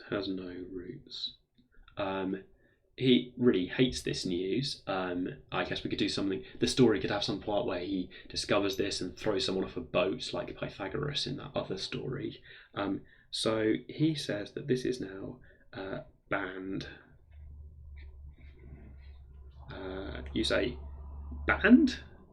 What do you mean banned? So it's just simple. Whenever you see x squared plus 1, I want you to just cross it out. For example, if you see the polynomial x squared plus 2x plus 1, I want you to, x squared plus 1 is now banned, so I would like you to just cross out the x squared plus 1. I don't want to see it. I want to think about just all other polynomials, but that's fine, but I want to ban x squared plus 1. And also, before you get any funny ideas, if I see a polynomial like this, I still expect you, the x squared part here, that reminds me of x squared plus 1. For it is simply x squared plus 1 minus 1. And x squared plus 1 is banned. I would like you to cross it out. So, because it's banned, I would like you to cross out this bit. And what I'd like you to write instead is 2x, and I'll keep this minus 1 in there as well. You see, with my system here of banning it, we will never again have to think of x squared plus 1, this horrible polynomial with no roots. And I have this way of replacing things. Now, you see, x cubed, that also reminds me of x squared plus 1, being as it is, and I'm sure you're the mathematician here, you can calculate this. I'm going to ban that as well. Multiples of it are also banned, so I want you to write minus x for this. Yeah, instead of x cubed. So you can do your arithmetic, but I want you to ban all factors of x squared plus 1. And this, surprisingly, works out in a way. Everything's kind of fine. The palace officials have to go through changing how a lot of maths works. In particular, they can still have linear polynomials. The king's edict means that anything with an x squared in is banned. But we still have these linear polynomials to play with. Not all is lost. You can add these together very nicely. That's fine. That doesn't anger the king at all. And that's all fine. Everything's good. Nothing needs to be crossed out. And something else you can do is you can multiply. You have to be a little bit careful. You have to do some work. This bit's fine so far. This is normal. And then ADX squared, that's terrible. That reminds the king too much of x squared plus 1, being x squared plus 1 minus 1. And x squared plus 1 is band. So we should replace it with like a -1 thing then. Or I guess it's not really replacing it with -1, it's like a crossing out the x squared plus 1 multiple. AD is multiplying x squared plus 1, that's fine. So again, AC, I've messed up because that should have been a BD for those terms over there. AC, then we have minus BD over here. And there'll be an AD plus BC x. We get to keep that bit. And that gives us an operation on our linear polynomials. The ones that the king allows us to keep are these linear polynomials, which behave quite nicely. Surprisingly, not much goes wrong. We gain this kind of new number system, if you like, where I only have linear polynomials. So the study of polynomials becomes a lot easier in this world because you only have to keep track of 2 numbers ever. Kind of band anything that looks quadratic. It's kind of a 2-dimensional space. The things that we've got, eventually the people learn to start writing for speed that for a plus bx. And then you've got these rules like ab plus cd, you do this, ab times cd, you get this. And the people here are then kind of the advanced scholars are excited to notice that 0, 1 times 0, 1, this is quite an advanced calculation to do. If you like, it's the polynomial x multiplied by the polynomial x in the previous notation. That's equal to AC minus BD is -1 and AD plus BC is 0. So they have 0, 1 behaves like the square root of -1. But of course, they haven't invented complex numbers, right? They went out of their way to not invent complex numbers. This is like an alternate timeline where instead of inventing a solution to this problem, we just ban the problem. An alternate timeline where instead of inventing complex numbers and getting cool with them and trying to understand, they're not real numbers, they're other numbers, instead the angry king has just banned the problem. And then in this new number system that arises with polynomials, where the last place you'd expect, right, to go from the polynomials over here to do this banning, the number system that they get out looks very similar to our current timeline where we invented complex numbers.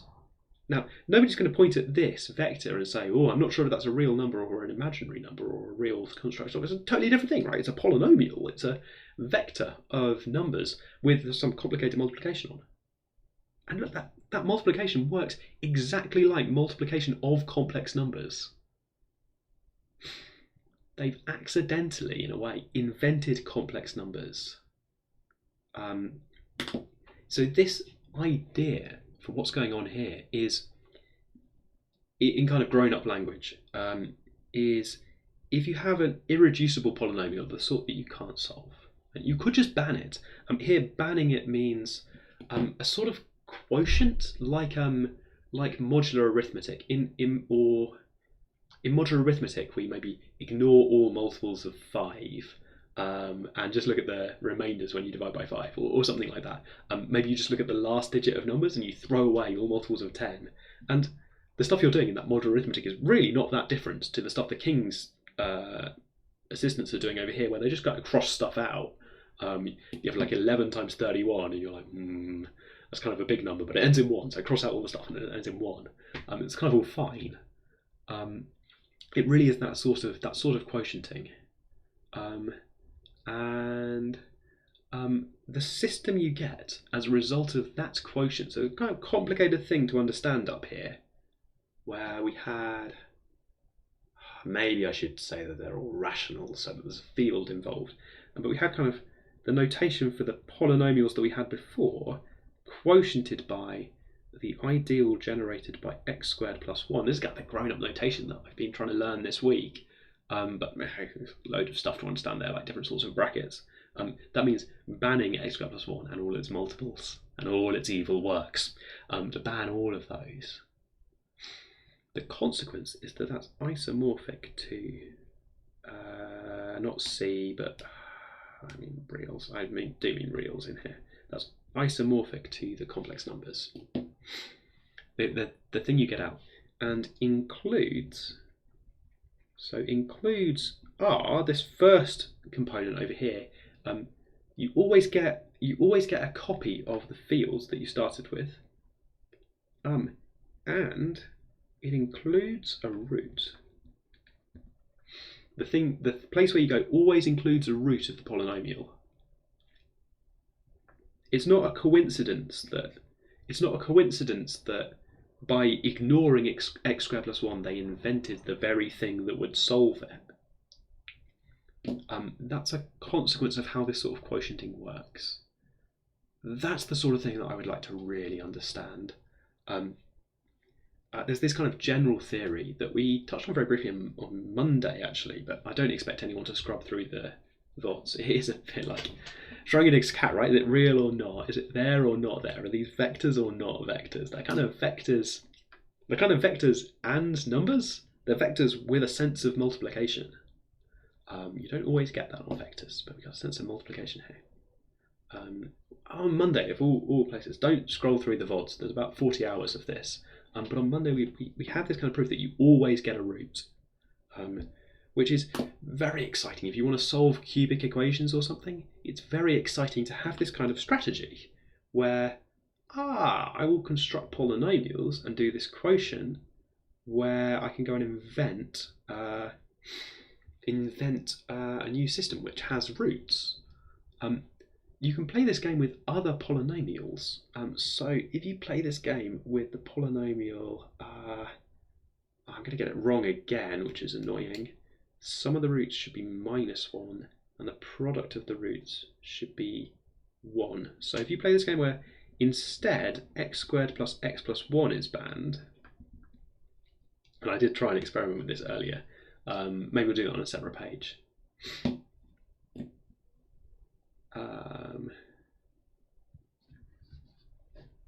If you ban a different polynomial, you can invent other number systems because it will have a root that corresponds to something different. This system, I think, if you ban this polynomial and you try and work out, what's going to happen to a plus bx, c plus dx, it's non-trivial because this product has got loads of stuff in it, and then the x squared means we're going to replace x squared with minus x minus 1. When you see that x squared, can't take the bit that's in all three terms. Remove that. Delete that. So you subtract BD from kind of both terms. You'll end up with some system where it's not obvious at all, but after much further work, you can find out that you gain a non-trivial root of alpha cubed equals 1. I kind of want to do that at some point. Maybe the time is now. Maybe the time is now. It's my stream. I can do that. Instead, x squared plus x plus 1 is banned. How many n's am I putting in banned? All of them. It's my stream. I'll spell banned with as many n's as I want. I just mean like the cube root of 1 is not as interesting as the square root of -1, right? Because when I say the cube root of 1, there's an obvious one. When I say square root of -1 is very exciting. And when I say cube root of 1, I've got to sell it. I've got to sell it a bit more. Okay, if instead x squared plus x is banned, let's work out what happens to a plus bx, c plus dx. So on the one hand, that'll be ac plus, and then this bit in the middle, ad plus bcx plus bdx squared. But we banned x squared plus x plus 1, and this bit over here, that reminds me of x squared plus x plus 1.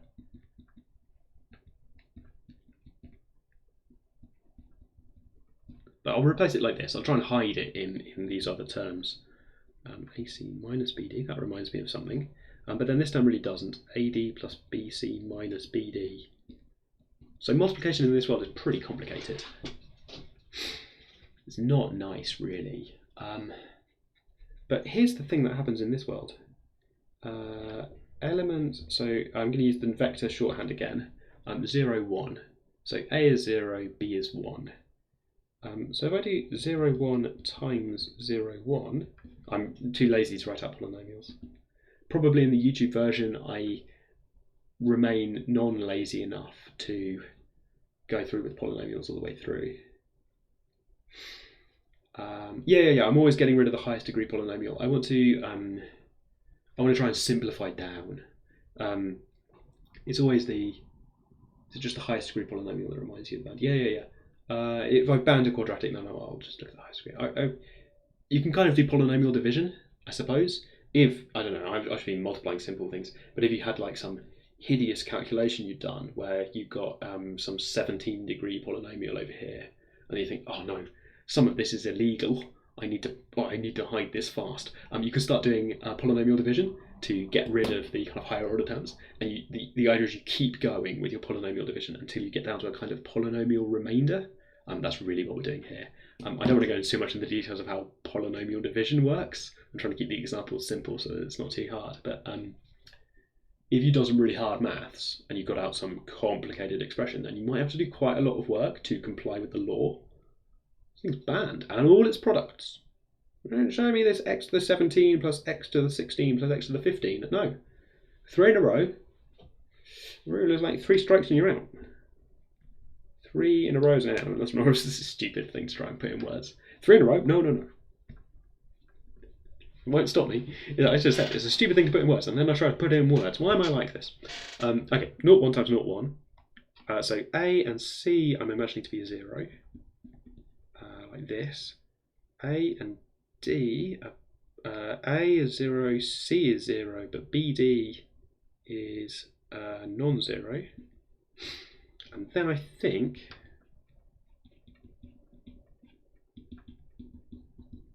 something magic should happen now.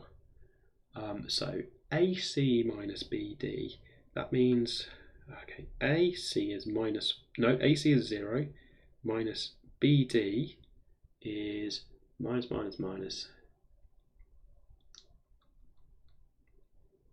Minus BD, it's minus is 1. And then over here, AD is 0, BC is minus 1, and minus BD is 1, so that's 0. Yeah, okay.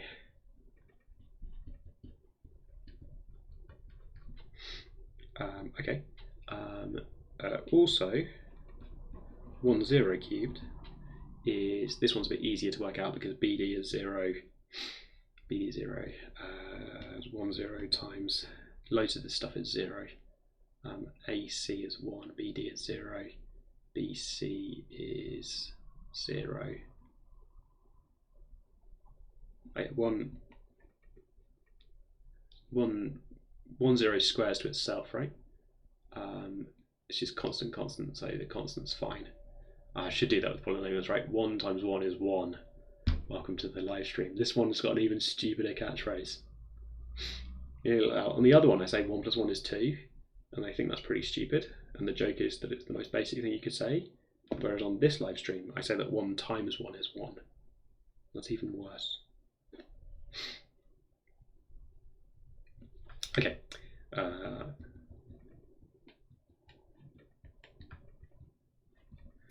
And this is maybe less impressive than the complex number one. But this is kind of this weird soupy mess of multiplication, right?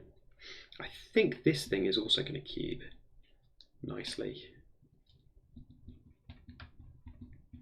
It's surprisingly hard to actually do this multiplication, right? AC is 0. Yeah. So this is minus x squared. So this is going to be minus 1. And then, is this going to work out? Even though that's a 1 now? It'd be annoying if that cubes to give. Only gained 1 cube root. Okay, well, I'm losing confidence in this calculation because there's a minus sign, right? So shouldn't it just be minus? What's the other cube root? What's the other cube root? What a weird question to ask. It's not minus that one, is it? There's another one.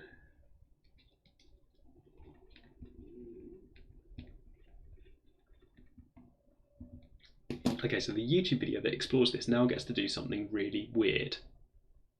Yeah.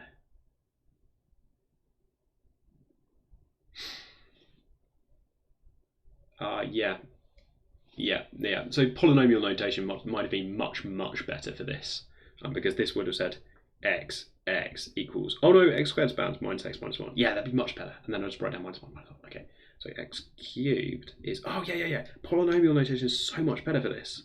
Why have I invented this vector notation? It's no good. X cubed, like in that one math question, see, I mention math sometimes, it's minus x squared minus 1, minus x squared minus x, but then that minus x squared, it still reminds me of, everything reminds me, no, minus x squared minus x is 1.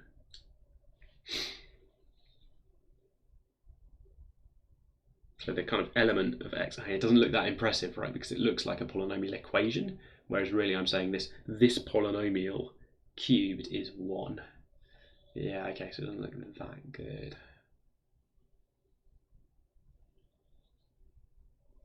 There's another one, there's a weird one.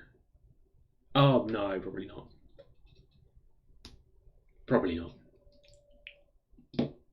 Before my time. That'd be weird, wouldn't it? If we were just dealing with the roots of an irreducible polynomial and working out expressions for other things in a quadratic. You can always write them in quadratics, it's pretty cool, even all these weird combinations. No, it's probably not about this, really. It's definitely about this. I'm going to find the other cube root. No one can stop me. I'm going to secretly use my knowledge of cube roots, which is a bit cheaty, but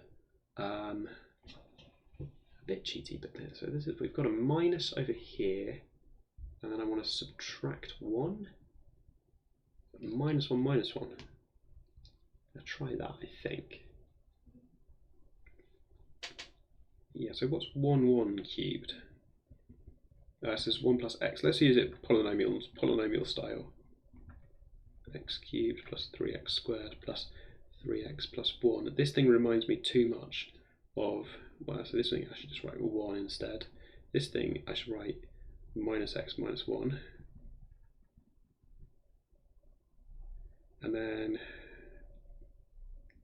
this gives me minus 3. The x's cancel, and it gives me minus 3 plus 2 is minus 1. So minus 1 minus x cubed is also 1. Like some of these equal signs should be like the arrows or something. And it's like something's, well, I'm using, they're like secretly everything's mod or something. Okay, so there's another cube root of 1. So you have some non-trivial cube roots.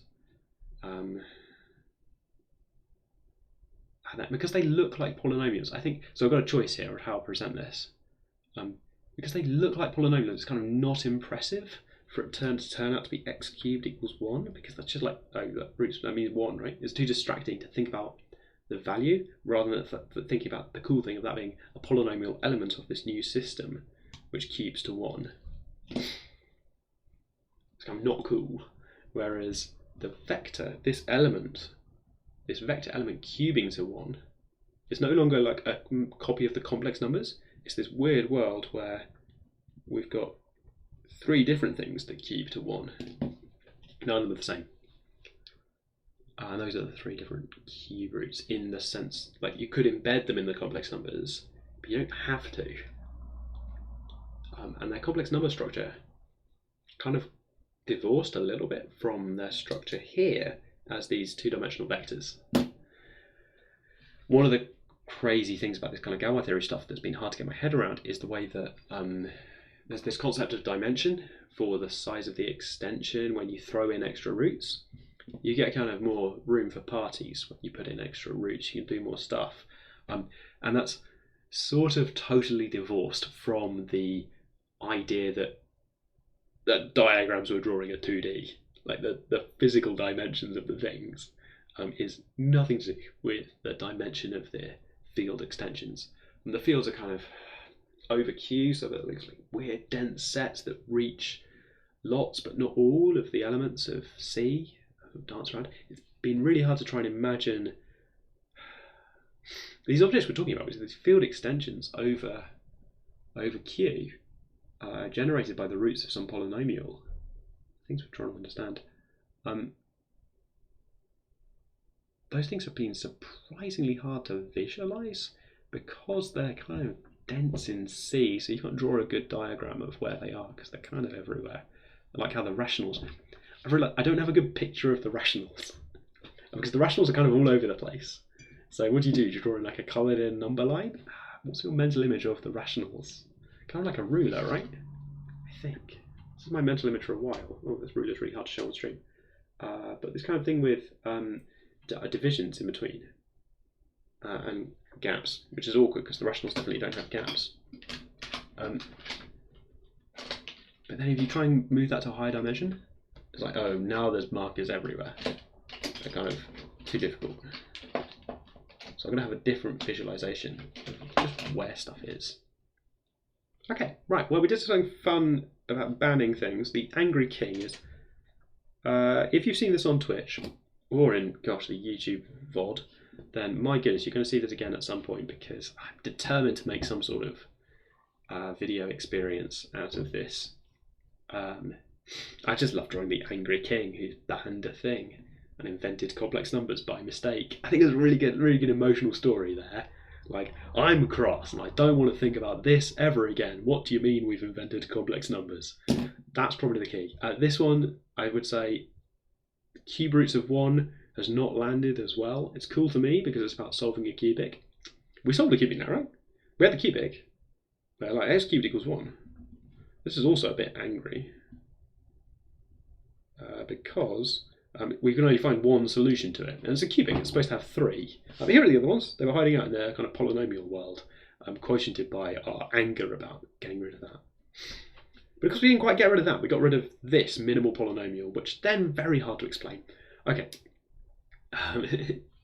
If you ban this, then I think you're also banning. Well, that's not. You can't quotient by it because it's not irreducible. Well, you won't get a field, and I'm only interested in generating fields. Woo! Right, okay. Merely 5 hours into a live stream. That's just a normal experience, right? Let's go back into Galois theory notes. We'll try and understand section 5.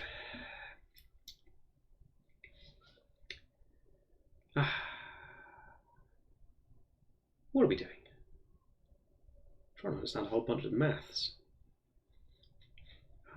Right, let's do these Quintic extensions again. I've now followed the theory, but not felt it in my heart. I've been talking a lot this week about whether I believe something in my head, hold it in my heart, right? Oh yeah, this morning we invented the roots of tunity.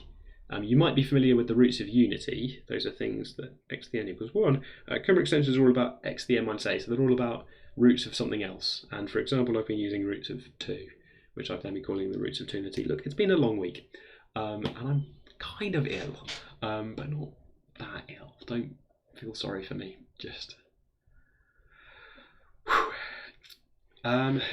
so these are going to be the kind of linchpin of the Quintic quest here, is to demonstrate that these formulas that we write down with square roots and cube roots in, they're kind of basic. They don't generate very interesting Galois groups. They generate these kind of simple examples of Galois groups. But out there are quintics that are complicated enough that they don't line up with that. A quintic so complicated that it doesn't line up at all with the notions of these things that we can build out of these extensions. We're going to see in a moment these radical extensions. Quintic extensions are included as part of these radical extensions of what you get when you repeatedly decide to do nth roots. And maybe you throw in all of them, or maybe just some of them. We think that you're doing. Yeah, I don't know. Maybe you'll do a 6th root. I can't stop you. Maybe that's your plan for solving the quintic. Okay. Right. Suppose so. To say that x to the n minus 1 splits in k means we already have the roots of unity. So k has already got all of the roots of 1, including the ones we just discovered that were banned. Yeah, where's the notation? Where does it say car? We're probably going to ignore it wherever it says it. There's this technicality that rings might be ring-shaped. Most of them don't. Yeah, coordinate being equal to a scalar value. Where's that? Oh no, I can't see the car. Where's the car? point at the car. Oh, there's like a Twitch extension where you can point at my screen, I think. I haven't got it, but where did they show you the car? NK1. Oh no, that's a co-prime thing somewhere. Yeah, I know. There's a lot going on. Yeah, that does look like coordinates. I know exactly what that is. I can't see it on the screen, but I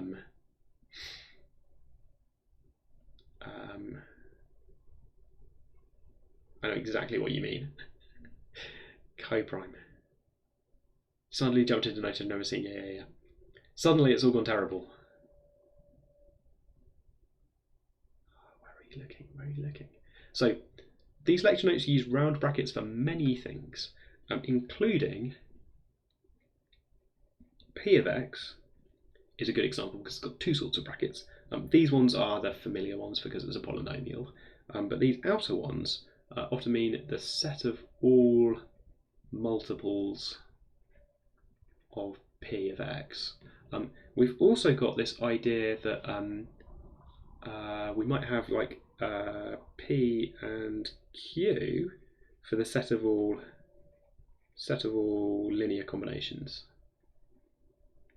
Now these came in from the rings and modules kind of course, the stuff that these are ideals generated by the thing. So down here we've got some ideal generated by this. It is awkward that that's the same as coordinates, and I just showed you a whole bunch of vector stuff with coordinates.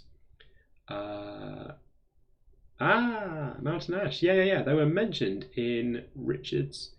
Was it Richard doing this one? Yeah, Richard mentions. I think Richard talked about some rotations, or maybe you saw Marcus de Soto at one of the open days talk about Galois stuff. I don't know. There was an open day where almost everyone talked about Galois groups at some point in different aspects or different introductions. I'm trying to go very deep into theory. Sorry, I was telling you about round brackets because the lecture notes also use them for this to mean the field extension where you had k and added in some number alpha and field consequences of that. And then this is the one that really gets me. This is polynomials, and this is rational functions. Rational functions, so like polynomial divided by polynomial. And that one, k round brackets of x, looks exactly like a polynomial, and it's exactly not a polynomial. It's that one always gets me, especially because k of x looks a lot like k of alpha. So then I remember and I think, it's not a polynomial, it's an extension, and I'm still wrong. It was neither a polynomial nor an extension, it was the set of rational functions.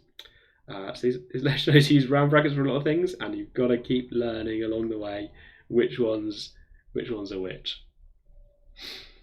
Oh my goodness, so over here it's all about ideals and looking at things being co-prime.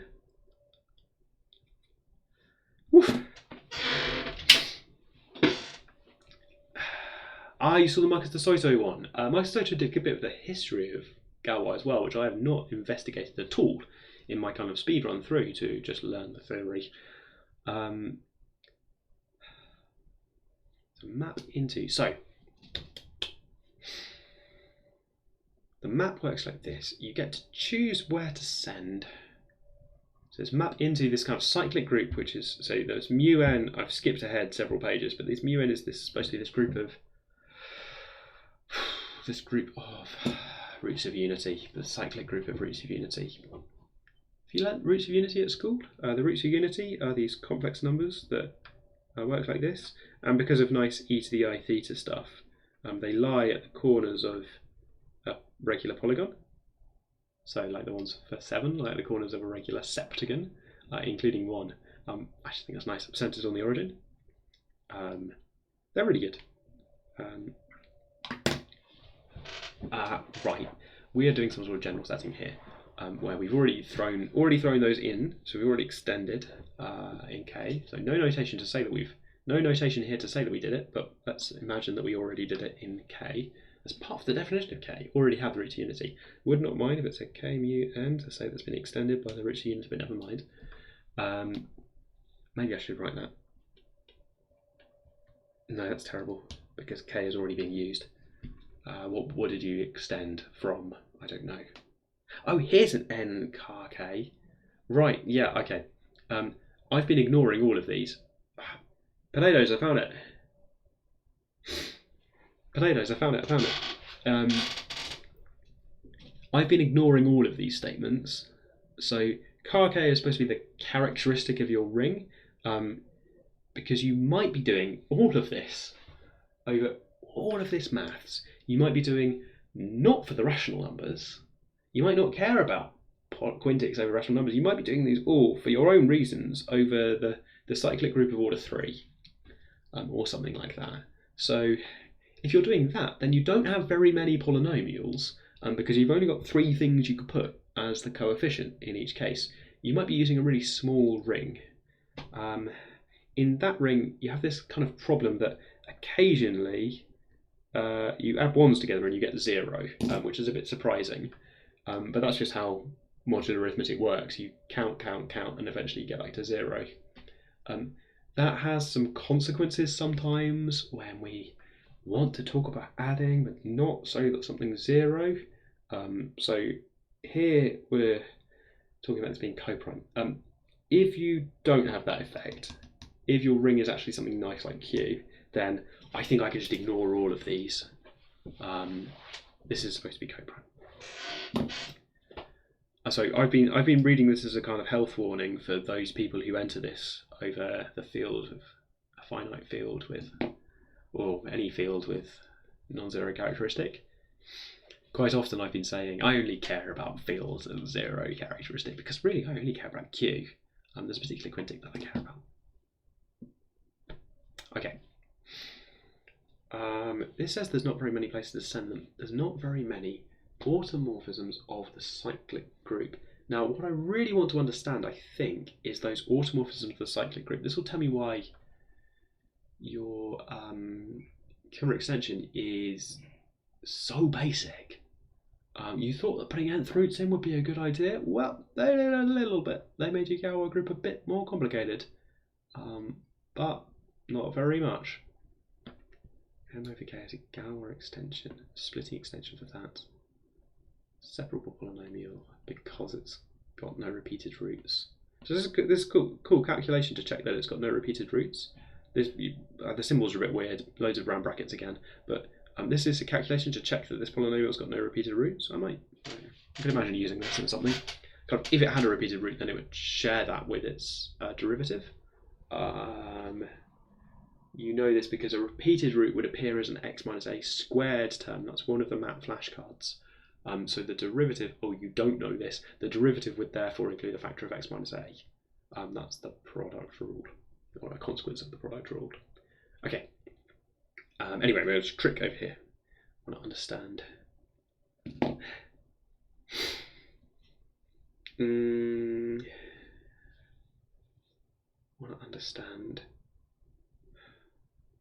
Nth roots unity, don't give you that much stuff. Automorphisms. Okay, so I want to go back a little bit and understand automorphisms of the cyclic group. And this is sort of in the notes, but I sort of want to do it freeform. Yeah, I sort of want to do it freeform. Yeah, I do. In the complex numbers. Okay. So welcome back to automorphisms of the complex numbers. This is a blank page where I need to understand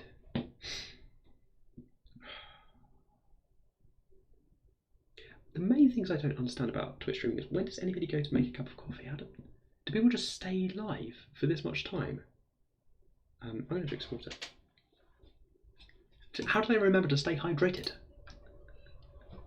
2 seconds.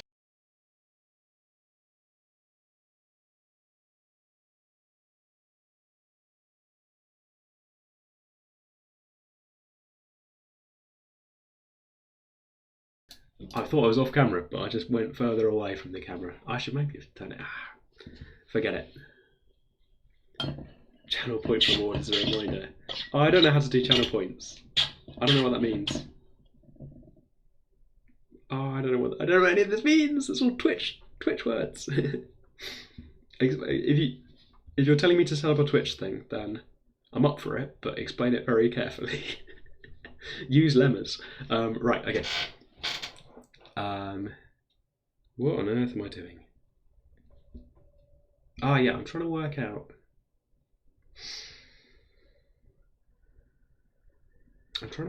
How the automorphisms. So you've got your complex numbers. Let's go for 5 of them. That seems fun. Which I could maybe imagine as e to the I 2i pi by 5, 4i pi by 5, and so on. These are really concrete things.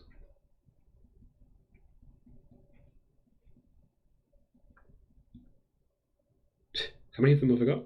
1, 2, 3, 4, 1. Okay. So we're in the complex numbers, and we've got these things. Now I want an automorphism. I want a map phi, which sends this set S to itself. Not so hard so far. There are many of those that sort of permute around these 5 objects. Yeah, I'm looking at the 5th roots of unity. Also, you changed colour in chat. Well, you did on one of them. Anyway, never mind. I don't understand Twitch. Twitch is colour coding things, and the bit of my brain that tries to find patterns is trying to understand that, and it's very. And then the colours are different up there than they are on my stream chat preview because it's a different client or something. Oh, you can change it, so you did. Oh, it was a conscious thing. Right, cool. Hi everyone in chat. If you've got a username, then apparently you can change the colour of that username, and it will show up at least in my little preview. I don't know if it's the thing encoding it. Oh, so you've seen it's red up there. I don't know how that one works, by the way. You're going to make it match. Cool, okay. So there are many maps to go from here to here, such that, you know, you just take, there are like 5 factorial permutations of that set. But what about the ones that obey group homomorphisms? I'm looking for the automorphisms. I want phi of AB to be equal to phi of A, phi of B. What if I want that? No, have done? Those are the 5th roots of unity. That's what I wanted. I want to play with the roots of unity for a little bit. So this looks like quite a big restriction. This would make it a group homomorphism technically, but I want to make sure that this happens. So for all A and B in S. And my claim is that that's going to bring down the size. There are like 120 of these to start off with. Not so many anymore. For example, I think that phi of 1 is going to have to be 1. So you've got this notion of multiplication on these numbers. I mean, that is powers omega, right? I wish you don't actually have to interpret as those if you don't want to. This could just be the cyclic group. I like interpreting them as these, but never mind. Oh, right, okay, you want stuff like that to work. Okay, so phi of 1 times 1. Or even do I just want to look at phi of 1 times b? Should be phi of 1 times phi of b. But that means that phi of b is equal to phi of 1 times phi of b. And this is for all b. So, that makes it really look like that phi of 1 has got to be 1. I think. Yeah. So, does conjugation work? Yeah, this is interesting. Where do you send omega? I think there's going to be 5 of these when it all settles. I'm not quite sure why, but I think you can choose where it's going to be choose where phi of omega. Choose phi of omega. Now you can't send it to 1, so I think it's going to be maybe 4 of these. 4 or 5 or something. 4 or 5, we'll get there. Choose where omega goes. So maybe, oh yeah, there's this collapsing thing where you send everything to 1. That's a group homomorphism. That's allowed in this world. If phi of omega is 1, then phi of omega squared is phi of omega. Phi of omega is also 1, and so on. Total collapse. Right, okay, you send everything to 1. And then, oh, that works out. Oh, and omega's kind of a generator for this, right? Once you've decided what's happening to phi of omega, then phi of omega squared is supposed to be phi of omega, which is just phi of omega squared. Lots of brackets there. Yeah, so choose phi over omega and then the rest follow by the multiplication rule. So you get to choose where to send phi over omega. You're allowed to send it to 1. That actually all works out. This is okay. I mean, it's pretty silly. It sends everything to... Was I imagining sending them to different things? Maybe I was imagining sending them to different things.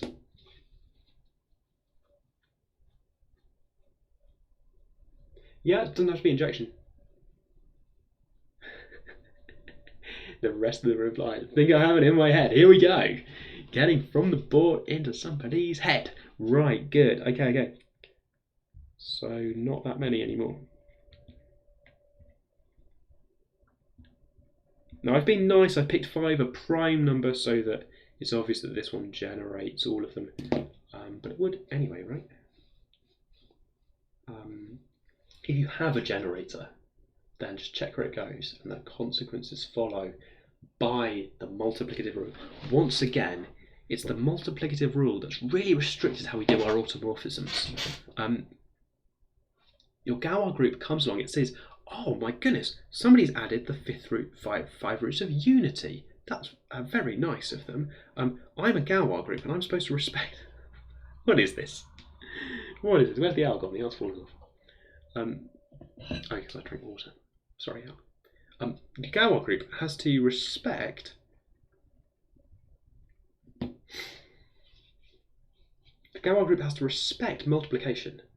So you might have added n things, but really I'm going to see where your Galois group sends this root of unity. Where are you going to send that? Well, you choose where to send it. You can send it down here, are you? That's nice. I'm going to get 4, and then 2 will go to 2 times, so 4 times 4, omega 4, omega 4, which is omega 8, which is omega cubes. As a consequence for the multiplication rule, the rest follow, because when we do complex explanation, it rotates around, there's rotation, like. So it could actually end up turning out to be, as a consequence, phi of 1 is always fixed. That could turn out to be complex conjugation, which, if I believe in these as living in the complex space, then I could have seen conjugation would have been maybe one of the first ones I thought of. But we had this systematic way of thinking about them by choosing where to put phi of omega. That's more powerful. That's how we count them.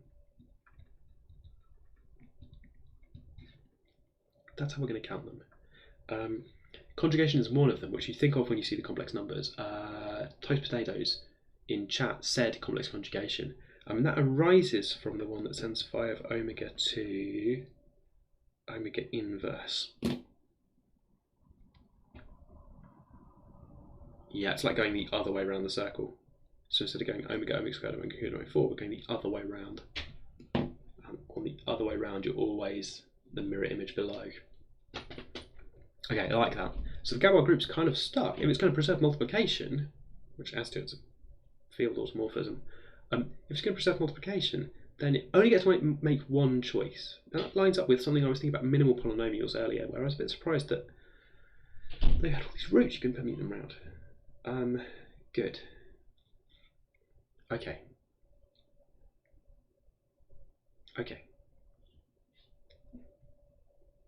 That's a cyclic group, by the way. It's one of the most simple kinds of group where things just rotate around. Each one you could do chunk, chunk, chunk, sends it around to the next one. Now, it might all be prime, but I'm just going to pretend it's prime for a bit. Yeah, so that last one, sorry, Toast Potatoes, there's a little bit of a lag. Is sending, omega to the 4 is the same thing as omega inverse. Good. Okay, Right, so that's why there's not very many of them. Back into the notes, because that felt like a breakthrough thing. Not these notes, but like the list. Not those, not the band stuff, that was a bit silly. 5.2 in here, I'm going to put a tick on that. Right, okay, we've got some group theory. Visual representation was handy. Good. Now, okay, so all this stuff about that isomorphism and looking at, if it's not 5, if it's n, then you need to look at the primitive roots.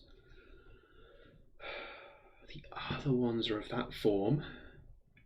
And then it really is an automorphism where you look at the ones that star there just means coprime. Oh gosh. Yeah. Maybe. So you've got to think about how Galois groups would permute them if it's a hexagon, and how it's not allowed to send the generator one, omega, is not allowed to go to omega squared for a hexagon kind of situation, because then the powers would just generate half the corners, the triangles, rather than the whole. Automorphism? What would happen? Then omega to the 6 would be the image of omega to 1. Yeah, good. I like toast potatoes in chats. Probably ahead of me. Yeah. What's going wrong with the hexagon? Why can't I just send 5 omega to omega squared in the kind of omega 6 equals 1 world? Why is that not allowed? Because then 5 omega cubed would be the identity. 5 omega 6 would be also the identity, so everything's fine. No, I don't get it. Why is that not allowed? Sending half of them to the identity, but not the other half. The other half get kind of rotated. What have I missed? Then consider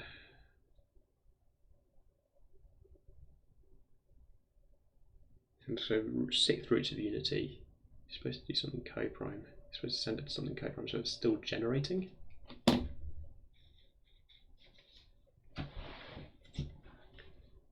Yeah, so rotations, okay. What's the automorphism supposed to do? Maybe that's now in this way we're trying to make it an isomorphism, so it's trying to be like. Yeah, because later on it's kind of not okay to send multiple things to 1 in the kind of field world. If you send 2 things to 1, then I'm a bit suspicious of where you're going to send the difference. Now the group doesn't have differences. The group only has multiplication.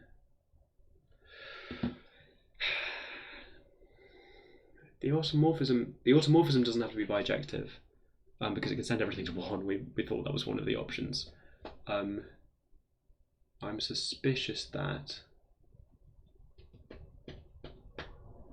for the Galois groups, they're also supposed to be nice under 2 operations. So later on, we're going to see it's only the isomorphic ones where this is coprime. Where you could, in the group, you can map everything to 1. That's fine as a group. But here we're trying to avoid the one where you just send gamma to the 0. So over here, they're calling it gamma, but this is like our omega, where we took, this is like our omega, I think, where we took it to a power. So omega went to like omega cubed, omega squared went to omega 6. For all these gamma elements. Yeah, okay, so omega is a generator, and then, yeah, okay. All these elements go to a power. That was kind of the rule. By the kind of multiplicative argument thing. Yeah, I think we can have this for a hexagon. That is an automorphism. But it's not being allowed in here, where we're looking at the ones where it's coprime. Just kind of not interested in those ones. That's okay. That's okay. Okay, it's the size of the group, like 6 or something. Just show me the ones which this star means the ones that are co-primed to K in a different way. I know the notation has taken a long time to get on top of. So is the isomorphism of groups? There's a formula. Yep, that's an now hang on, this is an isomorphism from those ones into. No, that's fine, that's fine.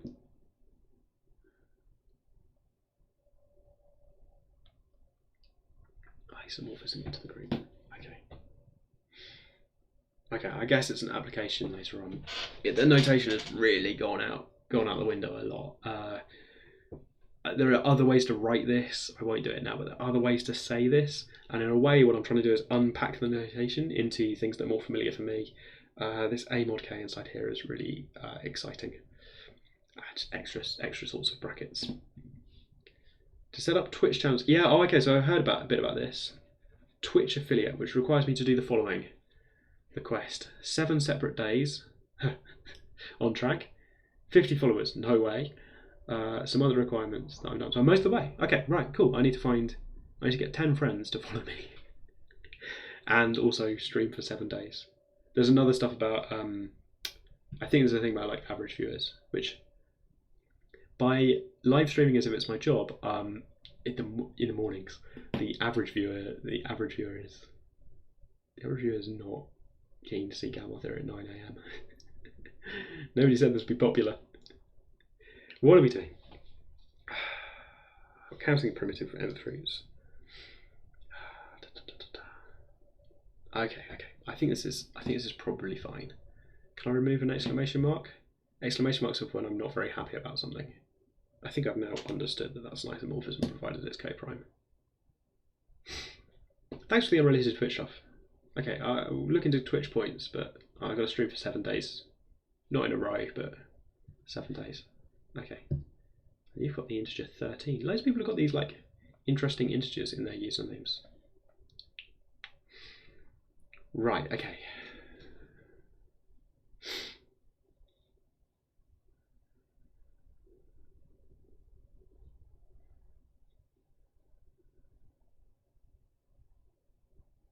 Natural injection of groups. It's surjective if and only if that thing was irreducible. Okay, oh my goodness. But that's, yeah, then we know that group, so why have we written this when we could be writing that? Particular, okay, canonical injection, fine, okay. One is clear, great, since that generates L. I think this is now being thought of as, oh gosh, these are the roots. What did that mean? This time the brackets, I think, mean these are the roots of unity of things of L. That generates L. Where's the group generate L?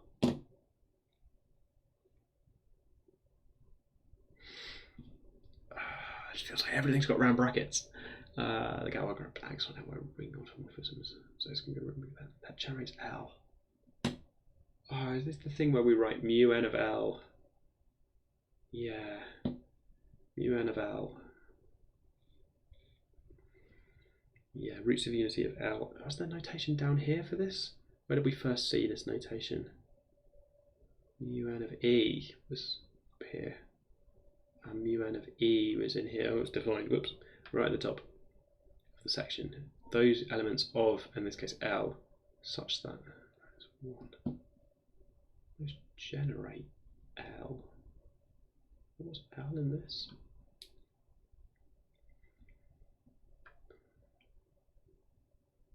This can't be true for like any L, right? Because I could make L even really huge, and then I might get more roots of unity. I might get fewer roots of unity in this huge extension. So is this in the context of L being a particular extension over K that's the splitting field or something? No, I think in all of this we might be imagining that K already splits the roots of unity, right? No. Don't understand the context. Not sure it matters. There's exactly that many of them. 5n is exactly the size. So this is trying to convince me that the size of the Gower group for fifth roots. So for fifth roots, the size of the Gower group is actually 4, not 5. I think they're trying to ban the one where it sends everything to 1. Oh my goodness. On the other hand, hence that's 5. Five is subjective.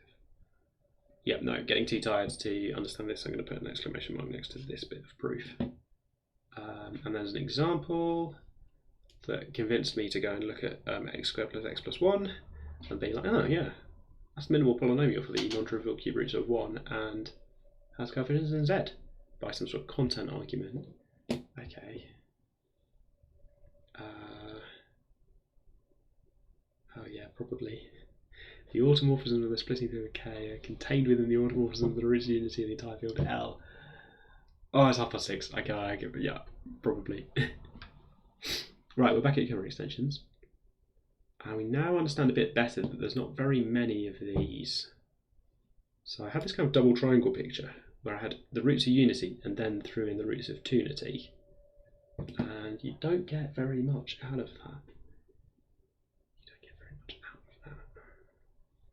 This thing is also isomorphic. Sorry, there's a lot going on here. There's a U group homomorphism. You can also map this one into mu n, and here's the rule for it, which we've then analysed a little bit. This map does not depend on the choice of row and is injective. Just pick your favourite one. To say, okay, you threw in the roots of A, I think that's clever, brilliant. It maps into, the Gower group maps into this cyclic group. And maps injective, good, okay. So it's got a degree at most that, and it's abelian, and it's one of these, like, it's generated by its smaller element of smallest. Take an element of the cyclic group, you generate the cyclic group, now find the one with the least power that is actually in this, in the image of phi. That one generates, oh, a division algorithm or something, generates that. Okay, so it says that this is together then the understanding that the nth roots of unity, there's not that many ways to stir them around while you're respecting multiplication. So the Gower group, which is just going to come in and look at multiplication and addition and respect everything and not send everything to 1, can't do that many things. Can only do like 4 things, which coincides with the degree of the polynomial x to the 4 plus x cubed. If I'm thinking about fifth roots, sorry, x plus 1, which is the kind of minimal polynomial of that. And is irreducible. Yeah, cool. Okay. Prove it's separable. Check that. Anyway, check the derivative. Ooh, lots of stuff here.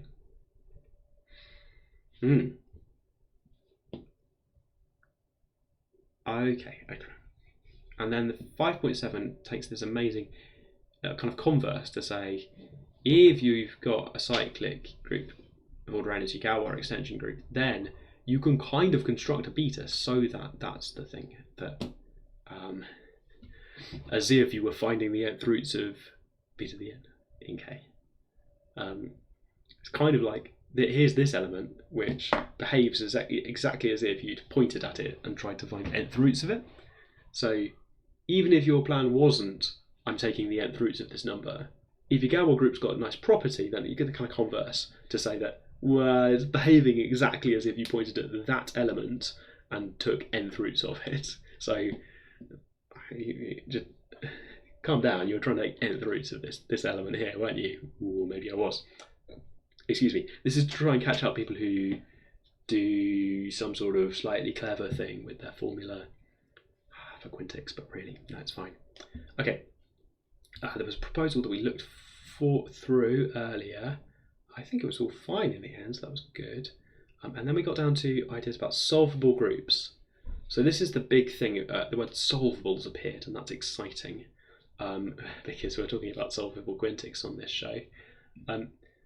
The definition is a bit bizarre. It talks about there being this chain of subgroups where these things are abelian quotients, sort of quite nice quotient subgroups. It sort of says, does your group have this amazing structure, as if it's been built? If you look at just cyclic groups for a moment instead of abelian groups, as if your group has been built out of somebody putting loads of cyclic elements together in a normal subgroup way. That's pretty hard to think about. I have a star and an exclamation mark here to tomorrow come back and think a lot about this proof of lemma 5.11. I'm also going to take a note. Is your group pretty nice? So star exclamation mark. Is your group kind of pretty nice? Oh, is it like a hexagon built out of triangles? Yeah, sure. So the hexagon, yeah, kind of. So the hexagon is a good example because the hexagon contains a triangle that's got some subgroups. The symmetry group is actually quite nice for a hexagon. That's an example of a solvable group, D6 or D12, whatever you want to call it. The symmetries of a hexagon. It's quite nice. Did you build it? Did you essentially build it out of cyclic or nth root kind of ideas? If you did, okay, I'm going to call that solvable. And that exactly lines up with this idea about being able to solve something with radicals. Big chunk of stuff that I didn't understand with normal subgroups. And then down here to look at the length, this is a wow fact to say that because commutative groups, those quotients, the commutative groups, I pointed at them and said don't worry about them, what if they're cyclic? You can always, by this kind of structure theorem, if you've got a semi-complicated abelian group string, you can split it down into cyclic components. It's a little bit like prime factorization or something. You can split it down into these kind of basic components. The thing that people say is that the simple groups are like primes, but anyway, to split abelian groups down. For abelian groups, the cyclic groups are kind of like primes. To split it down so that you had this string of ideas, break it down. Abelian group just means it's everything commutes. It's one of those unhelpful things where it's named after a person, so that you get no clues from the name as to what it means. It means the same as commutative. They're particularly nice.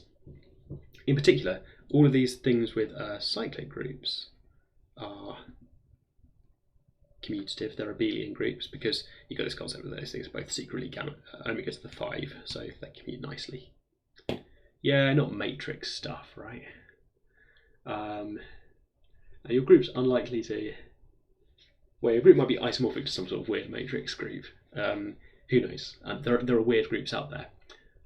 I suppose punchline way down the page, but let's try and get there.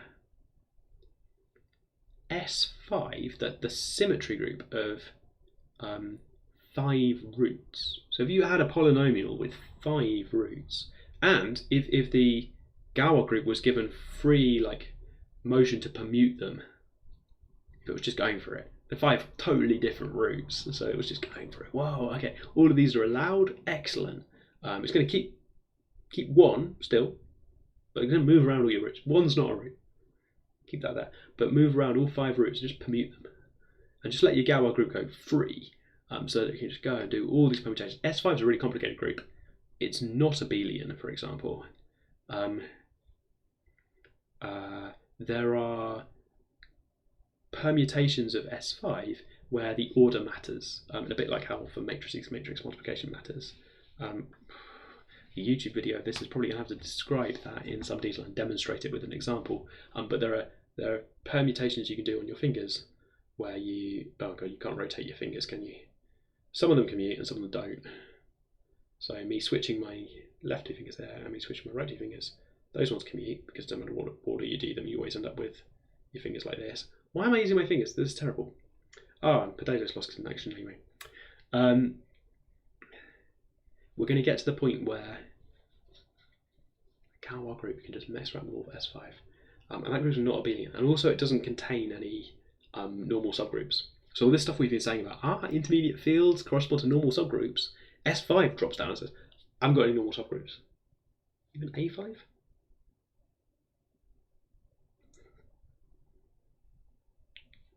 I've only got one normal subgroup.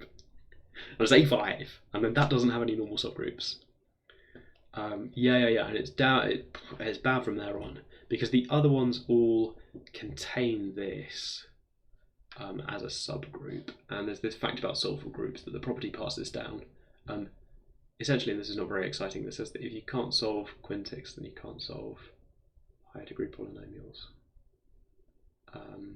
Not actually obvious because you have to find irreducible polynomials. I used to think that was just obvious because you just multiply by x or something, but no, not actually obvious. But S5 is not abelian. Actually, S4 is not abelian either. A4 is pretty bad too, but you can break down A4. So there is a quartic formula. It's not in these notes, so I should probably work it out at some point if I get infinite spare time. It's on the web, quartic formula. So you can break down A4 is not abelian, but you can build it out this string of things with abelian quotients. Normal subgroups, it's got normal subgroups. A5 doesn't have any normal subgroups, it's simple. Which is a word for something with no normal subgroups. And that means you're stuck. Your only choice for the string would be to go from S5 down to A5 for finite filtration. Do you want to draw the fourth roots of unity? Aren't they just sure. So they're just I, right? I is a fourth root of unity. Stupid sentence. Yeah, it's just minus 1, 1. I and minus I. Those things all satisfy x to the 4 equals 1. There they are, 4 of them. They lie in the corners of a square, centered on the origin, with one of the corners at 1. Roots of unity are lovely. They're always a regular polygon, centered at the origin. Okay. What are we doing? Down here. Yeah, abelian quotients.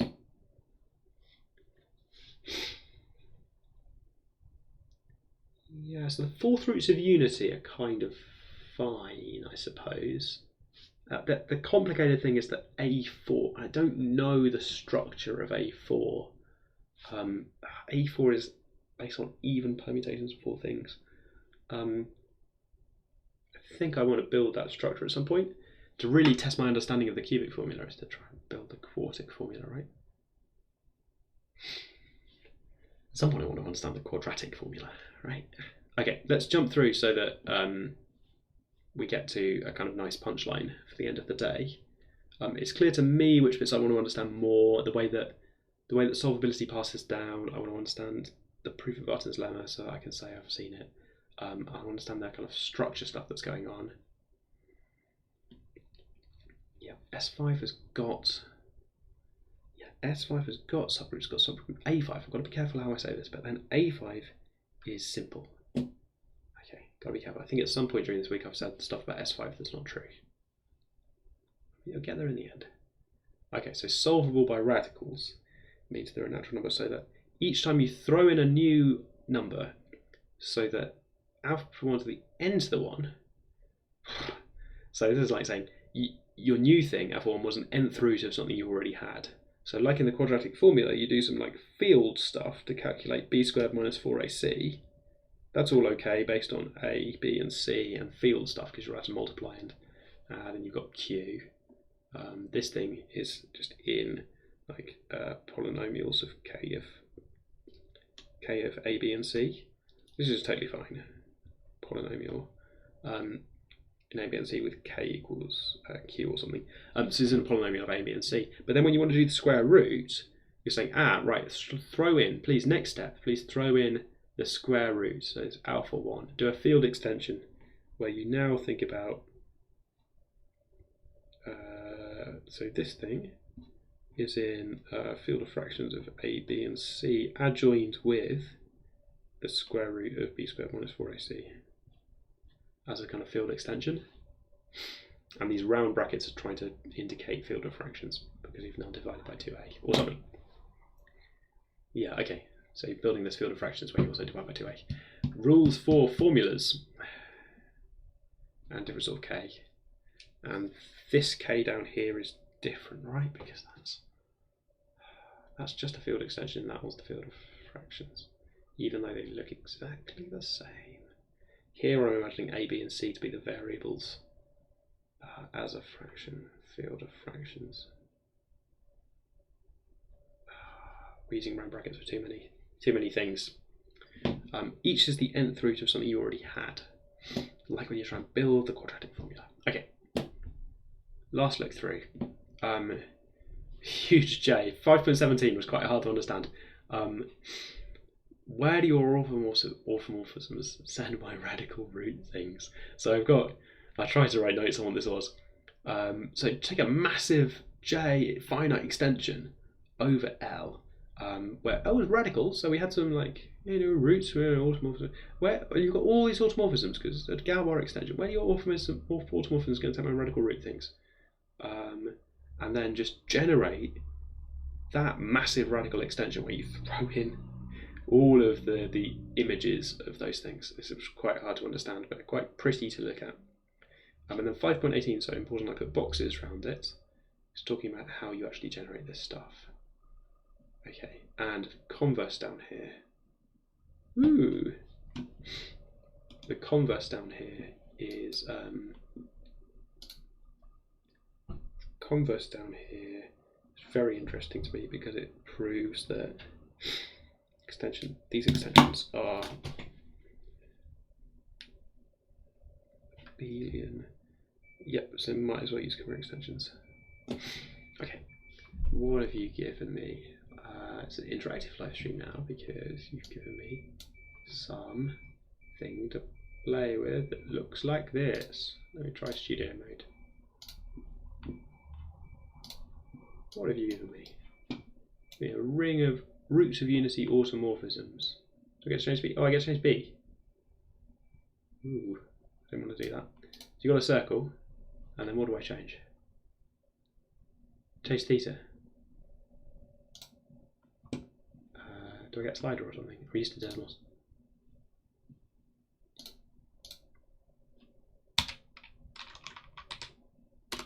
Oh, okay. They go round. What are these doing? Oh, these are like the images of that thing under powers of that. Okay. So it's taking powers of that. Yeah, these are the things, aren't they? Oh, and we've got 6 of them, maybe? I don't know what's going on. Pi by 2 now. Oops. Maybe I'm supposed to split this up like this. 4, 1, 2. Oh, hang on. So 1's got to be fixed, and then you're showing me where 2, 3, 4, 5. I'm going to 1, 2, 3, 4, 5. So this is the hexagon case. And you're showing me that. Okay. If I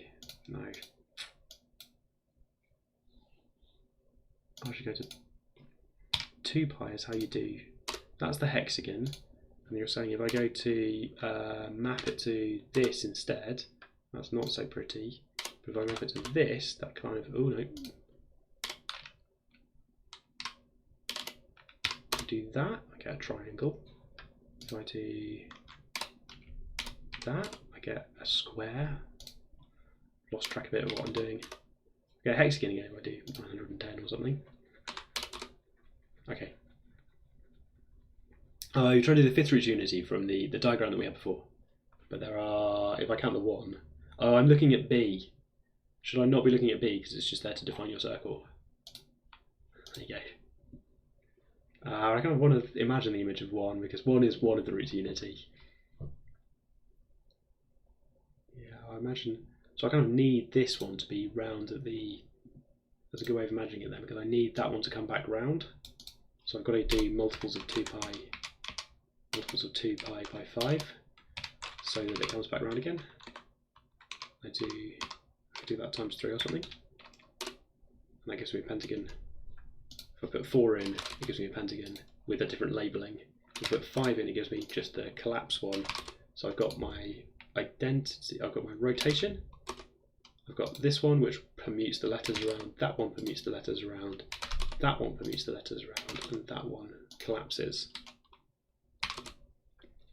Nice, like it. Good. Ah, delete G or B. Well, I deleted B rather than G. Okay. So there's this link between solvable subgroups. Very nice. Okay. Here's where the notes go. They do this solution of the general cubical equation, which is quite fun, square roots and cube roots. There's a bit I don't understand in here where it starts bringing in the square root of the discriminant, and I don't know why. I don't know why we care about the square root of the discriminant. It's not that big as an extension, really. Why do we need it? Conclude that. Still talk about these being quite small as subgroups. I've got an exclamation mark there to understand why it's there. And I don't get down here. I don't get why these things are still around. I don't see where we're using it as the discriminant in here. Maybe I'm being shallow-minded and this is like secretly some sort of roots of unity thing, but it's been put in with the roots of unity. Okay, there's an extra square root of the discriminant thing going on in here, which I don't get. But then we get out the cubic formula, so I do want to understand this at some point. And then finally, to tag the Quintic, just the way these streams work at the moment is we understand more and more, and at the end we try and tag the Quintic, remind ourselves where it is, what we're going for. We got a shortcut to get past Soolov. We got a nice theorem, a really good proof of this, which I'm excited to put in a YouTube video at some point. Then we had some group theory before finally talking about a case here with polynomials over Q, which is the main thing that I came for. Suppose that it has precisely p minus 2 real roots in C, then the Galois group turns out to be the massive thing, right? Okay, that's amazing. It can permute things kind of freely. It's got this huge size, huge great size. So let's read it one more time. Just tag it and check our understanding each time round. Each day, end of each day, we're going to have a look. I've got tomorrow as well. L be a splitting field for P.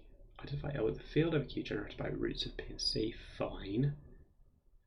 The roots of P are distinct since P is separable. Choosing a labeling, we may view it as a subgroup of SP. If you number the roots, then Galois group has to permute the roots.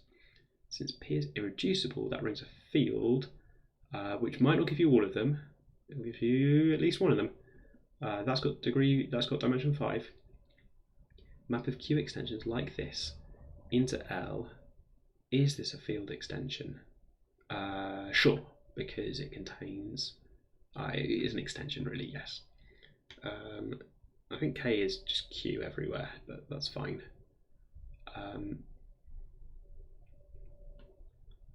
So P, which is the extension up here, by the Tower law divides this thing, I think. Since the size of the Galois group, I'm no longer imagining Bazoo, by the way. That was a helpful hint at one point, but no longer helpful. One of the previous goes round. Since the size of the Galois group, hey, thanks for the follow. Since the size of the Galois group is like the K dimension, there's something about counting in there somewhere. So P divides that. So you went all the way up to the splitting field, and definitely that's the size of that splitting field. The dimension of the splitting field is a multiple of 5 because it's got at least something corresponding to one of those roots with minimal polynomial degree 5. Or I'm saying 5 a lot for P because I care so much about the Quintic. Map of Q extensions like that. Since the Galois group is that, we thus see that P is the size of the Galois group. Divides that. Conclude there is an element of order P, which is a P cycle. Yeah, how much do I care about that being? Yeah, no, this is good. There is a P cycle, and then there is complex conjugation exists. There's a field automorphism of C, which I mentioned quite a lot. The image of L at the conjugation restricting down kappa to Galois L over Q. We have kappa's not identity since it has non-real roots, and that means it can generate this. Ooh. Approved by admission, yeah. Yeah, it's not fun. We had a go at it at the top. generating this. Yeah, okay, so this proof. This time round, I'm picking out the idea that this, when you quotient by p, you maybe don't get all the roots. You get at least one and you get degree p, and there's this subtlety about saying, oh, be very careful. Order p means you've got a p cycle, and then you can use this thing up here to generate all of SP. So your Galois group is as big as it could be, right? Yeah, this is the biggest it could be. Because it's only got p roots. This polynomial's only got p roots, so what's Galois group going to do other than permute them? And then there's an example. And the example is the Quintic that we want to try and understand. We're standing tall on this mountain of group theory and Galois extensions. And we've got down here an example of an irreducible polynomial. There's some maths that's not very important to check that it's irreducible and to check how many real roots it's got. But the really important thing here is to say that, aha, this is an example that did all the stuff above. So all this stuff above, I'm reading this, I'm always thinking about this particular Quintic, P is 5. And this has got two imaginary roots and two complex roots and 3 real roots, which means it's got an enormous Galois group that permutes all the roots freely. S5 is not solvable. So you are not building that Galois group, the one that contains the roots, the ones where, even if you were just going to write down an expression that was equal to one of the roots, that's what a formula is, even if you were just going to write down an expression that involved just one root, you would, okay, so you could write down an expression for a root, that would be a way of writing down everything in here. Because if you can write down a root, you can write down any of the roots. You can write down each of the roots, and then you could use that to generate it. So if you had some sort of formula that generated roots for this Quintic, you could use that to then generate the extension over here. Because the extension is just generated, it's the splitting field. It's just generated by the roots. So you can find the roots. That's the whole game. That's all you've got to build. The complexity here of SP, the complexity here of the Galois group, it's not coming from anything dishonest. It's just coming from roots. So if you can solve the roots, you're done. Promise. Fair fight. If you can solve the roots, if you can solve the roots, then you can generate this Galois group. But solving for it with radicals would be building just little cyclic quotients, and the group's not necessarily abelian as well, but it is something called solvable if you build it like that. And I can tell whether your group's going to be solvable or not by looking at S5 and saying, well, it's not built like that. S5 is not built like that. It cannot be built as this string of, every time you do a radical extension, you're just adding in an extra group on top where the Galois group, the quotient, link it together. The Galois group is cyclic, and that corresponds to Galois group is cyclic. That's the quotient for a whole string of these groups you've been building, a whole string of normal subgroups where 4.4, because the previous one you were doing was also a Galois extension, as you were throwing in these roots, it was a Quintic extension, right? Because you were just doing roots along the way.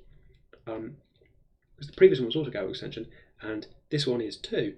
The whole thing is a Galois extension, and 4.4, that was a normal subgroup.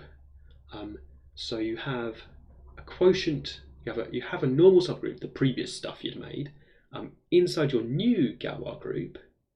The previous stuff was a normal subgroup, 4.4, and the quotient is the cyclic group for the Quintic extension. That's another bit of 4.4, but also analysing Quintic extensions. So that means that you've built a slightly longer chain, sure, of something where there's a normal subgroup with a cyclic quotient, and that's all you were doing on the way up.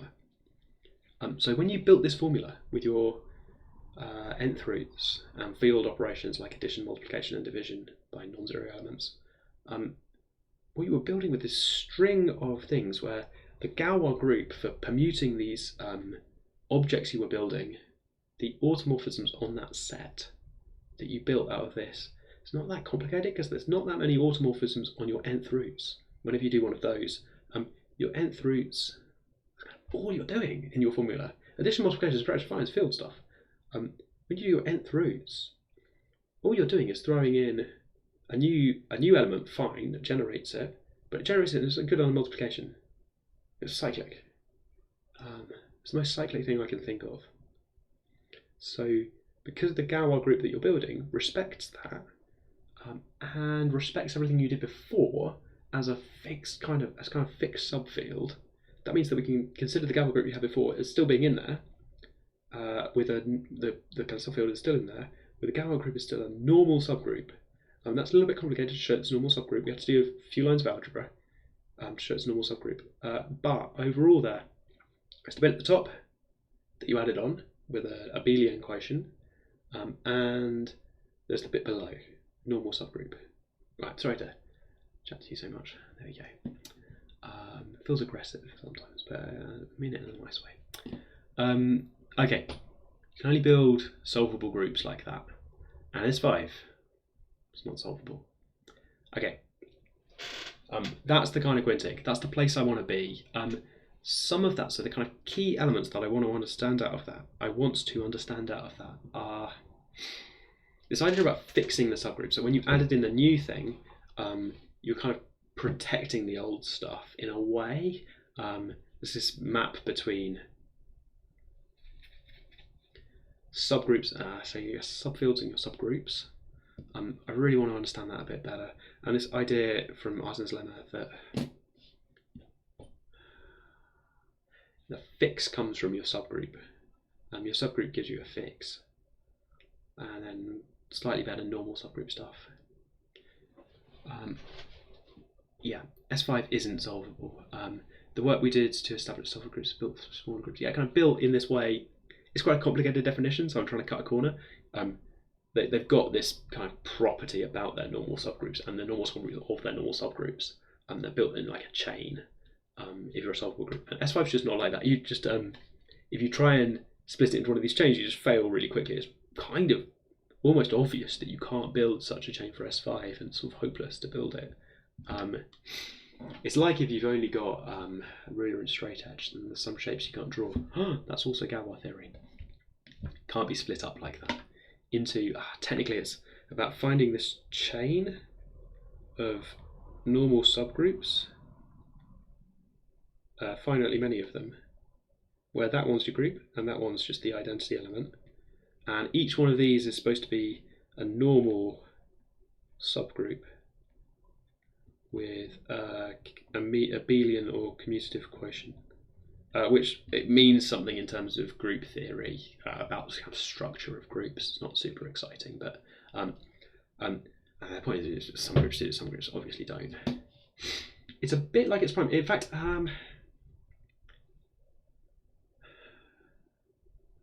it's kind of like there is this nice fact about finite groups in a way. I think I don't really know this. I want to learn this at some point. It's on my map somewhere. Yeah, so it's classification of finite abelian groups. That there's some kind of factorization for them. S5's not actually the prime, because S5 splits a tiny bit. It splits in half into a different group called A5, where that is a normal subgroup with a abelian quotient. So you can kind of come down the chain just a little bit. So if you start with S5, you can go down one step only, and there's only one choice about how you do that because it's only got that. That's the only interesting normal subgroup. You can't go all the way because then the quotient wouldn't be abelian. The quotient would be everything. And if you just go down to AN, then that one is kind of a bit. It's a sticking stone. A5 doesn't split anymore. That's kind of the almost prime element. Group theory is interesting. There's more to it than just prime numbers. The abelian groups are kind of fine. The abelian groups, okay. The abelian groups have some very simple stuff that's pretty much like prime numbers. But in general groups, there are these things called simple groups which behave a bit like primes. Not really on our map for this quest, but I think something I'd like to understand one day, I think, is classification of finite groups. There's a big bit of theory done by Conway et al. It's totally not fair to them to call them Conway et al. For Site 6. Okay, we finished the day on a high. We finished the day at the top of the Quintic. I think we deserve to be for a change. Good level of understanding about these Kummer extensions and things. I've got 1 day left of live stream. They're not that bad. We can do some group examples. When this eventually turns into, I'm not sure what this is, like a YouTube video or like a... Sometimes I feel like I could write a version of all the notes where you only care about rational numbers and the Quintic. Like everything is always multiplied. No extension to simple other groups at all. Everything's all hyper-focused. So maybe it's like a short course which explains to essentially A-level students how this all works in the particular case of the Quintic. Sort of think I can get away with that. Yeah, sure. We're on a plane. We're looking down. We're kind of hovering. Maybe we kind of cheated and flew on an eagle to get over to the Quintic rather than just draw the eagle in. Why don't they simply take the eagles? It's carrying me, I guess. Okay, that's the eagle. It's kind of, it's not really the right way to get to the Quintic. But hey, it's 7 o'clock and I think I'm done. Thanks for watching. It's been nice having some people around in chat today. Mostly I've been talking to this little owl, which I've been doing anyway. And good to have you here. It's not always that sort of live stream. Been nice to have a mix of kind of slightly explaining teaching as well as learning. But yeah. Okay. I've had fun too. Right, good. Okay. I'm going to call it there. Thanks, Herb, as well. Yeah, it's still here. Hey! We're up to 41 followers, and Mountain Ash told me that if we hit 50, then Twitch in some sense acknowledges us. Notice me, Twitch. I think that's what they said. Also, there's a much harder requirement, which is average viewers, which I constantly tank every morning by starting at 9. When no one wants to be here. But it's not about Twitch. It's about the Quintic. Good, right, cool. Calling it a day there. I will see, I guess, some of you tomorrow. And I think lots of you normally I'll see next week. So I'll do the sign off. I'll see lots of you in 166 hours for an actual episode of the Matt live stream. But I'll see me and this tiny owl in, I don't want to think about a number of hours, for tomorrow's understanding of Galois theory. Oh gosh, Herb's coming in. Herb, I'm doing this like it's my job. You don't have to... Although tomorrow's a good chance I actually understand things. So that'll be good. Right.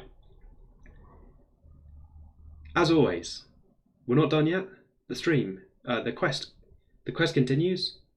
We're going to actually understand this Quintic stuff properly. The quest is to be continued.